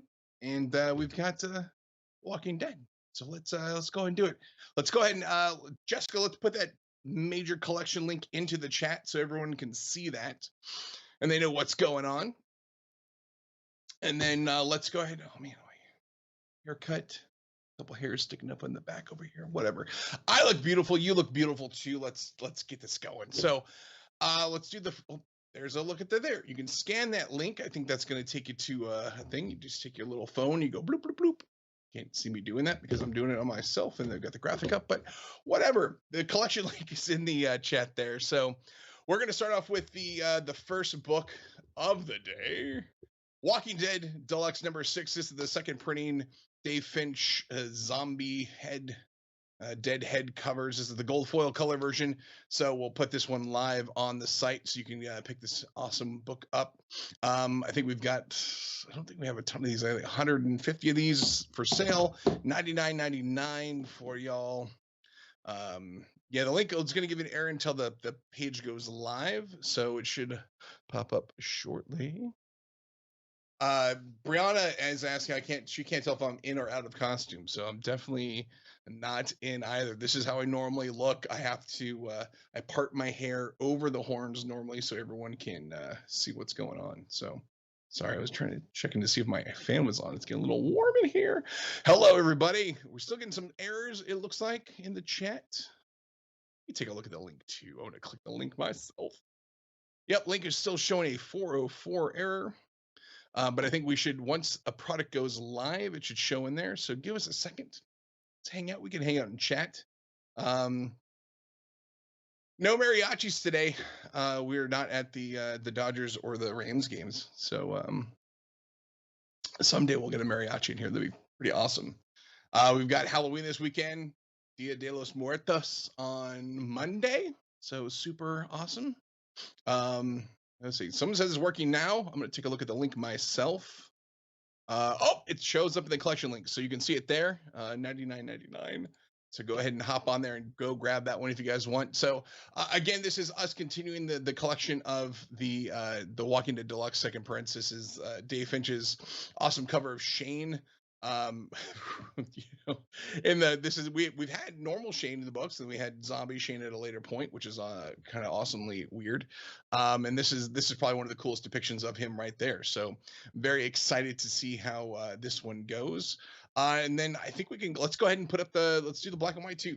We're here, let's roll with it. We'll put it the black and white. So we'll make this one live in the link too. But so we've got the red foil with the black and white version. Then we've got the gold foil with the color version. So things are pretty awesome. I've been loving this series. I think we do. We've kind of tipped our hand a little bit, but we've got. We're gonna have 7 through 12 available as well at some point. So the next couple. What's it called? The next couple Comics Vault Lives. Each one was going to have another of the Walking Dead Deluxe second prints. So those will be coming up. So should be pretty good. No mystery boxes today. I see Dead Walkers asking about those. So no mystery boxes around this time. Yeah, that's what we got. I think the print runs for these books, the black and white's not up yet. It should be up shortly.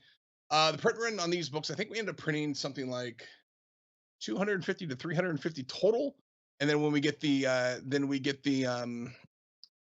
them off to CGC and they get graded by CGC, and we get some that get kicked back that aren't 9.8s, and so we've got some 9.6s that come back to us, and so those get tucked in. There might be, I think we might have one 9.9 tucked away in this shipment. So if someone's going to get an upgrade, which would be awesome. So yeah, pretty cool. Pretty cool. Shipping has changed. We just because of the global, all the supply chain, shipping, all that stuff. We had to kind of put in shipping on these ones. So if it gets over the 100 mark, then you can get, I think you get free shipping. Otherwise, I think it's charging whatever the normal shipping rate is. So, I think the free shipping's over. Is it 100 for free shipping? And so we're of course screwing on this one, $99.99. We should have figured that out beforehand. What am I gonna do? I don't know. I just work here. That's what we got. Um, so is the black and white up for you y'all yet? It is. Black and white is up there. Super cool. Man, these Omni-Man shirts are dope. That statue, I love the Walking Dead Clem and Lee statue is super cool. All the Attack Peter stuff. I actually picked up one of those Attack Peter prints for the fish show in Inglewood because I live in Inglewood, actually kind of over near the forum. So I'm excited to have that on my wall at the house. So that'd be pretty cool. Yeah, so we ended up doing, what did we end up doing? We've got Redneck. Redneck variants. So this is awesome. I've got actually here in hand. So I think some people may have seen the our Department of Truth variant that we did with Meg Hutchins Kate. This thing, like, look at the foil on this thing. It's so shiny and so cool. So that is very similar with the Redneck. So the Rednecks, we've got this is awesome because it's Halloween. We want to do something as we get closer to the next arc of Redneck. And so this, look at that blood. So this is Donnie Cates did the pencils, and then Ryan Stegman did the inks. So you got like a double blast from the awesome team who brought you guys Venom and all this really cool stuff. Man, look at how that blood shines. It's so poppy. It's awesome. So these are $74.99. I forgot how many of these we have available. I think there might be 150 or so of each that got 9/8. So those are going to be in the shop. I should have done better research today. I definitely did not. That'll be in the shop live here in a second. I think it's coming through. All right. Yeah, these books are super cool. So when I reached out, when John Moisen, the editor for Redneck, we were talking about what we can do that would be kind of fun. And so we reached out to Donnie. I was like, Donnie, you've done covers for, I think you did a Spawn cover. I think you did a crossover cover. He did another, what was it? There was another cover he did a long time ago. But we were like, let's do a Redneck cover. I think you need to have something awesome. I think the fans would dig it. And Halloween would be a great time. I'm going the wrong way. So yeah, this thing looks awesome. I'm super stoked on it. It's gonna be great. You guys are gonna love it. You guys are gonna love it. Love it. Love it. And then of course, because we wanted to show how the inks look. So we did a black and white version too. It's got this super cool foily effect as well. It's also a virgin cover as well. So these are $74.99 is awesome. These are great, by the way. This is the stuff that we've been able to do between our production team, Images production team. Sorry, I'm blocking my mic. But to be able to turn around these amazing foil books for you guys has been awesome. It definitely makes foil fever real. And this is super great. I mean, I love this book. I've loved this series since we first launched it. It is pretty sick. So I'm glad we're able to make this available for everybody. So one note about these books, the Rednecks, these are going to be shipping to you guys probably late November, possibly early December. So we got the numbers. We got they're all graded from CGC. They're on the way to us right now. And so as soon as we get those, we'll send those off to our fulfillment center and then fulfillment to you guys. So to make sure you guys get the best possible shipping experience on that stuff. So that'll be, I would assume, a late November delivery. So it should be to you guys well before the holidays. So that is great. So I'm excited, super excited. God, these are cool. These are so freaking cool. All I got to say. Awesome. This next book, I'm super pumped. Something Is Killed in the Children has been one of those surprise books that comics fans all around the world loved. I jumped on the ship a little bit too late, so I don't have any first appearances or first issues, issue number 1 first prints or anything like that. But I love the series. I've got it in trade. It's super awesome. And when House of Slaughter got announced, Morgan Eboom, who's the person that we end up dealing with in terms of doing retailer variants, Morgan offered up like, hey, if Comics Vault Live wants to do another cover with him, we can. So we did. We jumped at the gun. We were like, this is amazing. Let's do it. So Arun, Dan, and I were like, yeah, all day long. And so we've got House of Slaughter number 1, which just launched this week, which is awesome to be able to offer this up to you guys right now. So this is the black version with the trade dress. This is the artist on this cover, which is who I'm actually have become a huge fan of, is Nimit Malavia. So Nimit is a super awesome artist. These covers are super great. You get to see both parents on here, which is super great. Hey, look at that. That is awesome. We're doing these $74.99, limit of 2. So you can actually get 2 of these. We actually had a lot come back from the print run, the total print run of all the variants, which this variant list on this thing is massive. Look at all those stores. The variants on this, I think of the print one's 1,000 per cover. And then we sent off a chunk off to CGC to get those in 9.8. And so we end up having, I think we have just about 400 of each in 9.8. And so we're allowing you guys, if you want to pick them up, they are 2 per. So you can get 2 per order. If you want to place multiple orders, feel free to do that as well. Yeah, this is Boom Studios. We, Comics Vault Live. We like to share the wealth. There's a lot of other cool books out there, not just us, not Skybound, not just Image. There's awesome stuff, and we're always gonna look for more cool stuff. So, yeah. So, $74.99. You can get 2 per order. This book is amazingly awesome, and I'm excited to get into the history of the Slaughters and see how everything goes. This is gonna be it's gonna be a really fun book. And not just do we have the black trade dress version, we also have this awesome red Color Blast Virgin cover, which is sweet too. So $74.99 for this one as well. This is also going to be 2 per order as well. We've got 400 total units in 9.8. Both these books, the House of Slaughters and the Rednecks, will be shipping to you late November, early December, as we get them back from CGC and we get them over to our fulfillment center. So they'll be shooting out to you guys from there. Boom Studios, yes. Ryan Matsunaga, who was one of our social media marketing guys, jumped ship and went over to Boom. So he's over there. Awesome dude. Yeah, Stu, we're doing stuff, man. We're doing Comics Vault Live. We do big things. Big things. Big things. I don't know what I'm doing today, guys. This is a weird time. I'm ready for Halloween. I'm ready for trick-or-treaters, all that cool stuff. These are not foil. These are the foil trade dressers not available, especially with the large printing, issues that we're seeing with comics printers right now. So these are just regular old floppy books with no foil, but they are so awesome. And there's so many amazing cover artists too.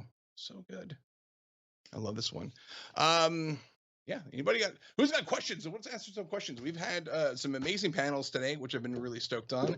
The Walking Dead Telltale game crew was out there earlier. That was great. We had who do we have there? We had the board game one which just came on, which they played Walking in Something to Fear, which is great. We've had the sneakers, the kicks panel, which was awesome. I'm super excited. I actually had bought my first pair of Jordans like a month ago, just getting ready for football season. I got the Pollen lows and the Pollen mids. So I'm excited to wear those at some point when I go to a Steelers game soon. Yeah, it's going to be pretty awesome.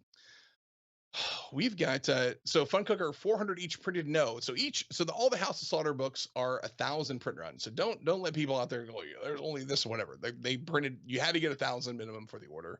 We have 400 in CGC 9.8. So that is what we're making available for you guys. Now we will have some others available at some point. I think Dan and I are going to be heading out to Emerald City Comic Con and C2E2 in December. We will probably have some raw copies there at the show, but we'll take them to the show and then we'll offer them up later. Do not be fooled by anyone who says their print run is less. There is 1,000 of each out there, so it is awesome.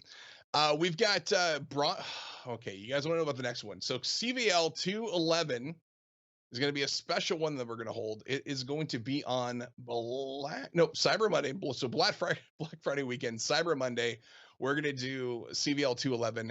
That one is going to be a fun one because we're going to bring out a bunch of cool stuff. We're going to open up the vault from CVL again because we have some leftover remainder product that we're going to make available to you guys if you want to pick up stuff that you may have missed before, or stuff that's that maybe went too fast. If we had a couple extra copies that didn't get sold, we'll have those available too. So that'll be pretty cool. We will have I believe it's going to be the Invincible bronze foil that we've been holding on to for a while. So we'll have the bronze foils available for the Cyber Monday CVL as well. So very, very exciting.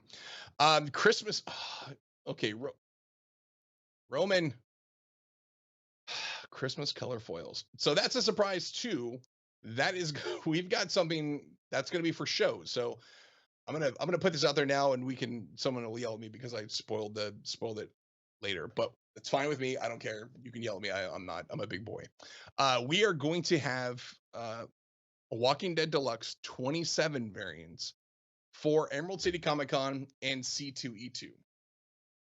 The covers are drawn by Daniel Warren Johnson, who I believe will be at C2E2 as well. We're going to have a green foil for Seattle, which will have green foil and some red foil on there, which is going to look really cool. We're going to have a blue, white, and red foil cover for Chicago, which is the Chicago City flag colors. And so those will be at those shows. We will have some later on at some point for CVL. We'll probably get some graded down the line, but we'll make those available there. But we're doing 2 special covers, variant covers, for when we go to Emerald City Comic Con and C2E2. So that's going to be exciting to have for the first shows we're going to get back to after 2 years of sitting in this room doing these shows. So that's going to be awesome. But we'll have some available for folks later on in CVL during our next CVL's in probably 2022, which is around the corner, which is crazy. Walking Dead, I believe. So I'll go Remy. I think there might be 199 in the mix for those Walking Dead Deluxes. So you should always check that out.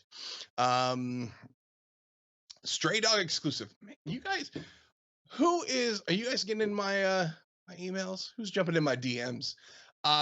Stray Dogs Dog Days. Yeah, 1 and 2.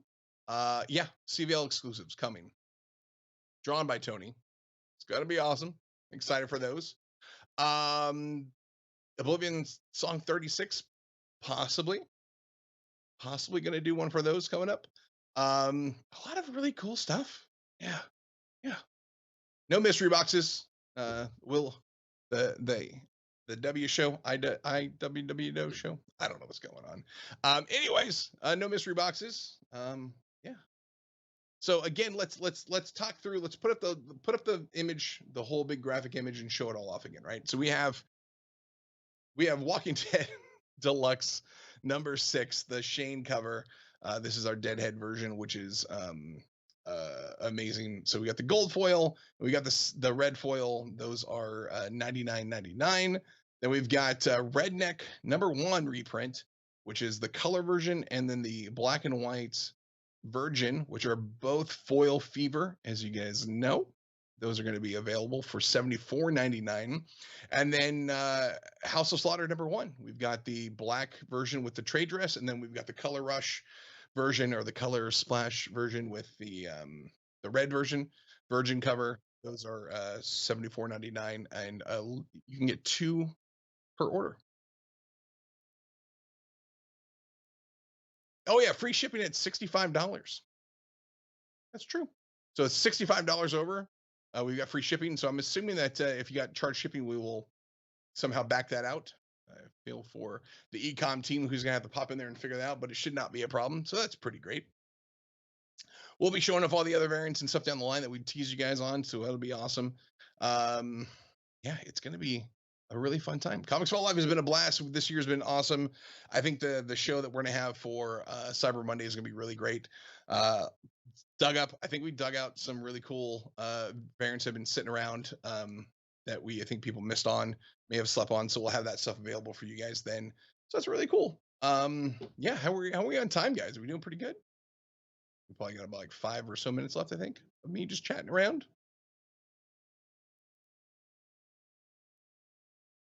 We can do a little bit of both. I'm going to talk for 2 more minutes before they cut me off, because we are catching up on a little bit of time here, which is good. So besides those shows, So we've got we're not doing San Diego Comic-Con, the smaller show. We're not the special edition. We are not going to be at that one, but I believe that Dan will be there with Elena and the Top Cow crew hanging out. So if you guys want to go see Dan and say hi to that dude, that'd be awesome. We are going to do C2E2 and Emerald City Comic Con. Those are the first 2 weeks of December. I think a couple of us will be popping out to Comic Con Revolution to hang out. So if anyone wants to go check out that show in Ontario, California, come say hello to us as well. I think Designer Con, I think a couple folks are going to be there. I think Tech Peter's going to be at Designer Con in Anaheim at the Mondo booth doing some stuff. And I think you'll be able to see Dan walking around that show spending a bunch of money as well, which would be really cool. Oh, 65 is domestic only for free shipping. I appreciate that, Courtney. You're amazing. She's in my head. It's like another voice in my head. All the voices. I'm still here. I'm just kidding. I'm just talking to someone. It's funny. Do you have an update on when Whatnot comics will be shipped from last week? They were shipped, Remy. So you should be able to check in your your Whatnot account to see the shipping update on that stuff. If you want to shoot me an email or hit me a DM, I can look it up for you too. But they were all shipped out, so everything should have been gone. A Lego Garmadon. Okay, can we? All right. Before I get kicked off this thing, but like, how awesome! We're gonna do Lego. Amazing. The Lego partnership is the thing that I'm super pumped about. We've been working on this for a long time. I've been hounding my friends. What's up, Brian? How you doing, bud? Brian from Lego, who for years had to deal with me bugging him at San Diego Comic-Con, and then every time we went to a wrestling show, I'm like, hey man, when can we do this license? Let's get this license. Let's get this license. Then he put us in the awesome people at a meet, put us together, and now we get to do a Lego Garmadon. That is sick. And there's gonna be some other cool stuff down the line, but that's not for me to say. That's for Sean Makowitz and the editorial team to let you know. But it'll be great. Yeah, I think there are some no other Walking Dead statues in the vault. Sorry, Rashawn. That is it. Oh, okay. JD and Siri, let's talk about this. Let's put this out here on the table. We know this is what people want. They want the big clutch Lego figure. Let's make it happen. What do we got to do to do it? That's all we want. Let's go. Let's go. Lego Big Clutch or Big Clutch Funko Pop too. Those are cool. Anyways, I think we're going to wrap this one up, guys. I think we've got some really sweet stuff in store for you. I think we've got I'm excited for the Latinx panel coming up here next. And then we've got Movie Trivia Schmodown, I believe, after that. So awesome. Thanks, everyone, for coming out to Halloween Expo. It has been an amazing time. I always love you guys spending time with me and hanging out at Comics Vault Live. This has been another amazing day. And I'm looking forward to see you guys next time around. So once again, thanks, everybody. Catch you later.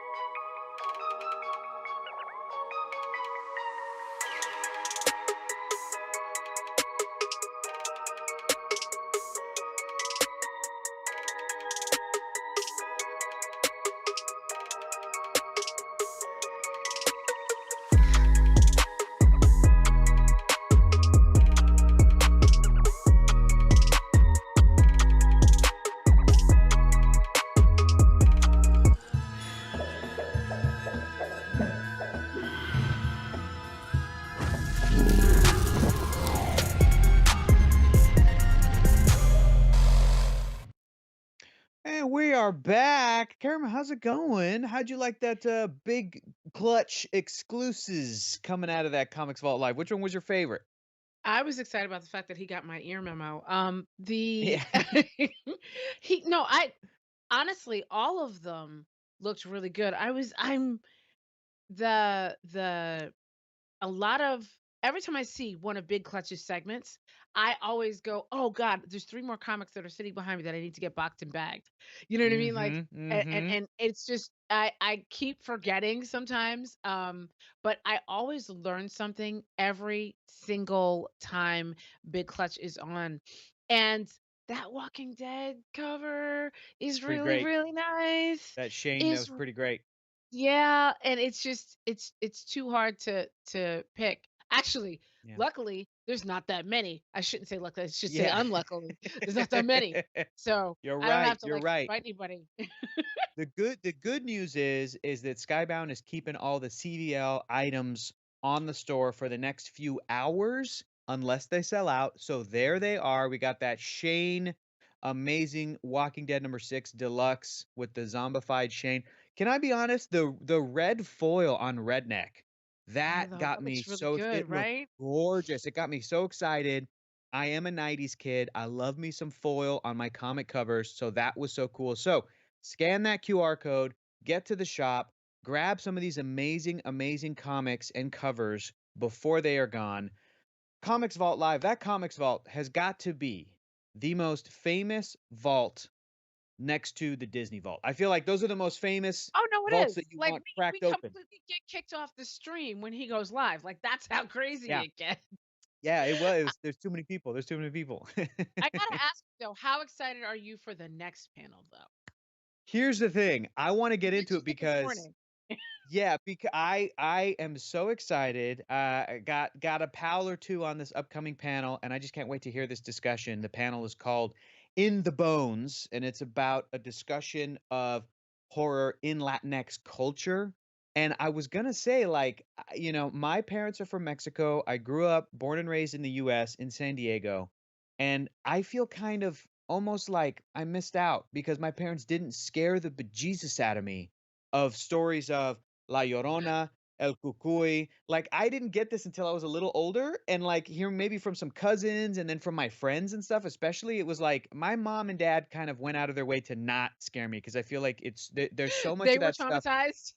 Maybe they're like, no, no, not for our son. We made it here to the United States. We don't want to make him poop his pants. We were scared. We left behind La Llorona. We left behind El Cucuy, and now we have to deal with the chupacabra still. But some of that stuff, it's so great and so like mythologically cool. And as I got older, I learned like how it's also tied a lot of it to religion and this kind of like this very Catholic tradition that a lot of Mexican culture and Latin culture, it lives through and experiences and stuff. So anyway, I love learning about it.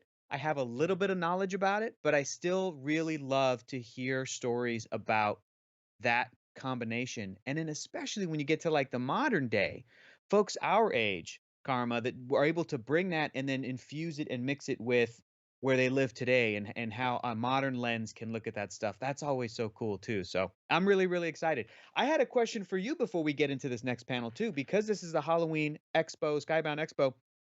We haven't gotten to talk about this yet, but I saw a horror movie last night.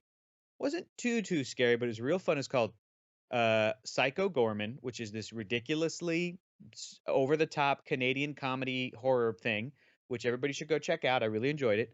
But Karma, I wanted to ask, what is your favorite horror movie of all time?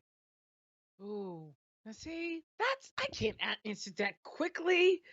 Hmm. Ah, Hmm. I think I would say before us, it was Night of the Living Dead, the original, The original, because it so had good. a similar concept of, is this the scariest thing? Also kind of like The Walking Dead. Is the Yep. monster the scariest thing?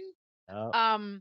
Because for those of you who don't know, in the original Night of the Living Dead, it was like a black man who saved him, which was unheard of back then in the Yep. movies. And then in the Yep. end, he was killed because he was a black man.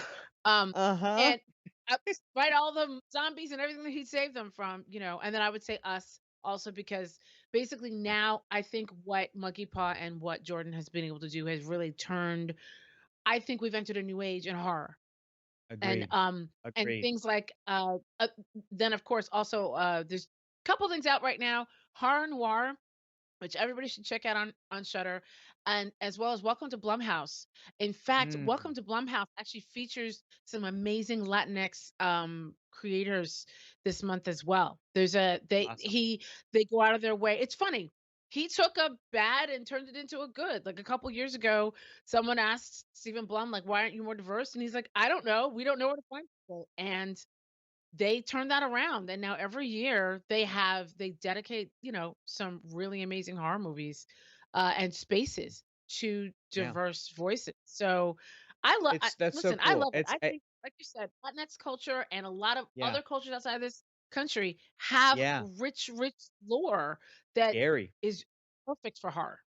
I agree. And that was a great name drop, Karma, because Gigi did welcome to Blumhouse and she's on the panel coming up, which is fantastic. Gigi's on the panel coming up. But I agree with you. I think that Jordan Peele especially ushered in this new age. Now the original Candyman, which I just watched for the first time during the Panini last year, the original was so surprisingly also so socially aware and had so much to say. But again, it's like, would we have gotten the new Candyman had it not been for Get Out and Us and Jordan Peele and to an extent even his new Twilight Zone it was dabbling in a lot of that stuff too. So Get Out is one of my favorites. That movie blew my mind and I still love it. If I have to go favorite horror movies, I think that if we're not counting like the horror comedies like Shaun of the Dead, Hmm. which is a favorite of mine, I think I might go with maybe the original Halloween as something that's so effective. If we count Jaws as a horror movie and not just like a summer blockbuster, Jaws is still an all-timer. Like it's still so good. And I also remember really enjoying original Night of the Living Dead. Having seen Romero's follow-up even with Dawn of the Dead, I was like, I still prefer the original. There's something so great There's about something about right? yeah, the Even the original black and white storytelling. setting. Yes, Mhm. yes, yes. And so Absolutely. I'm excited to hear what they say. I'm excited to hear what they pick out and learn. Yeah. Yeah, and learn. We're going to learn exactly. So, guys, coming up next on the panel, it is In the Bones, a discussion about horror in Latinx culture. Can't wait to see everybody talking about this amazing cross genres. I want to say no, but this is going to be a great like educational experience. It's going to be so much fun. It's going to be spooky. So tune in, and then we're back to finish off the entire Skybound Halloween Expo with an awesome movie trivia schmodown. So stay tuned. We'll be back in a little bit. Enjoy the discussion.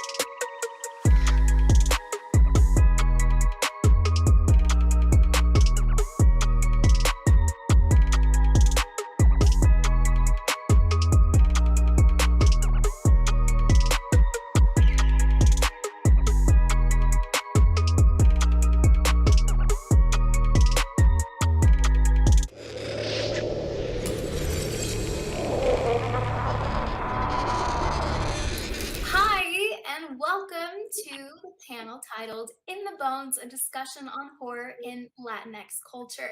So, we're going to go around and introduce ourselves. I'm your moderator, Amy Cassandra Martinez, and I am joined by three amazing people. I'm so excited to chat with y'all. First up, we're going to start with Gigi. Go ahead and tell us what you do in the horror space and say your name, of course.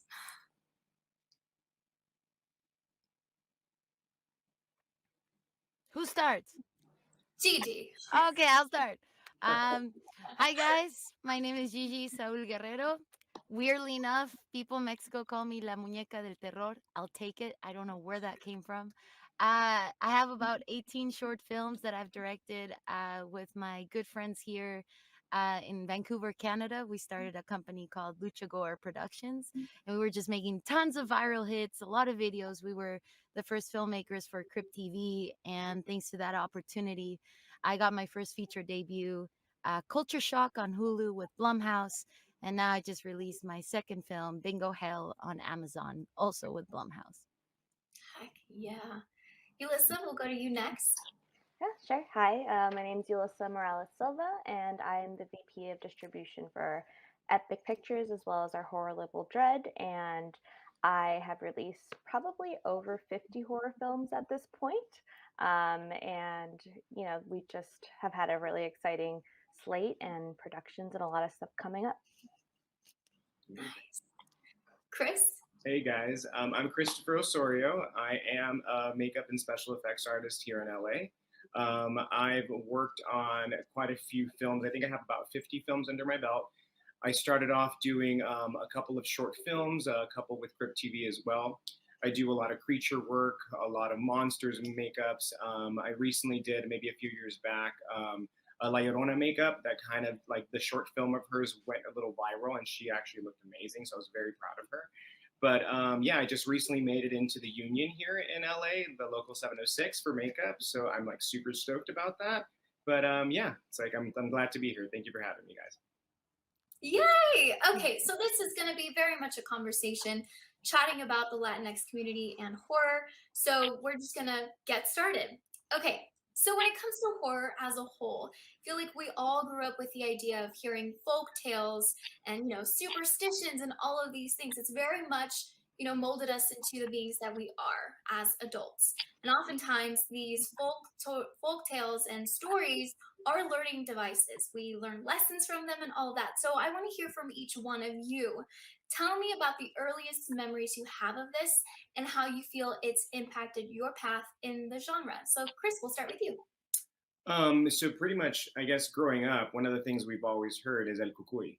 El Cucuy is all the time something that they always tell you is going to come and grab you. So certain things that I've kind of learned from just kind of those is El Cucuy, La Llorona, and there was one other folktale that my grandma would always tell me about, this like creature that would come in and take your teeth if you don't like brush your teeth or something. So it was like yeah, it was like a terror. It's like all these like tales are like so terrifying, but it's kind of like it's just like I've always liked the horror genre, so I feel like that it's kind of been helpful just to kind of keep certain lessons and keep you in certain paths correctly, like especially the one to brush your teeth. And I was like, just certain things, not to go out at night too late because el cucuy te va a agarrar or something like that. And it's kind of like it's kind of been helpful to kind of keep things on track and things like that. So it's always nice to kind of look back at that folk tale and just kind of see those and be like, oh, cool, that's where that stems from. Yulissa, what about you? Yeah, I mean, it's a great parenting tool, I think. I used to use it babysitting my siblings. If they did not behave, they'd have to watch a few seconds of Chucky. So that always worked really well. They're all horror fans. They're fine. They grew up. They're fine. But I think one that's really well known in Colombia is El Duende. I don't know if you guys have ever heard of him, but he's this tiny little man who steals girls, pretty girls from the villages, and you don't want to be taken by him. And it was always something that someone you knew had like an encounter with. But I think that's the one that kind of like stuck out the most to me for sure. But it's cool to see like throughout like every kind of like Latinx like culture, there's like tie-ins to a lot of these familiar stories.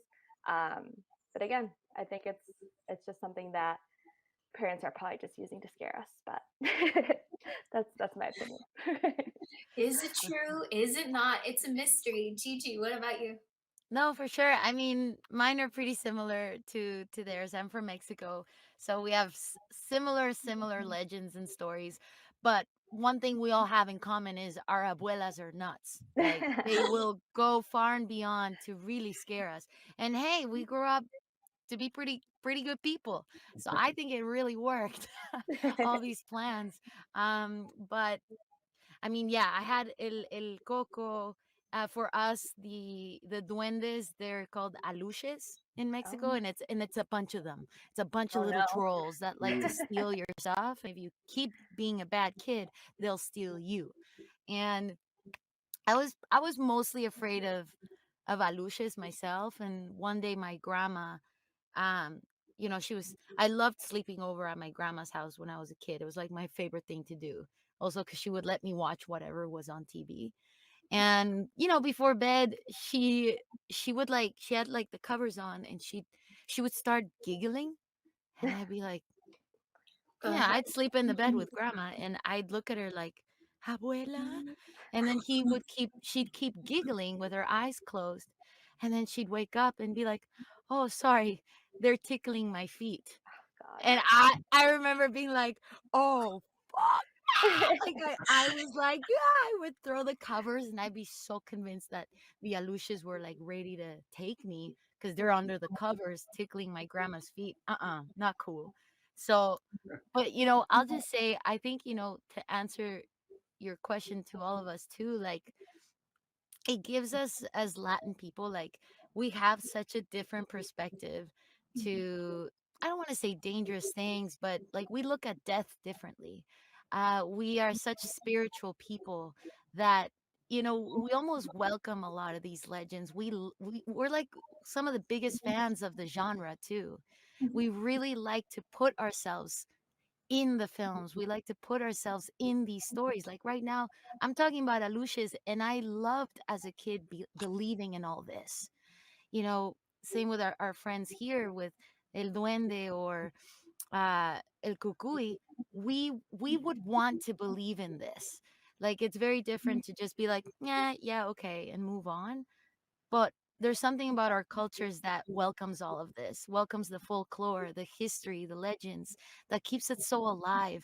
And it's an easy way for parents and grandparents to continue the legacy of all these stories. I think that's why our cultures are so rich, because we love to continue talking about them. That's all I'll say. But yeah. Yeah, well, that leads us into the next question. Gigi, like for you, you've got your hands in so many different things that involve sharing these stories. And, as much as abuelas and, tios, tias, cousins, everyone is sharing these stories and passing them down from generation to generation. It's also about the movies. So, what is it like for you to really just, give your heart and soul and like show your roots in your films and everything that you're doing? And is it easier in a way to like express that part of yourself and include your background? Does it feel richer for you to do so? Yeah. Oh, definitely. I feel it's such I feel so lucky to be a filmmaker today, because this is when diversity is so recognized. This is when female voices are being much more welcome. I feel like right now, if you're a storyteller, tell the stories you want to tell. And I think so. I feel really lucky right now to be starting out at a time where we're opening up to all kinds of stories, and we are opening up to breaking borders. Like all of us here, yeah, we're Latino, but we're really different from each other at the same time. And how many times have I seen stories where, or even just going up to people where it's like, oh, they're Hispanic, you must be Mexican. No, like we are all so different as well, So I think we need to continue to break those stereotypes and tell the authentic stories that we can tell. So I feel very lucky about that. And I moved from Mexico City to Canada, a country that's full of different uh people, and people from all over the world, immigrants from all over the world, having a Canadian culture. I still don't know what that is after after 15 years here, but I was having a lot of trouble as a teenager identifying who I am, if I should hide. I was always trying to let go of my accent. I was always trying to fit in. It was really hard times for me when we immigrated to Canada. And when I discovered film, I really felt I discovered my way of showing so much love to where I'm from, to Mexico. That's why a lot of my work, I try to really make it a love letter to Mexico, to really show that I'm not forgetting where I'm from. Of course, one day I'll make a movie that's not Latino, I'm sure. But right now, it's just really worked out well that uh, this is the time to tell those stories, um, and to continue to encourage others to do the same. So, yeah, it's a lot, it feels rich to do that. Mhm. I feel like that leads us into another conversation of, the idea of wanting to honor where we come from, our culture, our family, and where we grew up. So I want to know if there's any icons out there, horror icons that you saw when you were growing up and you were like, you know what, that's someone that I can relate to. Or if there hasn't been one that you can relate to culturally, what would you love to see? Chris, we'll go to you.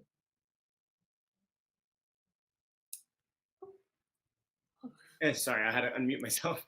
So yeah, it's funny because so my family's from El Salvador. I was born here, but so I grew up with some different cultures, than most people have. So it's just like when they were kind of explaining certain monsters, certain things that we don't really have that many folklore when I'm trying to hear some stuff. Like I'm trying to figure out which creatures did we ever hear about.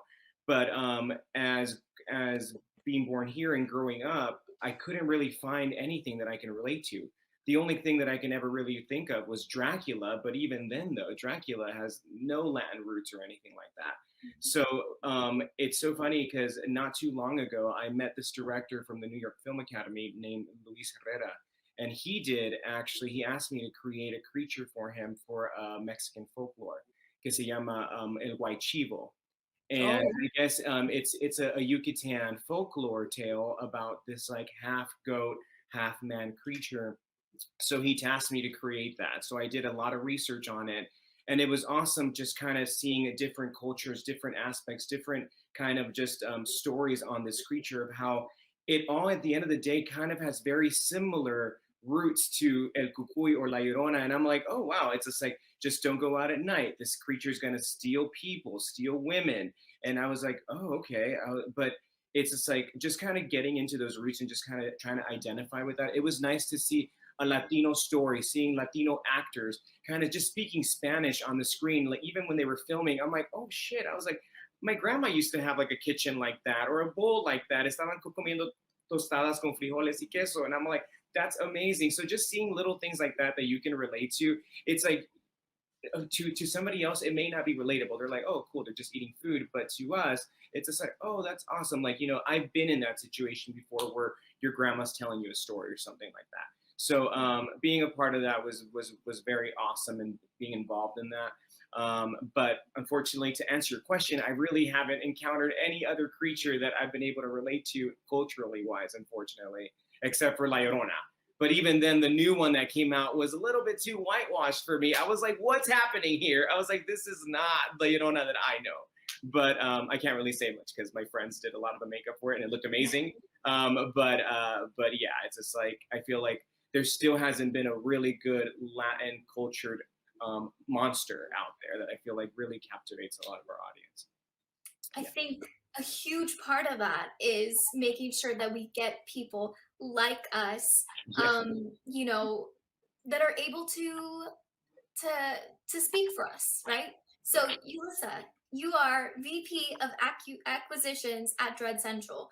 What has that been like for you, and what is it like to be able to, kind of help share our stories and, get out there? It's been really important to me, and I think I completely relate to Chris and Gigi. Like growing up, not knowing if this was a space I was allowed to admire and be a part of, and it's like, oh, you're not supposed to like that because that's not for you. Was a lot, not even just with film, but with music, the music that I gravitated to and everything. It's like you kind of have to carve it out for yourself, and that's thankfully what I've been able to do here in the horror space. And again, very lucky to be working in such a creative field where I've again carved the space out where I'm able to bring others along with me and give those projects that might get passed over because people don't understand them, and find a home for them and fight for them, because again, it's a space where something like La Llorona gets a little mangled, because the people who are, behind the scenes or distributing the film, like, don't know it, and they don't have a point of relation. And I take a lot of pride in finding projects that I feel are important and worth giving a shot to, and giving people the chance to have their little spot in like this indie film industry, because there are a lot of films that come through that just miss the mark, but then you come across some really special ones and you're like, oh, you get it. And so that's why it's even exciting to see someone like Gigi just going through like and navigating all of that herself. And I hope to continue to be able to like do the opposite of what I've encountered, which is like a lot of like gatekeeping stuff. It's like, no, like, come through, like if I know this and I can help you and I can, get eyes on your project or help get your project made, like that's what I want to do. And especially for, people like us. Have you noticed a shift in horror in the Latinx community as far as projects, coming your way, especially I mean, I feel like horror really had a renaissance after Get Out. Everyone and their mother was like, ah! So Yeah. it was great. Have you seen a shift in that? Yes and no, because like Gigi said, it's like Latinos, we love horror. We have always loved horror. Like I remember same thing, you know, being in Colombia next to my grandma's house, there was a little rinky dink video store, you know, like their Blockbuster. And they had like out of all of the movies that they had there, the horror section was always the one that had like all the new tapes and like all the most recent stuff. So it's like we've been here, you know, we've been fans, and even if our stories haven't gotten told, like I know that we've been the ones driving a lot of that market. So it's yes and no because we've been here, but like on the other end, it's like the more projects we see and the bigger things that we see get announced are a little they're looking a little different now because a lot of us have now entered the space and been given the opportunity to influence and, you know, be some of the tastemakers that, you know, haven't been around before. So yes and no. I feel like I have to ask this because it's such a joy getting to talk with you all because it's like, wow, you did it. Like you're in these spaces, you're doing the thing.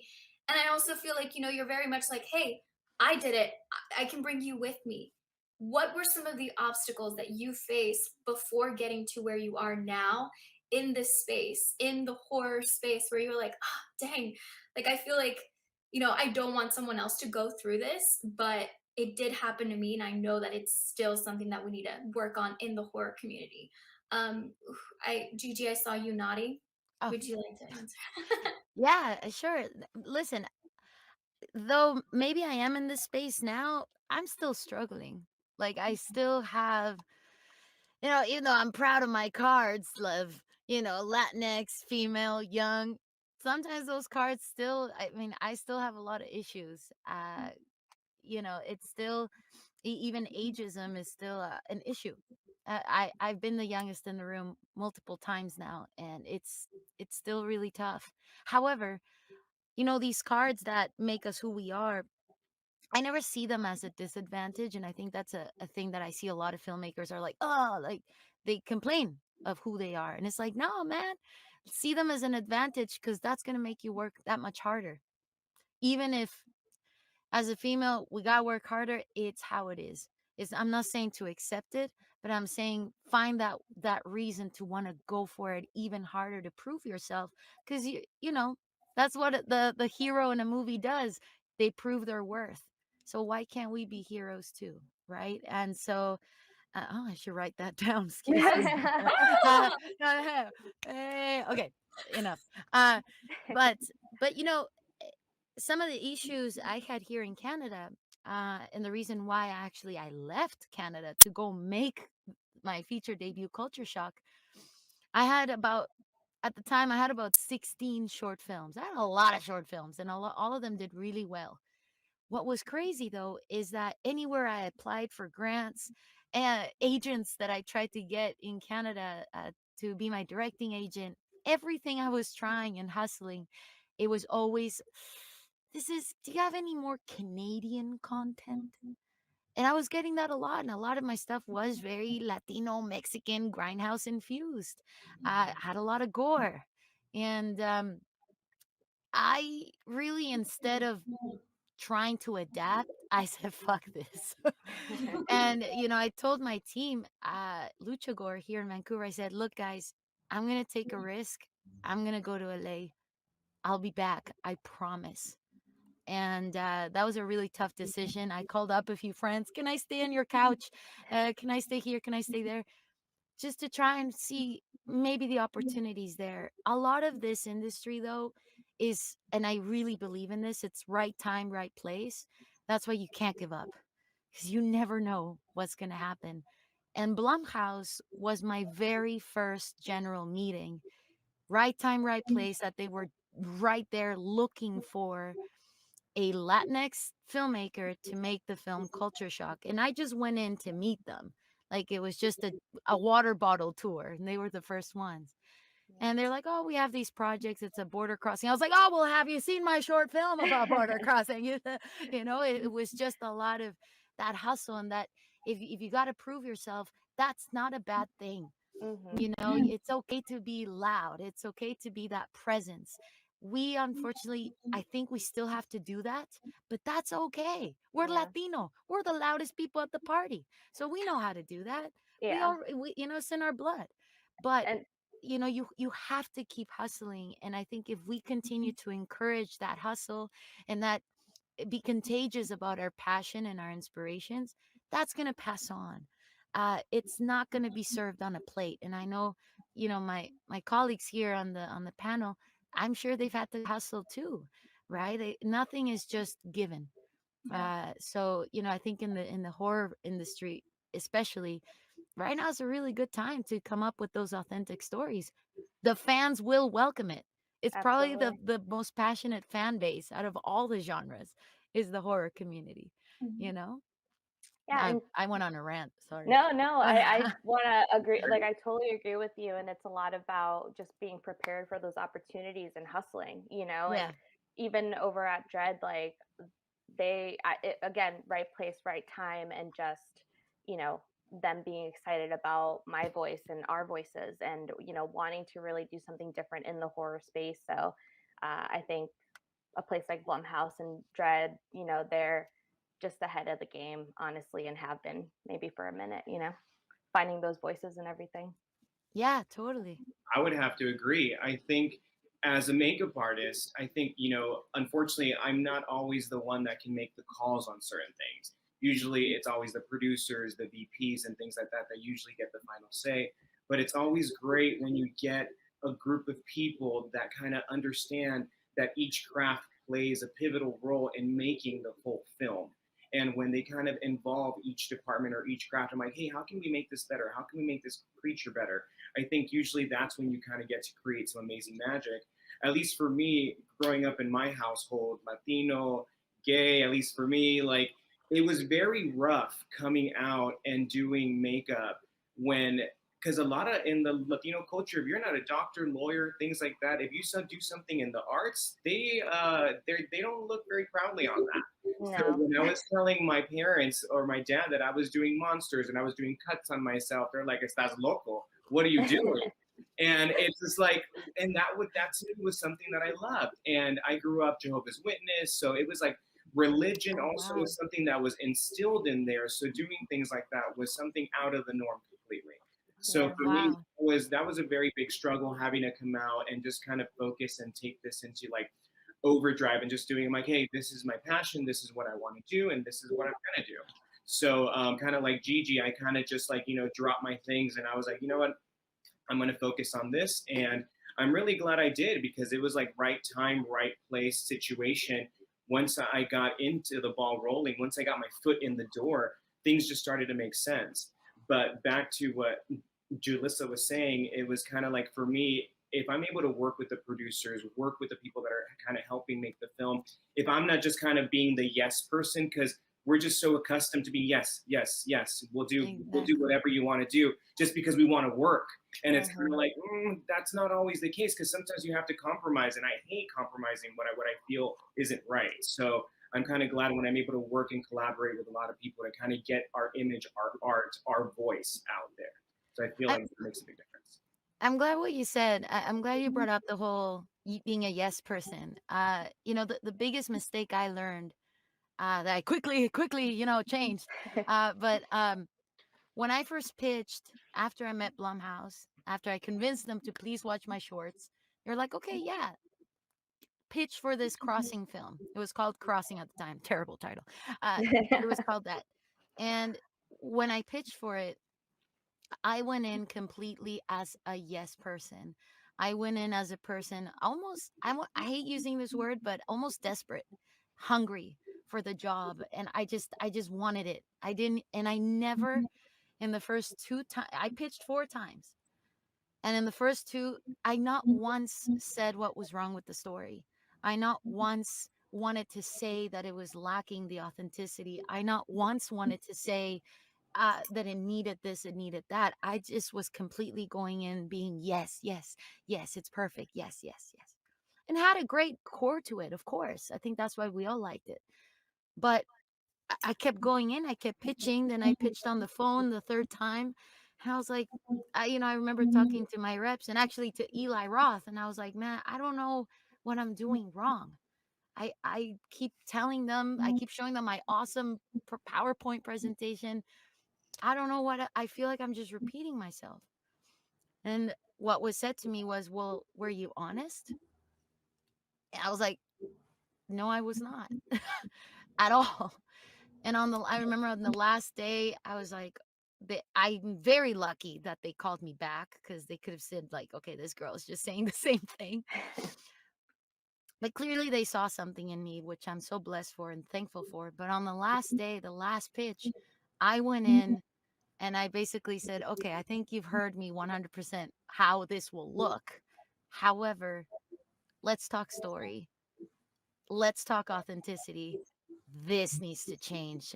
Because earlier we were talking about films being very whitewashed. And it really was a very, a very vanilla script, if you get what I mean. And it really just did not have that ese corazón, that Mexicanness that really felt authentic when it comes to the border crisis and what we feel through and the language and all that. So I couldn't agree more with what was just said, that we can't be yes people. We have to be those people that just go for it and talk about it. So sorry, it just reminded me of that completely. That was a big lesson I learned right away. It feels like the power of sometimes, like when we try to either be the yes person or like, I can't be too Latin, too loud, too whatever. That's where our power lies. So Chris, for you, you know, anything that you do will be Salvadorian, but what parts of your heritage do you use for inspiration when designing, special effects, looks, concepts, and how have you found, like, as you've been designing them, that you have that power because of who you are as well? What I like to do most of the time is I like to incorporate a lot of different like color textures and a lot of different like dynamics from like old El Salvador culture that we have. Like it's multicolors that we use. So I like to usually involve those things into certain creature makeups just to bring some kind of roots into like what I'm doing. Obviously, it doesn't always fall like, it doesn't always work because sometimes, things don't get approved. They're like, hey, that doesn't match what we want. But I feel like, if I incorporate something that's a little bit me or a little bit part of my roots, I feel like I haven't lost that. Because growing up here, being born here, sometimes it's easy to kind of just, assimilate and kind of forget your roots. And, sometimes we even forget to speak Spanish at home anymore. We're always speaking English. And it's kind of like certain things like that. I'm like, I feel like even on set, sometimes if I find somebody who is Latino, I love to speak Spanish with them. I'm like, finally, somebody I can speak, hola, ¿cómo está? Like I can finally speak Spanish with somebody. And that takes off, like, it gives me some relief. Like I was like, oh, finally, I see somebody that it looks like me on set. And, but anyway, so aside from that, just bringing it back to what I do, it's just like, yeah, I try to involve some types of colors, some types of like little like textures that I can find, like flowers, things like that I normally would like to use. I try to incorporate certain things like that. But it really depends on the idea, on the creature, on the makeup. It doesn't really work for everybody, but I try to kind of be true and try to bring something into the table that is a little bit of Latino-esque in it. But again, it just really depends. I can't always do like a creature with like, making it look like La Llorona or something. It just doesn't always work. But, it's always great to kind of just, bring something into the table that not anyone has seen before. So it's always nice. What I love too is you brought it up, the idea of something bringing us back home, like reminding us of roots that we maybe forgot or just lost touch with. Yulissa, for you, has there been a project where you encountered it and it reminded you of something from your culture, from your childhood that you had forgotten? It was like, oh, whoa! It was like unlocking something that had been locked for such a long time. Yeah, but before jumping into that, I do want to add to what Chris is saying. It's like, and what Gigi's saying, just overall, it's like we just have a flavor to us. You know what I mean? We have a style to us, and it's like you can't turn that off. You know, like no matter where you go, and like you said, you see somebody else, you're like, "What's up?" You know, like you know each other already, and again, there's that like just this flavor there, and this thing that like no matter how hard they might try, you can't get it out of your work. It touches every single little thing you do, and I love that, you know, about us as a community and everything. The project wise, one thing even, you know, that again, Epic and our CEO Patrick, like he just is willing to take chances, and we did put this one film that wasn't in the horror genre, but it's called Somos Calentura, and it was all Colombian, all Afro Latino cast.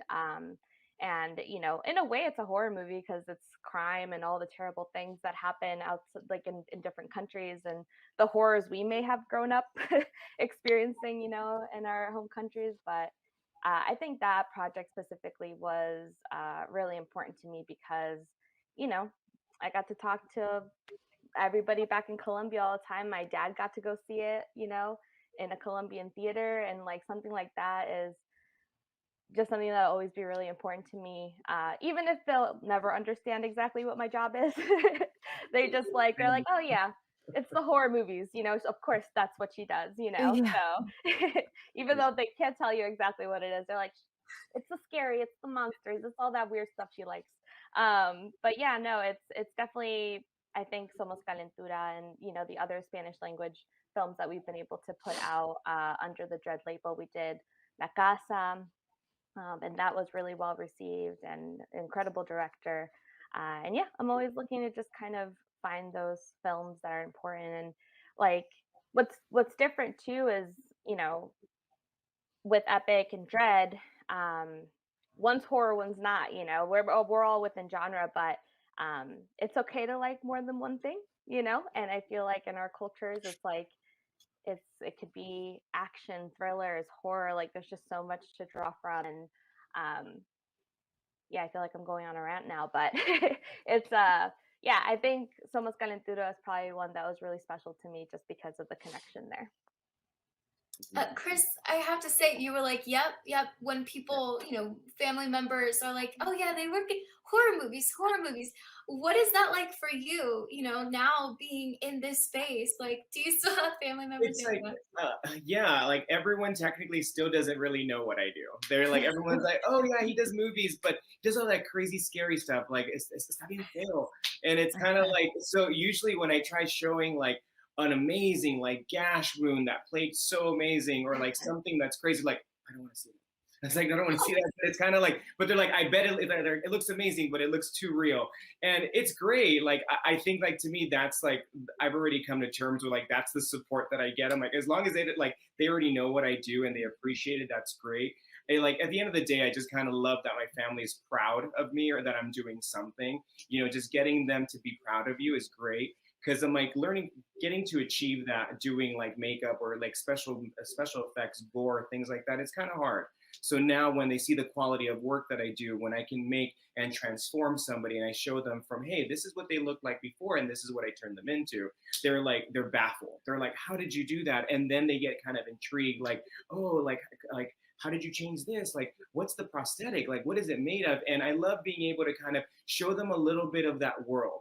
Like something that I would love to do in general is in most cases before COVID was try to bring like my cousin or like my family member, like my tío, somebody just see what I do on set, just so you kind of get a little bit of understanding. It's not just me kind of playing with certain colors or something at home. It's like a legit job. And it's kind of like for them to see that and be like, oh, wow, that's amazing.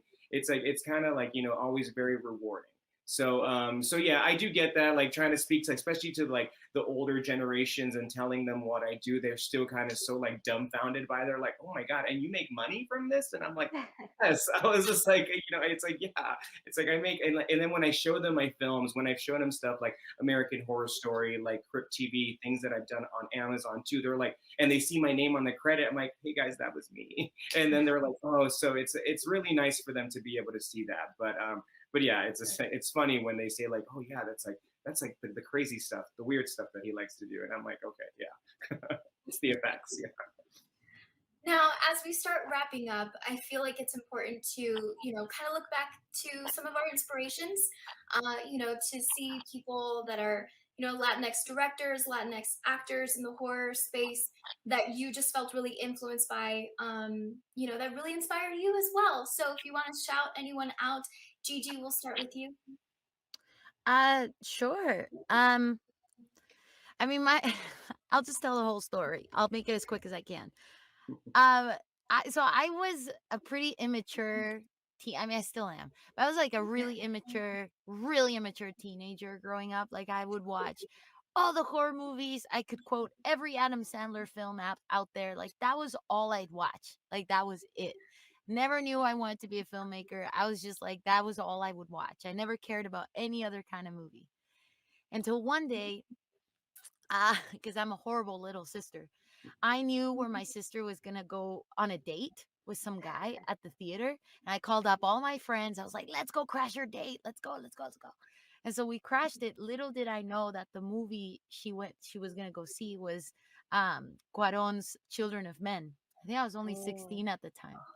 And saw this film, impacted the hell out of me. I've never seen anything like I said, I just would not care for any other movie but horror movies and funny, like, fart jokes and any Adam Sandler film. This movie starts, Children of Men, and I remember walking out of that movie like with my jaw to the floor. I just never a movie has impacted me so much that I just realized how much we lack as a society and as a humanity. And it was a different kind of horror movie. It was like a real horror movie that I was like, we're not far from that. And the guy she was dating was a film student, some guy going to film school.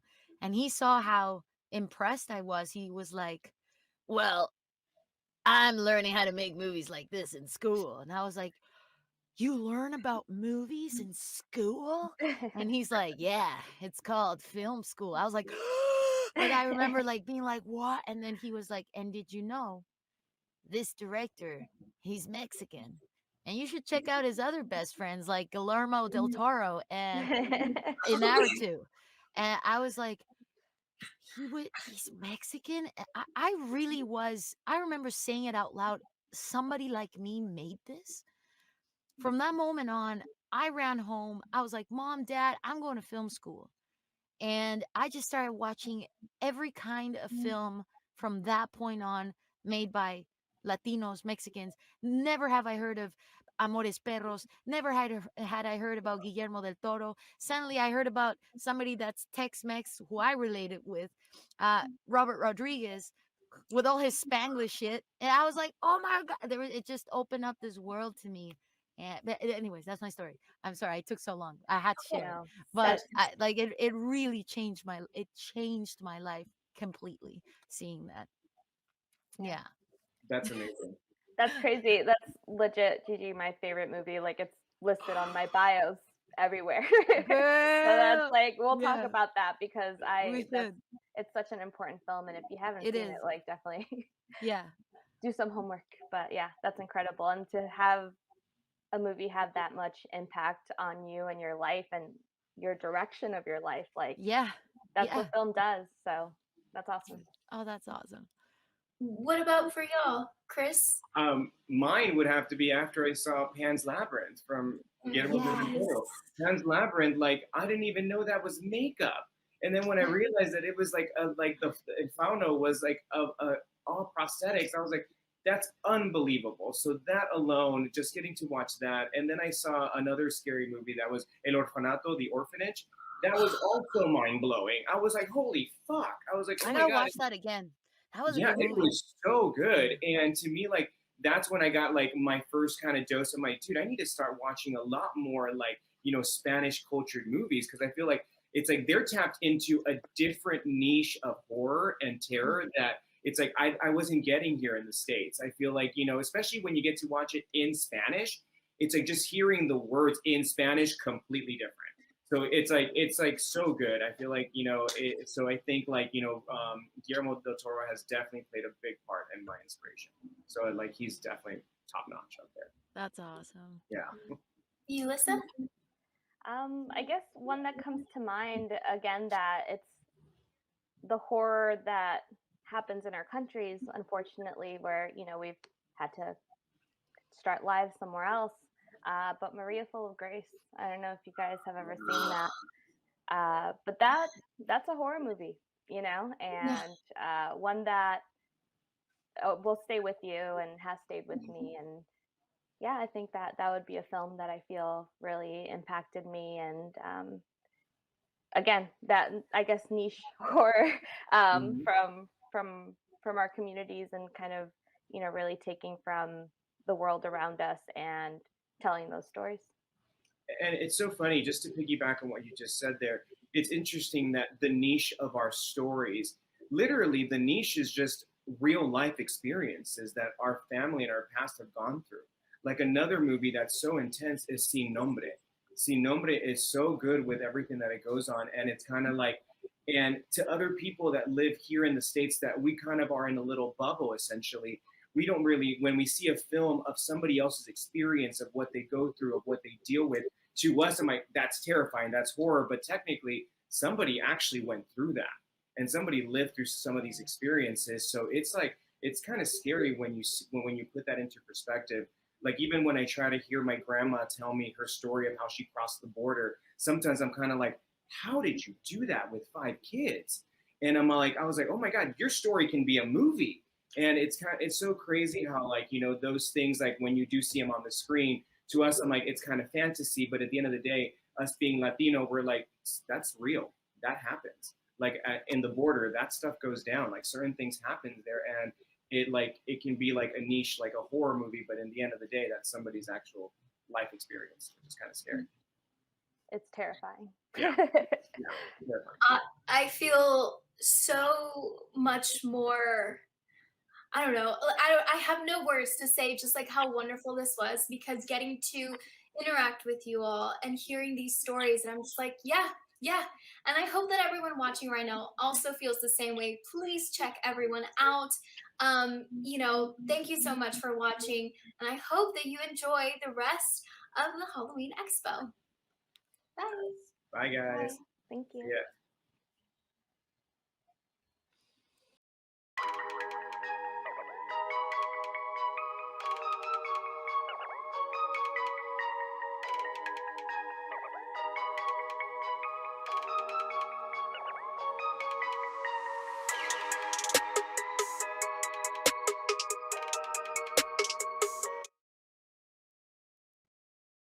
That was amazing.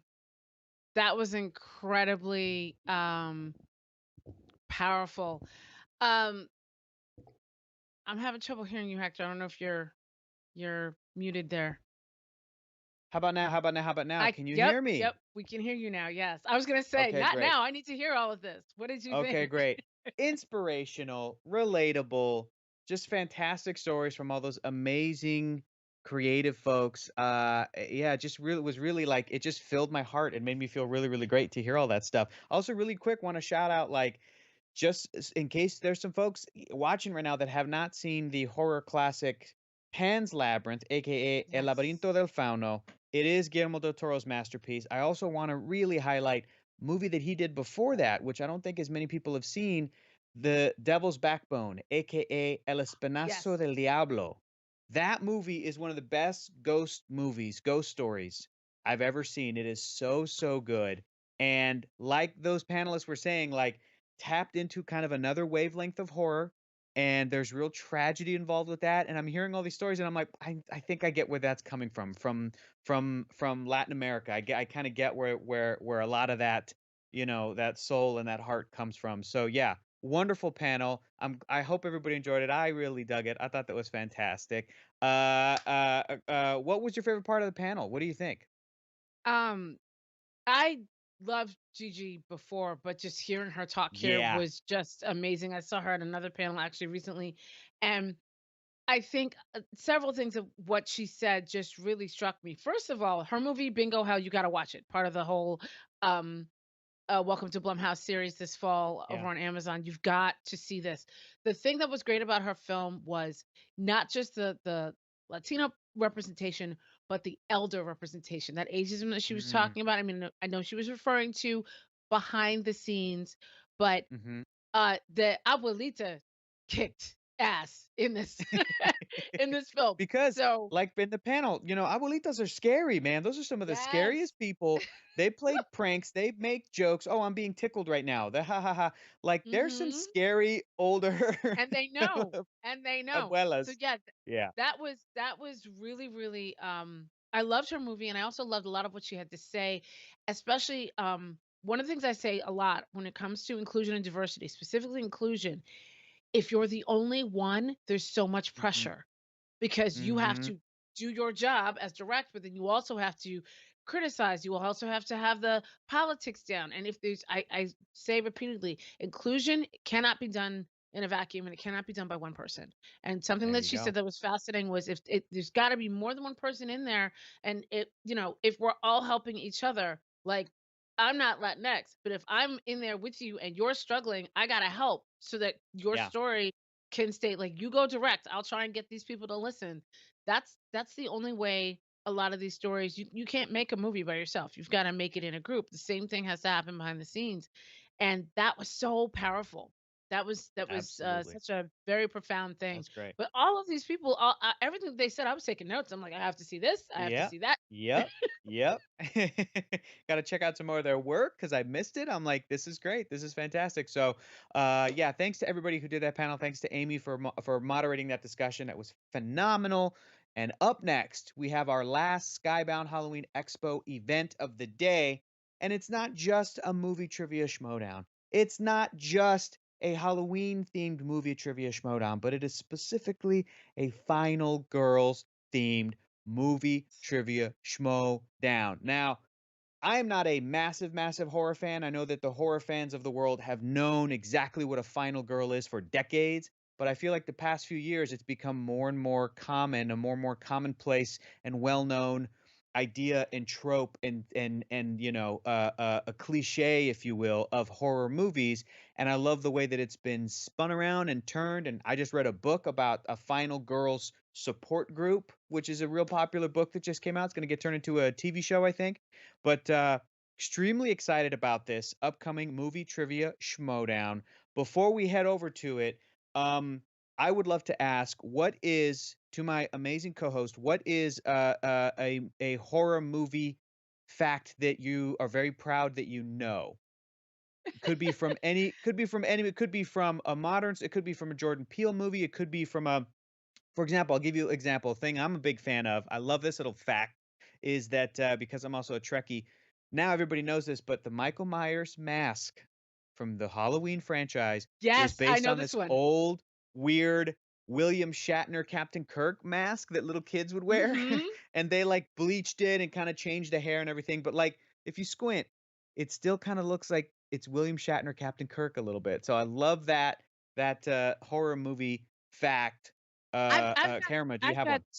I've got two that are bouncing around in my head, but I'm just hearing in my ear that we're almost out of some of the Attack Peter prints, as well as I think there might be a fish one left. I thought they were all gone, Oh, so I wanted to oh, show everybody really quick, and I'm gonna marinate on which one I should tell you about first while we're okay, looking on okay. that. The Halloween prints. Okay, so fish is sold out. We've got a Happy Halloween. There's only 20 left. Use your little phones, scan that in, because otherwise they're gonna be gone.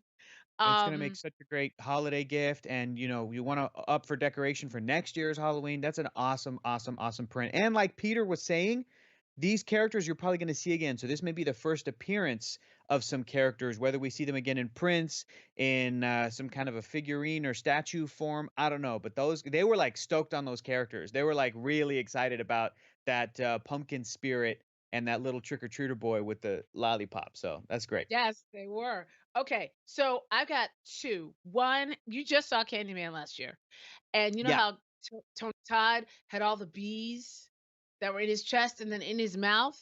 those bees were really in his mouth. He was stung over 50 times. He was actually Tony stung Todd in the mouth. That is method is acting. the best. The best.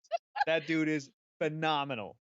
That's great. The Okay, other thing, if I remember correctly, the other thing, this is Final Girl related. I believe Jada Pinkett Smith was the first African American final girl ever in Tales of the Crypt Demon Knight starring Billy Zane. And the fact that she Whoa! lived to the end, I'm pretty sure she was the first Black woman final girl ever. And CCH Pounder was in that too, but she ain't last. Yeah. Jada was the only one. And Oh my goodness. the director actually had to fight. The director, I'm pretty sure, of that movie was one of Spike Lee's DPs, I think. And he said he had Wow. to fight and fight to have her live to see the end. Jada. So That's awesome. that's a That's little piece awesome. of trivia. That's great. Well, I hope that whetted everybody's appetite because you're about to see some real movie trivia throwdowns in the movie trivia schmodown coming up. The final girls. Stay tuned. We'll be back to wrap everything out. But guys, have a fantastic movie trivia schmodown panel. We'll see you in a little bit. Happy Halloween Expo.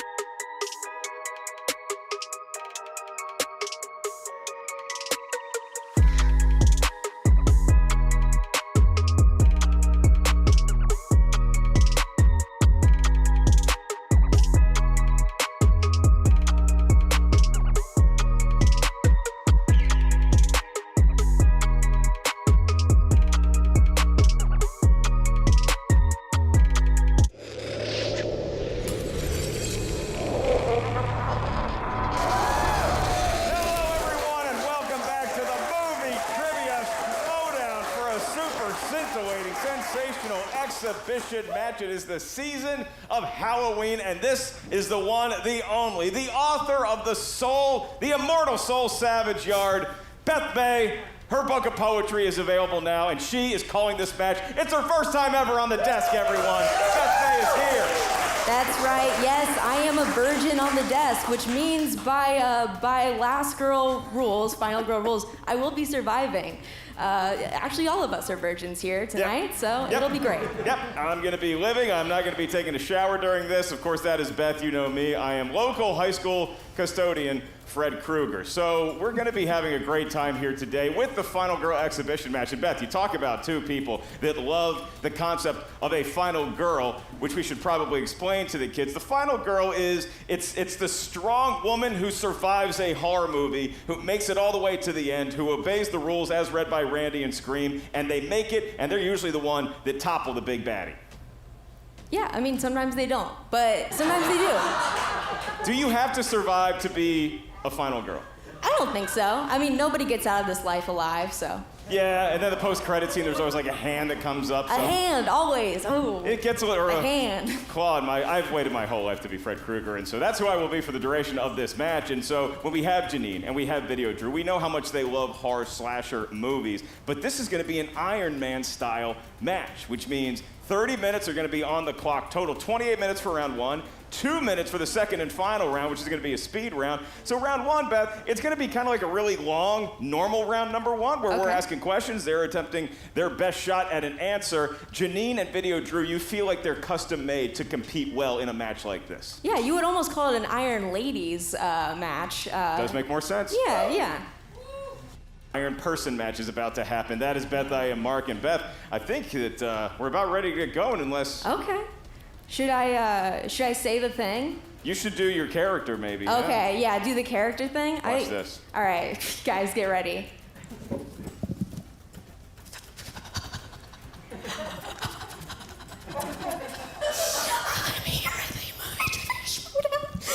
I'm so sorry that I don't know what order I'm supposed to say everything in. I'm so lost. I keep finding these stick figures everywhere. Oh my god, I can't even get out of my pocket. Oh yeah, it's a tough one. There you go. Oh It's like somebody made it out of toothpicks. Not very well. Anyways, let's get ready to schmo down. It's time for the movie trivia Showdown, everyone. Introducing first, representing the dungeon with a record, 2 wins, 4 losses. It's Video Drew.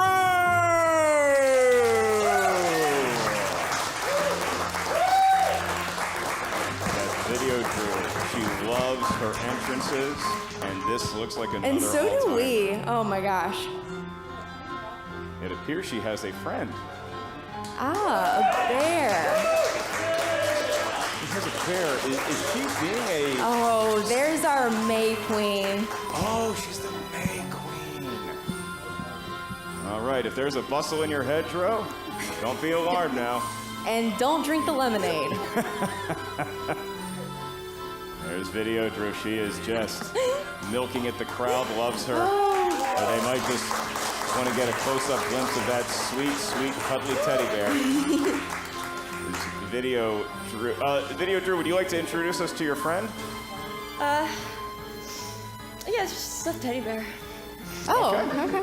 Yeah, it's because, it's sort of a memorial to my wedding, except there's one less guy in a bear suit on fire. Oh, Yeah.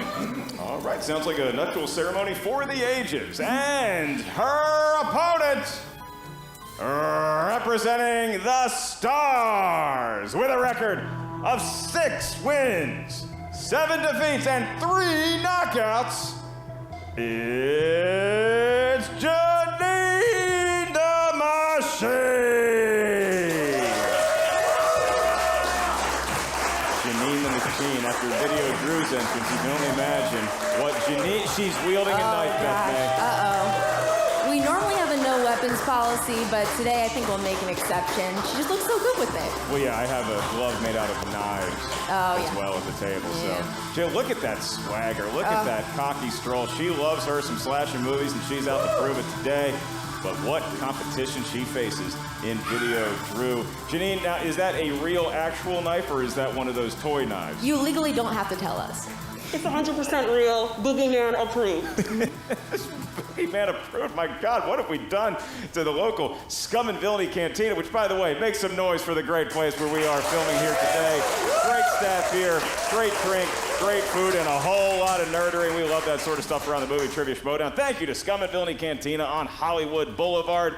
And now we are set. We are ready. We're about to get to the match. It's an Iron Man match. Janine and Video Drew. And the way an Iron Man match works in round number 1, Beth and myself will ask a crap ton of questions throughout the next 28 minutes. It is a running clock. Each question's worth 1 point. There's no penalty for missing a question in this round. There is obviously no stealing. It's like a normal round 1, except much, much, much, much, much longer. So and scarier. Write down your best attempt at an answer. It will be a little terrifying. Once we ask you by name or nickname, please show what you wrote to your camera. At the same time, you verbalize your attempt into the microphone. You have 15 seconds to get that correct answer. But if you need us to repeat a question, you want to buy yourself a little more time, you each have 3 usages of the JTE rule, named for definitely probably the first person to die in a horror movie, JTE. That would be your repeat. You also each have 1 timeout you may use. It's a running clock, and it gets pretty exhausting, so if you just need to call a timeout to regroup with your knife or your bear, you have a minute to do so once you use your one and only timeout. Keep in mind, 28 minutes in round number 1. Once round number 1 is done, there are no timeouts or repeats left on the board, because that round 2, it's a doozy. And we'll get there when we get there. But right now, we're about ready to get going if Janine is ready.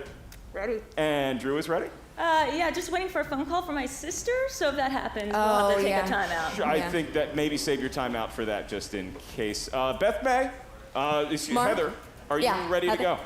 I'm ready, I'm ready, I'm ready. She looks ready to kick the Blair Witch's ass. My name is Mark, excuse me, Freddy Krueger, and let's get ready to schmodown!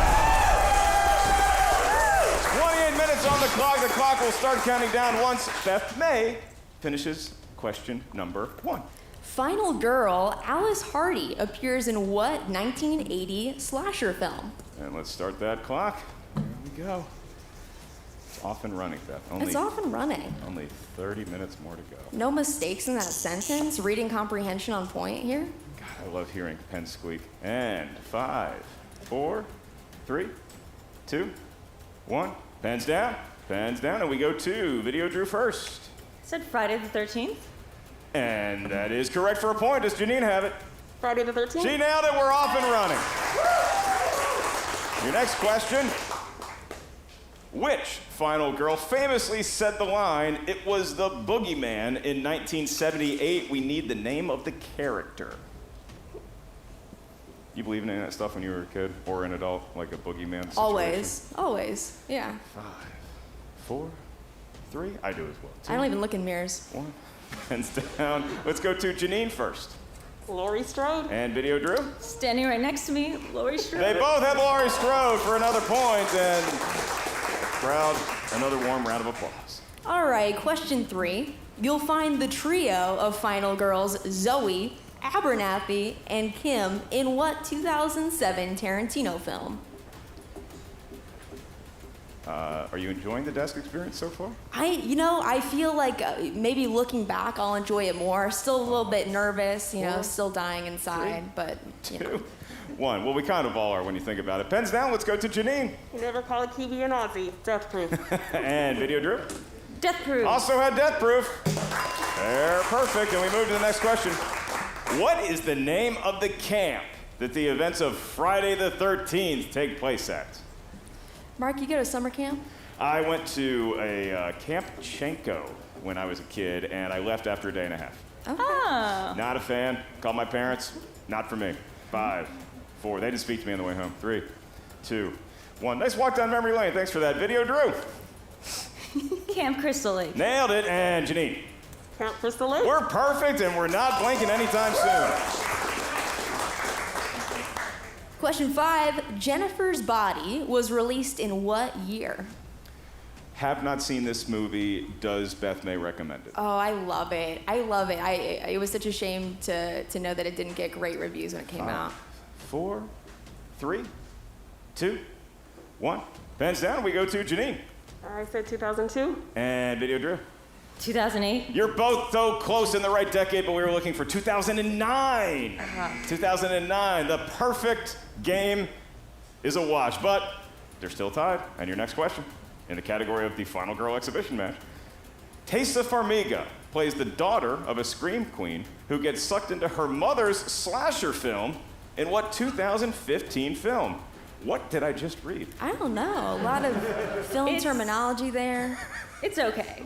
It felt very meta what I just said. 5, 4, 3, 2, 1. Pens down. Let's go to Video Drew. Final Girls. Is correct. And Janine. Final Girls. They nailed it, and they know a lot more than I do about this topic. It doesn't get more meta than that.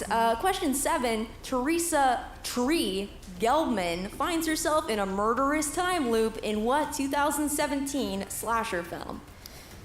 It's still early in the match, Bay. I am loving the spin you're putting on these questions. Oh my gosh, thank you so much. Yeah, I'm having a good time. I know a couple questions ago I wasn't, or I said I wasn't, but... 3. I believe your exact up. terminology was you were dying inside. Yeah. Pens down. Let's go to Video Drew. Happy Death Day to you. Thank you for singing. It's just Happy Death Day. It is Happy Death Day. You're allowed to sing it, Janine. Happy Death Day. Janine also got a great voice. That is correct. And we still have a tied ball game, 6-6. Your next question. In Midsommar, Christian is sewn into the skin of what type of animal, showing he represents the worst effects of the Hagra. Best question ever. And again, I just got to ask, what in the hell are we doing here? What's sewing your boyfriend into an animal amongst friends? 3, 2, 1. I like the positive attitude you have. Janine. Hoping this doesn't happen to me if I lose this match. A bear. We're not quite that strict. Oh my God, there is a bear. I hope Video Drew had it. It would be weird if I didn't. Bear. All right, she's got bear, and we move on, thankfully, to any other questions. Yeah, you don't get sewn into a bear if you lose, but unfortunately we do have to kill one of the competitors. So you hate to see it, but unfortunately, legally, we have to do it. It's out of our hands. Okay, question 9. Danielle Harris made her first appearance as Jamie Lloyd in what Halloween sequel? Fun fact, I've actually seen half of Midsommar. Wow. Because I saw it in a movie So you've seen theater. mid. I've seen I'm midway through Midsommar, Yeah. and an earthquake happened. Whoa. And so we all had to evacuate the theater. 5, 4, 3, 2, 1. Pens down, and let's try Janine. Halloween 4, The Curse of Michael Myers. Is incorrect. How about Video Drew? I literally just put Halloween 4. I didn't put the subtitle of The Return. Oh, that's a tough call for. Yeah, I have no idea how that works. Yeah, well, you wrote Halloween 4, and Janine wrote Halloween 4, but Janine went too far in writing The Curse of Michael Myers when it was actually The Return of Michael Myers. But you both got Halloween 4, and it's an exhibition match, so I'm inclined to give you both the point. Yeah, we did it! I like that. Thank you. See, I get so much crap from the neighborhood parents because you murder a couple kids, and that's how people know you, but, you know. Anyway, your next question. What is the full name of the Scream heroine played by Neve Campbell? Whoa. A ripple goes through the crowd. Great crowd here we have on hand, too. Oh. Just a packed house of The Throwdown fans. handsomest, yeah, not a lot of girls in the crowd, but just so final looking. 2, 1, pens down. Let's go to Video Drew. That'd be Sydney Prescott. She nailed that one, and Janine Sydney Prescott. is correct. And they're back on the answering train. We still got a tied ball game after almost 8 minutes of competition. All right, hubba hubba, you love to see it. Question 11, in Alien, Ellen Ripley is left by herself to fight against a xenomorph. What is the name of the ship in which the film takes place? I believe you mispronounced that. It's Xenomorph. Oh, my bad. I feel like I could take one. I feel like, you know. A face hugger? Yeah. Bethman. I feel like, yeah. 5. AKA my ex-boyfriend. Am I 3. right, fellas? Oh, man. Took the line right out of my mouth. Let's go to Janine first. Nostromo. That is correct. And Video Drew. Nostromo, but I spelled it very wrong. That's correct. We can Looks accept good. that. And we go on to your next question. And it is, Olivia Hussey plays sorority girl Jess in what 1974 slasher film?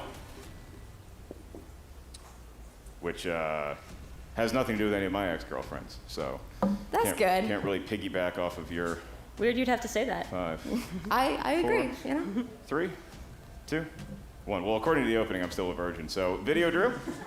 No, that's no longer a rule, Mark. It's Black Christmas. Is it not a rule? Oh, good. That gives me so much opportunity. Janine? Black Christmas. She got it too, and they love answering the same questions as each other. Oh Beth. my gosh. You girls are just so good at this. Okay, question 13. Who plays Adelaide Wilson and her tethered doppelganger Red in Jordan Peele's Us? You ever look at me and think, you know what, that might just be Topher Grace's tethered?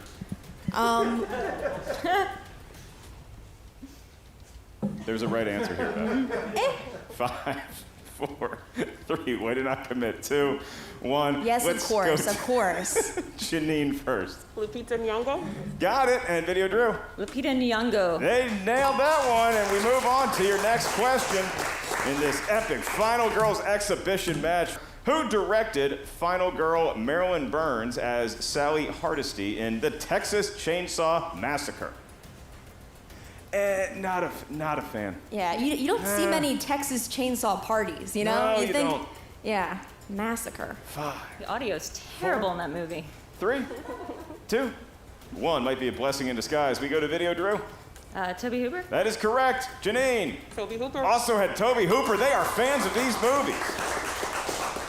All right, question 15. In what film does the final girl say the line, "But this is life. This isn't a movie"? I like the way you read that. Subtle, but not giving anything away. But you Yeah. still put a little acting A little acting. swerve on it. Just, yeah. Can I get a repeat? As a please? treat. That's your first JTE rule? In what film does the final girl say the line, "But this is life. This isn't a movie"? Was that a clue? No, just ask for another one. I'll give you a different take every time. That's what I do. We work. 5, 4, 3, 2, 1. Pens down. We go to Janine. Scream 3. Is incorrect. Video Drew. Said Scream 2. We're just looking for the first one. Yeah, just number one. And I cannot give you both points for that one, unfortunately. So we do move on with a tied score of 13-13. It is question 16 overall. And the question, what government agency does Clarice Starling work for in The Silence of the Lambs? Dr. Lecter. Dr. Lecter. Whoa. I know, I'm too good at that. I want more. I want more lines. I can only do this one other line that's like too graphic to say. 4, 3, 2, 1. Pens down. Did Video Drew have it? She's Clarice Starling of Quantico and the FBI. And Janine? FBI. That's right. Video Drew growing up not too far from Quantico. Do you know in the books they ended up together, Hannibal and Clarice? They like end up together. I buy them I ship them, as the kids say. Ah, the OTP, the one true psychopath. Yeah. Okay. Let's see. Question 17. Jamie Lee Curtis plays Kim Hammond, the final girl of an event in which a masked killer attacks a school dance. In what film? That reminded me, Hammond, Great Pretzel Factory, fighting out of Pennsylvania. Okay. Checked out Hammond's Pretzels. I got them for Christian for Christmas. A great Jurassic Park owner as well. 3, 2. One of the better genetically engineered rich guys. That is pens down, and we go to Janine first. Prom night? Is correct. Video Drew. I had the coolest after party for it, prom night. That sounds like you. That is correct. Still tied at 15 apiece. Neither competitor blinking. We're almost 12 minutes into this match. It's going to be a total of 30. Here we go. Next question. Not counting archival footage, how many films in the Halloween franchise did Danielle Harris appear in? Not counting archival footage. Yeah. What in God's name does that mean, Beth? I don't know. That's when I untag myself from Facebook photos. Yeah, just need the total amount of films. And we go to 5, 4. This will be a number. 3, 2, 1. It is an integer, and did Janine have the right one? 3. And Video Drew? I said 4. Somebody finally has the lead, and it is Video Drew with 4. It was Halloween 4, Halloween 5, Halloween from 2007, and Halloween 2 in 2009. Yeah. All right. Speaking of proms and their after parties, who directed 1976's Carrie? Did your senior prom have a theme? Probably. Oh, you know what it was? It was like Unmasked the Night, which is great because nobody wanted to look at my face in high school. That's not true. Oh, it was a masquerade party. You know, Robert Englund played Phantom of the Opera one time. And we went to prom together, actually. 4, 3. You and Robert Englund? Yeah. 1. It's a story and a half. Let's go to Video Drew. You remember what my prom theme was? Titanic. It's Brian De Palma. And Janine, your prom theme and the answer. Brian De Palma. I love that as a prom theme. That's wild. All right, your next question. In Scream 2, what is the name of the book that Gale Weathers writes about the events of the first film? Oh, God. Jean's got this. Gale Weathers, played by famous Bruce Springsteen video actress Courtney Cox. Look it up, kids. Great YouTube. 5, 4, 3, 2, 1. Pens down, and we go to Video Drew. Is it Massacre at Woodsboro? It is not. Janine, to tie the lead. I believe it's the Woodsboro murder. We are tied once again at the top. Janine was down. She comes roaring back, and now we have a tied ball game, 17 apiece, Beth. All right, heck yeah, I love to see it. Johnny Depp plays Glenn Lance, the boyfriend of Nancy, in what 1984 supernatural slasher film? No idea what this could be. Not a clue. Racking my brain. Be easier to think if I wasn't burned to death. 5, 4, 3, Spoilers. 2, 1. I hope you both had it, Janine. A Nightmare on Elm Street. It is that Nightmare on Elm Street. And Video Drew had it too. Yeah. Nightmare on Elm Street it is. On Elm Street. Your next question, we're going back to Texas and we're revving up our chainsaws. The first Texas Chainsaw Massacre was released in what year? Hey. Hey, remember that Glenn guy from my movie? I sucked him into his own bed. Can you believe it? Yeah. And then get this, I shot a bunch of blood out of the bed. No way. Yeah. I got to show it to you sometime. 5. Prom night? 4. 2. 1. Pens down, and we go to Video Drew. Do that a lot. 1974? Correct. Wow. Janine. 1974. They both had. Oh my goodness. All right. Question 23. Grace Lidomas is a, I don't know why I said it like that. Lidomas. Okay. Sounds right. Grace Lidomas is a newlywed who is hunted by her spouse's family in what 2019 film? In-laws, am I right? Oh my God. Yep. Under God, as marriage is, yes. 5, 4. Is it under God? I don't know. I keep on accidentally making religious references. 1. Pens down. Janine. Ready or not? Is correct. That Video Drew. Here I come. No, it's just ready or not. They are just on fire. Oh my gosh. In this round. And so we go to a question that harkens back to the year 1981. What is the primary setting for 1981's Halloween 2? You know, you could argue that 1981 is the primary setting, time-wise. Wow. Not to give anybody challenge ideas or Great whatever. point. That's a great point. We'd hope for more specificity, but it's kind of correct. 5, 4, 3, 2, 1. Video Drew. Hope she had insurance. It's a hospital. It is a hospital. Janine. A hospital. They both nailed it, and we're still tied. And we're seeing some truly amazing work in the genre of horror. Honestly, yes. Question 25. What actress appears in 2011's Evil Dead and 2016's Don't Breathe? All right, Mark, we're not allowed to breathe during these 15 seconds. Ready? Go.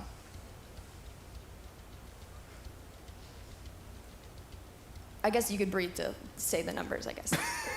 I was really holding my breath, and man, my lungs aren't what they used to be. Pens down. Let's go to Janine. Jane Levy. Jane Levy's correct. Video Drew. Jane Levy. Also had Jane Levy. It's like they share a brain. All right, in my personal favorite film in my own franchise, in A Nightmare on Elm Street 3, The Dream Warriors, where is it revealed that Freddy Krueger's bones were buried? What did I just say? Yeah. Mm-hmm. This is my gravesite, I guess. I mean, right? how does it feel? It feels weird because I'm here. Yeah. I guess I made it out. 5, 4. Hey, you know my mom's a nun? Long story. 3, 2, 1. Pens down. That got everybody. 20 minutes into the match, we're all awake. Janine. In a church? It is not in a church. I don't know exactly the phrasing for it, but car junkyard. You actually nailed the phrasing for it. It is a car junkyard. Yes. And Video Drew once again seizes a 1-point lead. Oof. It's no Immortal Soul Salvage Yard, though. Question 27. That's her book of poetry. Nice plug. Christy Swanson, Luke Perry, and David Arquette appear in what 1992 horror film? I didn't know one of these people was in this movie. I did. Means I get to go back and watch it all over again. Oh, yeah. As soon as somebody unearths me from a car junkyard. 5, So glad that was the exact 4, phrasing. 3, 2, 1. Pens down. Video Drew. Good TV show, Buffy the Vampire Slayer. It's a solid program, Janine. Buffy the Vampire Slayer. They both have it, and it is still a 1-point lead for Video Drew. So we careen into your next question. Who directed Elizabeth Moss in 2020's The Invisible Man? Would you rather be invisible or fly? Invisible every time. Oh, gross. So you can spy on Run around people? naked? Yep, I want to hear the hot goss. That's why you're going to be invisible? To hear people spill tea? 5, Yeah. 4, Dude, to see people 3, naked. 2, 1. Again, I offered her flight. She took invisibility. Video Drew. Name like a lady, Lee Winnell. Lee Winnell and Janine. Lee Winnell. Also had Lee Winnell, and that is correct. I love that movie. We're coming down to about 6 minutes left before the speed round. Wow. Okay. Well, I'll hurry up then. As of 2018, how many films in the Halloween franchise has Jamie Lee Curtis played the role of Laurie Strode? great question. Here, we'll give them 20 seconds to come up with this answer. Oh, wow. So generous. This is what I've been trying to tell people. A bunch of teenagers think, I'm not all I'm cracked up to be, but I'm funny. Yeah. I entertain the audience. Check. If it costs a couple teenagers, so be it. Sorry, teens, you're wrong. 5, 4, 3, 2, 1. Pens down. Let's go to Janine. 5. Janine is correct. Video Drew. Good, because we don't have any challenges, and if this was wrong, I'd be mad. 5 is correct. And they both get yet another point. What an impressive display of movie trivia knowledge Yes, we are high witnessing. fives all around. 5. I don't even like slasher films, so this is great. Oh my gosh. Your next question for a point. Who plays Andy's mother, Karen, in the 2019 reboot of Child's Play? This is before the term Karen. I was just going to say, my heart really goes out to people named Karen, unless they are Karens, in which case my heart does not go out. I'd like to return this doll. It tried to stab my son. Yes. Can I speak to a the manager? Yes. The state. Boom. 4, 3, 2, 1. Video Drew. From Delaware, Aubrey Plaza. And Janine. Aubrey Plaza. They both had the correct answer. And that manager's name, Satan. Chloe Grace Moretz and Julianne Moore appear in the reimagining of this Stephen King novel in what 2013 film? You gotta feel like that's a fancy word you toss out at a pitch meeting to sound. It's like, well, we want to reimagine it. I mean, I almost stumbled on it. My reading comprehension is not what it used to be. You just wrote a book of poetry. Exactly, yes. 4, 3, 2, 1. Pens down. Janine.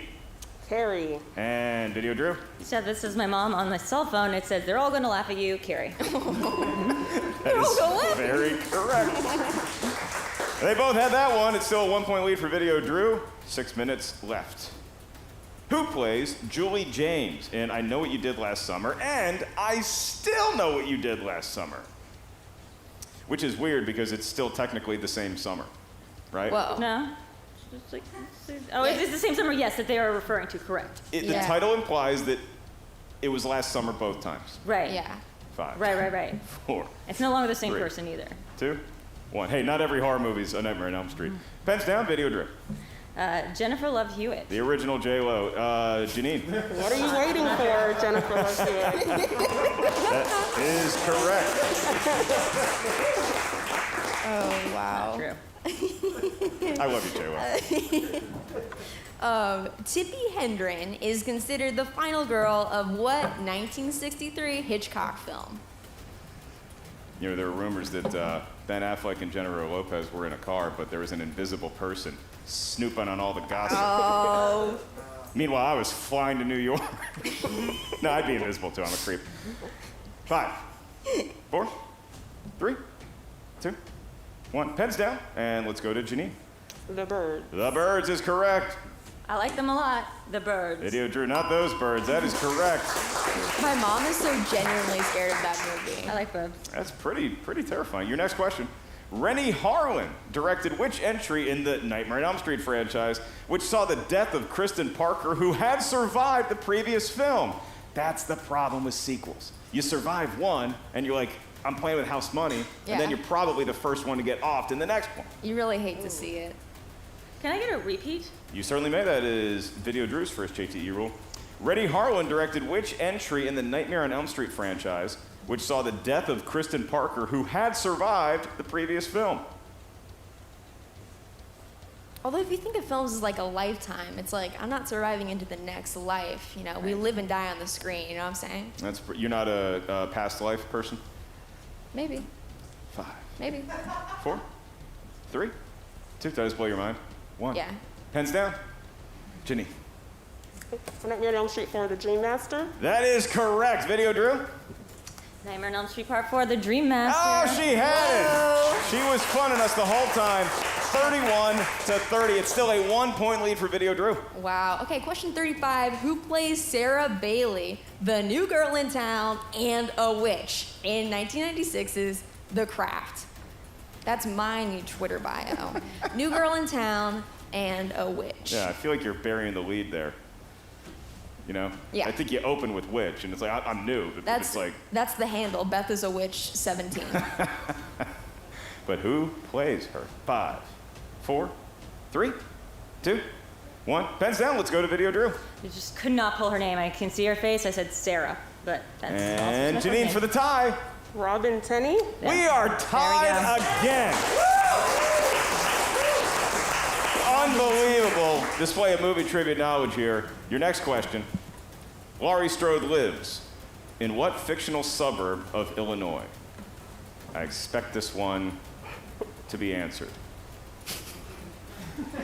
Gosh. I sounded like a teacher there. Yeah, so demanding. Well, you know, I'm around high schools a lot for my job. I'm glad you got it for your job. Yeah. 5, 4, 3, 2, 1. Pens down. Let's see if Video Drew had it. I might have just gotten myself spooked here, but is it Springwood? It is not Springwood. Janine for the lead. Haddonfield. It is Haddonfield. Wow. And just like that, it is 32-31 in favor of Janine the Machine. Okay. 37. Who plays Michelle in 10 Cloverfield Lane? We have under 2 minutes now in this round. Wow. Oh my gosh. I can't believe this Michelle would. Yes. Yeah. Yes. Who plays Michelle in 10 Cloverfield Lane? Sounds like a normal. I know. I can't suburban believe that address. Michelle would dox herself like that. You know, we should all be very protective of our addresses. That's very, very true. Don't name your movie after. Yeah. God's sakes. 5, 4, 3. Do I have one left or? You do have one left. You want to use it? Yes. All right. Who plays Michelle in 10 Cloverfield Lane? Be coming up on a minute left here in the ball game. I love this movie. And we go to 5, 4, 3, 2, 1. Pens down. Pens down, Drew. And Janine. Mary Elizabeth Winstead. And Drew. Yeah, I got it. It looks like a scribble though. It's just last second. I have it. Can't give you the points, unfortunately. Mary Elizabeth Winstead is correct, so it's a 2-point lead for Janine. Mere seconds in round number 1 left. Your next question. Sharni Vinson stars as Erin, who has to survive a violent family reunion in what 2010's film? You know, it turns out the scariest thing is myself. Whoa. Man, things that therapists say are true a lot. 5, 4, 3, 2, 1. Pens down, and we go to Janine. You're next. Is correct. Video Drew. I like to say it to all my boyfriends. You're next. That is correct. For a point. 10 seconds on the clock. This will be the final question of round 1. Who plays Selena in 28 Days Later? All right, and so we are now complete with round 1. We just await some answers. What a ball It was like game 28 this is. minutes later. Pretty funny, right? That is a shocking coincidence. That's incredibly accurate. 5, 4, 3, 2, 1. Pens down, and let's go to Video Drew first. I actually have no idea about this, so I just put Elizabeth Debicki. It's a great guess. Janine. Naomi Harris? It is Naomi Harris, and Janine surging ahead there in those last couple minutes. Video Drew with the lead for the bulk of round number 1, but as it ends, 28 minutes have expired. 35-32 is the current score in favor of Janine the Machine over Video Drew. And when we come back, it's going to be the final 2 minutes of this exhibition match in the category of Final Girls. It's an iron person format, so we have the speed round right after this. We are here in round number 2, the speed round, the round that will determine this Final Girls exhibition match. That's Beth May. I'm Fred Krueger. And in round number 2, here is how it works. We're going to ask a question like normal. Questions are worth 1 point. Here's why it's a speed round. You each have a buzzer in front of you. So as soon as you think you know the answer to the question, buzz in. If your buzzer lights up green, that means you were first and you have the right to answer the question. I'll say your name, your real name, not your character name, and then you have 2 seconds to get that correct answer. If you get the answer correct, you get a point. If you miss it or you don't get the correct answer within that 2-second window, you do lose a point. So buzz, but buzz wisely. Drew, you ready to go? Uh-huh. And Janine? Ready to run. All right, 2 minutes are on the clock. The clock will start counting down once I complete asking question number 1. Here it is. In what film will you hear the final girl say, I take back every bit of energy I ever gave you. Drew. Nightmare on Elm Street. That is correct, and Video Drew has a point. Anya Taylor-Joy makes her first film appearance as a night. Drew. The Witch. That is correct for another point. It is within one. Your next question. Who plays Jennifer's best friend, Needy, in Jennifer's Body? Drew. Amanda Seyfried. That is correct. It's a tied ball game. Dakota Johnson and Tilda Swinton appear in what 2018 film? Drew. Suspiria. That is correct for another point. Gina Davis appears in this 1986 film. Janine. The Fly. That is correct. Janine ties it. Patricia Arquette appears in what Nightmare on Elm Street? Janine. Nightmare on Elm Street 3, Dream Warriors. That is correct for a point. Janine with the lead. Who directed all 4 installments of the Scream franchise? Drew. Wes Craven. That is correct. Black Christmas was rebooted in 2019 with which English actress in the role of Final Girl? Janine. Imogen Poots. That is correct for a point. Sanaa Lathan stars as Final Girl Alex Woods in what Predator film? Janine. Alien vs. Predator. That is correct. Evelyn Abbott protects herself and her children from alien creatures in what 2018 film? Drew. Under the Shadow? That is incorrect. So Video Drew does lose a point. Your next question. Which final girl said the line, "Get away from her, you bitch"? Janine. Ellen Ripley. That is correct. Vera Miles plays Lila Crane in what classic? Drew. Psycho. That is correct. Your next question. Jamie Lee Curtis plays a med student being targeted by killers on a moving train in what 1980 slasher? Terror Janine. Train. That is correct. This is the final question of the match. Tessa Farmiga plays Sister Irene in what 2008? Janine. The Nun. That is correct. And with that, Janine the Machine has taken the match in one of the greatest speed rounds I have ever witnessed in the history of the Movie Trivia Showdown by both competitors. Video Drew comes storming out of the gate. She was at a deficit when the round started. She immediately sees the lead. Janine then got the lead. Then they went back and forth, and then Janine pulls ahead right at the finish line. What a match. How about a huge hand for both Janine the Machine and Video Drew.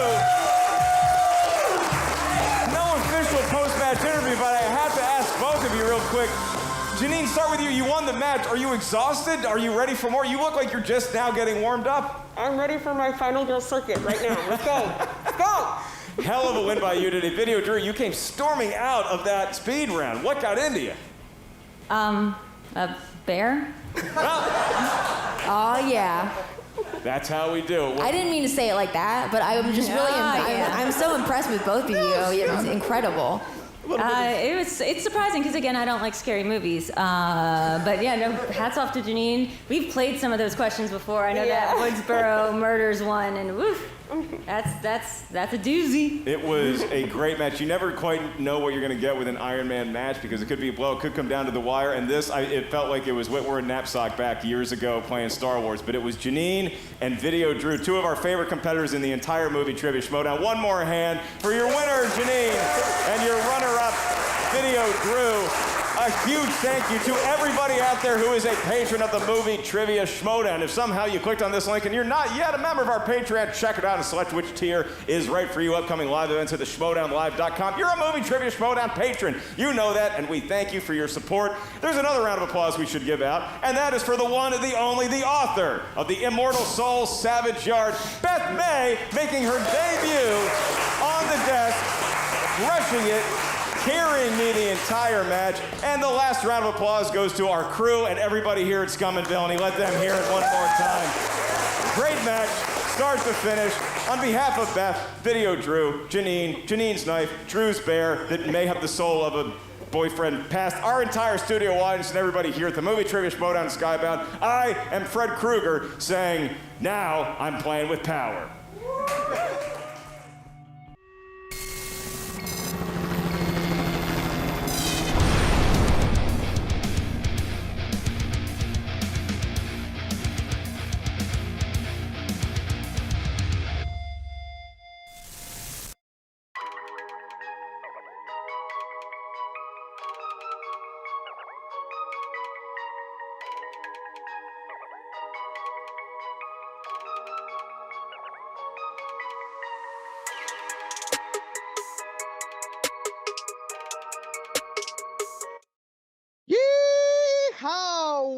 Wow, what a Wow. match. That What was a kind of nuts. I'm sorry. My camera decided to move in the middle of all this because this was me banging on the table during Schmodown. Wow. So I banged on the Wow. table so much I moved everything. So I'm sorry to tech. I'm so sorry about that. But I was so As excited watching as per usual, I like to play along in my own head and I'm shouting out the answers. And I am so bad at horror movie trivia. I have to watch so many more movies, but I was so happy at the ones that I knew. But I have to give a shout out. Janine is, in fact, a machine. That was an incredible is. finish. Holy. And And Video that Drew. lightning round. Video Drew in the lightning round was like boom, boom, boom, boom, boom. And I was like, I think Drew might get this, but Janine had some unstoppable, like they were like Anya Taylor-Joy, the witch. It was like that quick. She didn't That even finish her quick. sentence. I'm like, how do you know what the answer is when I didn't finish hearing the question? What is Crazy. happening? So that's why Crazy. all this was out of control when we came back because I was so busy knocking things around. This has been so much fun. What was your favorite part of the day today at Skybound Halloween? Man, Comics Vault Live is always a highlight. I love the first panel, getting to listen to the voice actors of the Walking Dead Telltale game was super cool, a great retrospective. I got to be honest too, I'm not trying to disparage my buddy Mark Ellis, but I got to say Beth May, first time at the announcer area, flat out, Beth Nailed is it. funnier than Mark, straight up. Oh. So you know what? Watch your ass, Mark, because you're going to be out of a job here pretty soon, partner. That was great. Great job, Beth. What was your favorite part? Favorite part of the Absolutely day? amazing job. Oh, it was so tough. I mean, like, I'm a huge Jack Peter fan. So his awesome Halloween poster, which I'm pretty sure is gone by now, but I'm not sure. Big clutch always with the comics. But you know what? The Latinx horror panel was really, really interesting. And I was gonna say that was my favorite until I just saw the Schmodown, and I will absolutely say this is my most favorite Schmodown probably ever. Yeah, it was pretty great.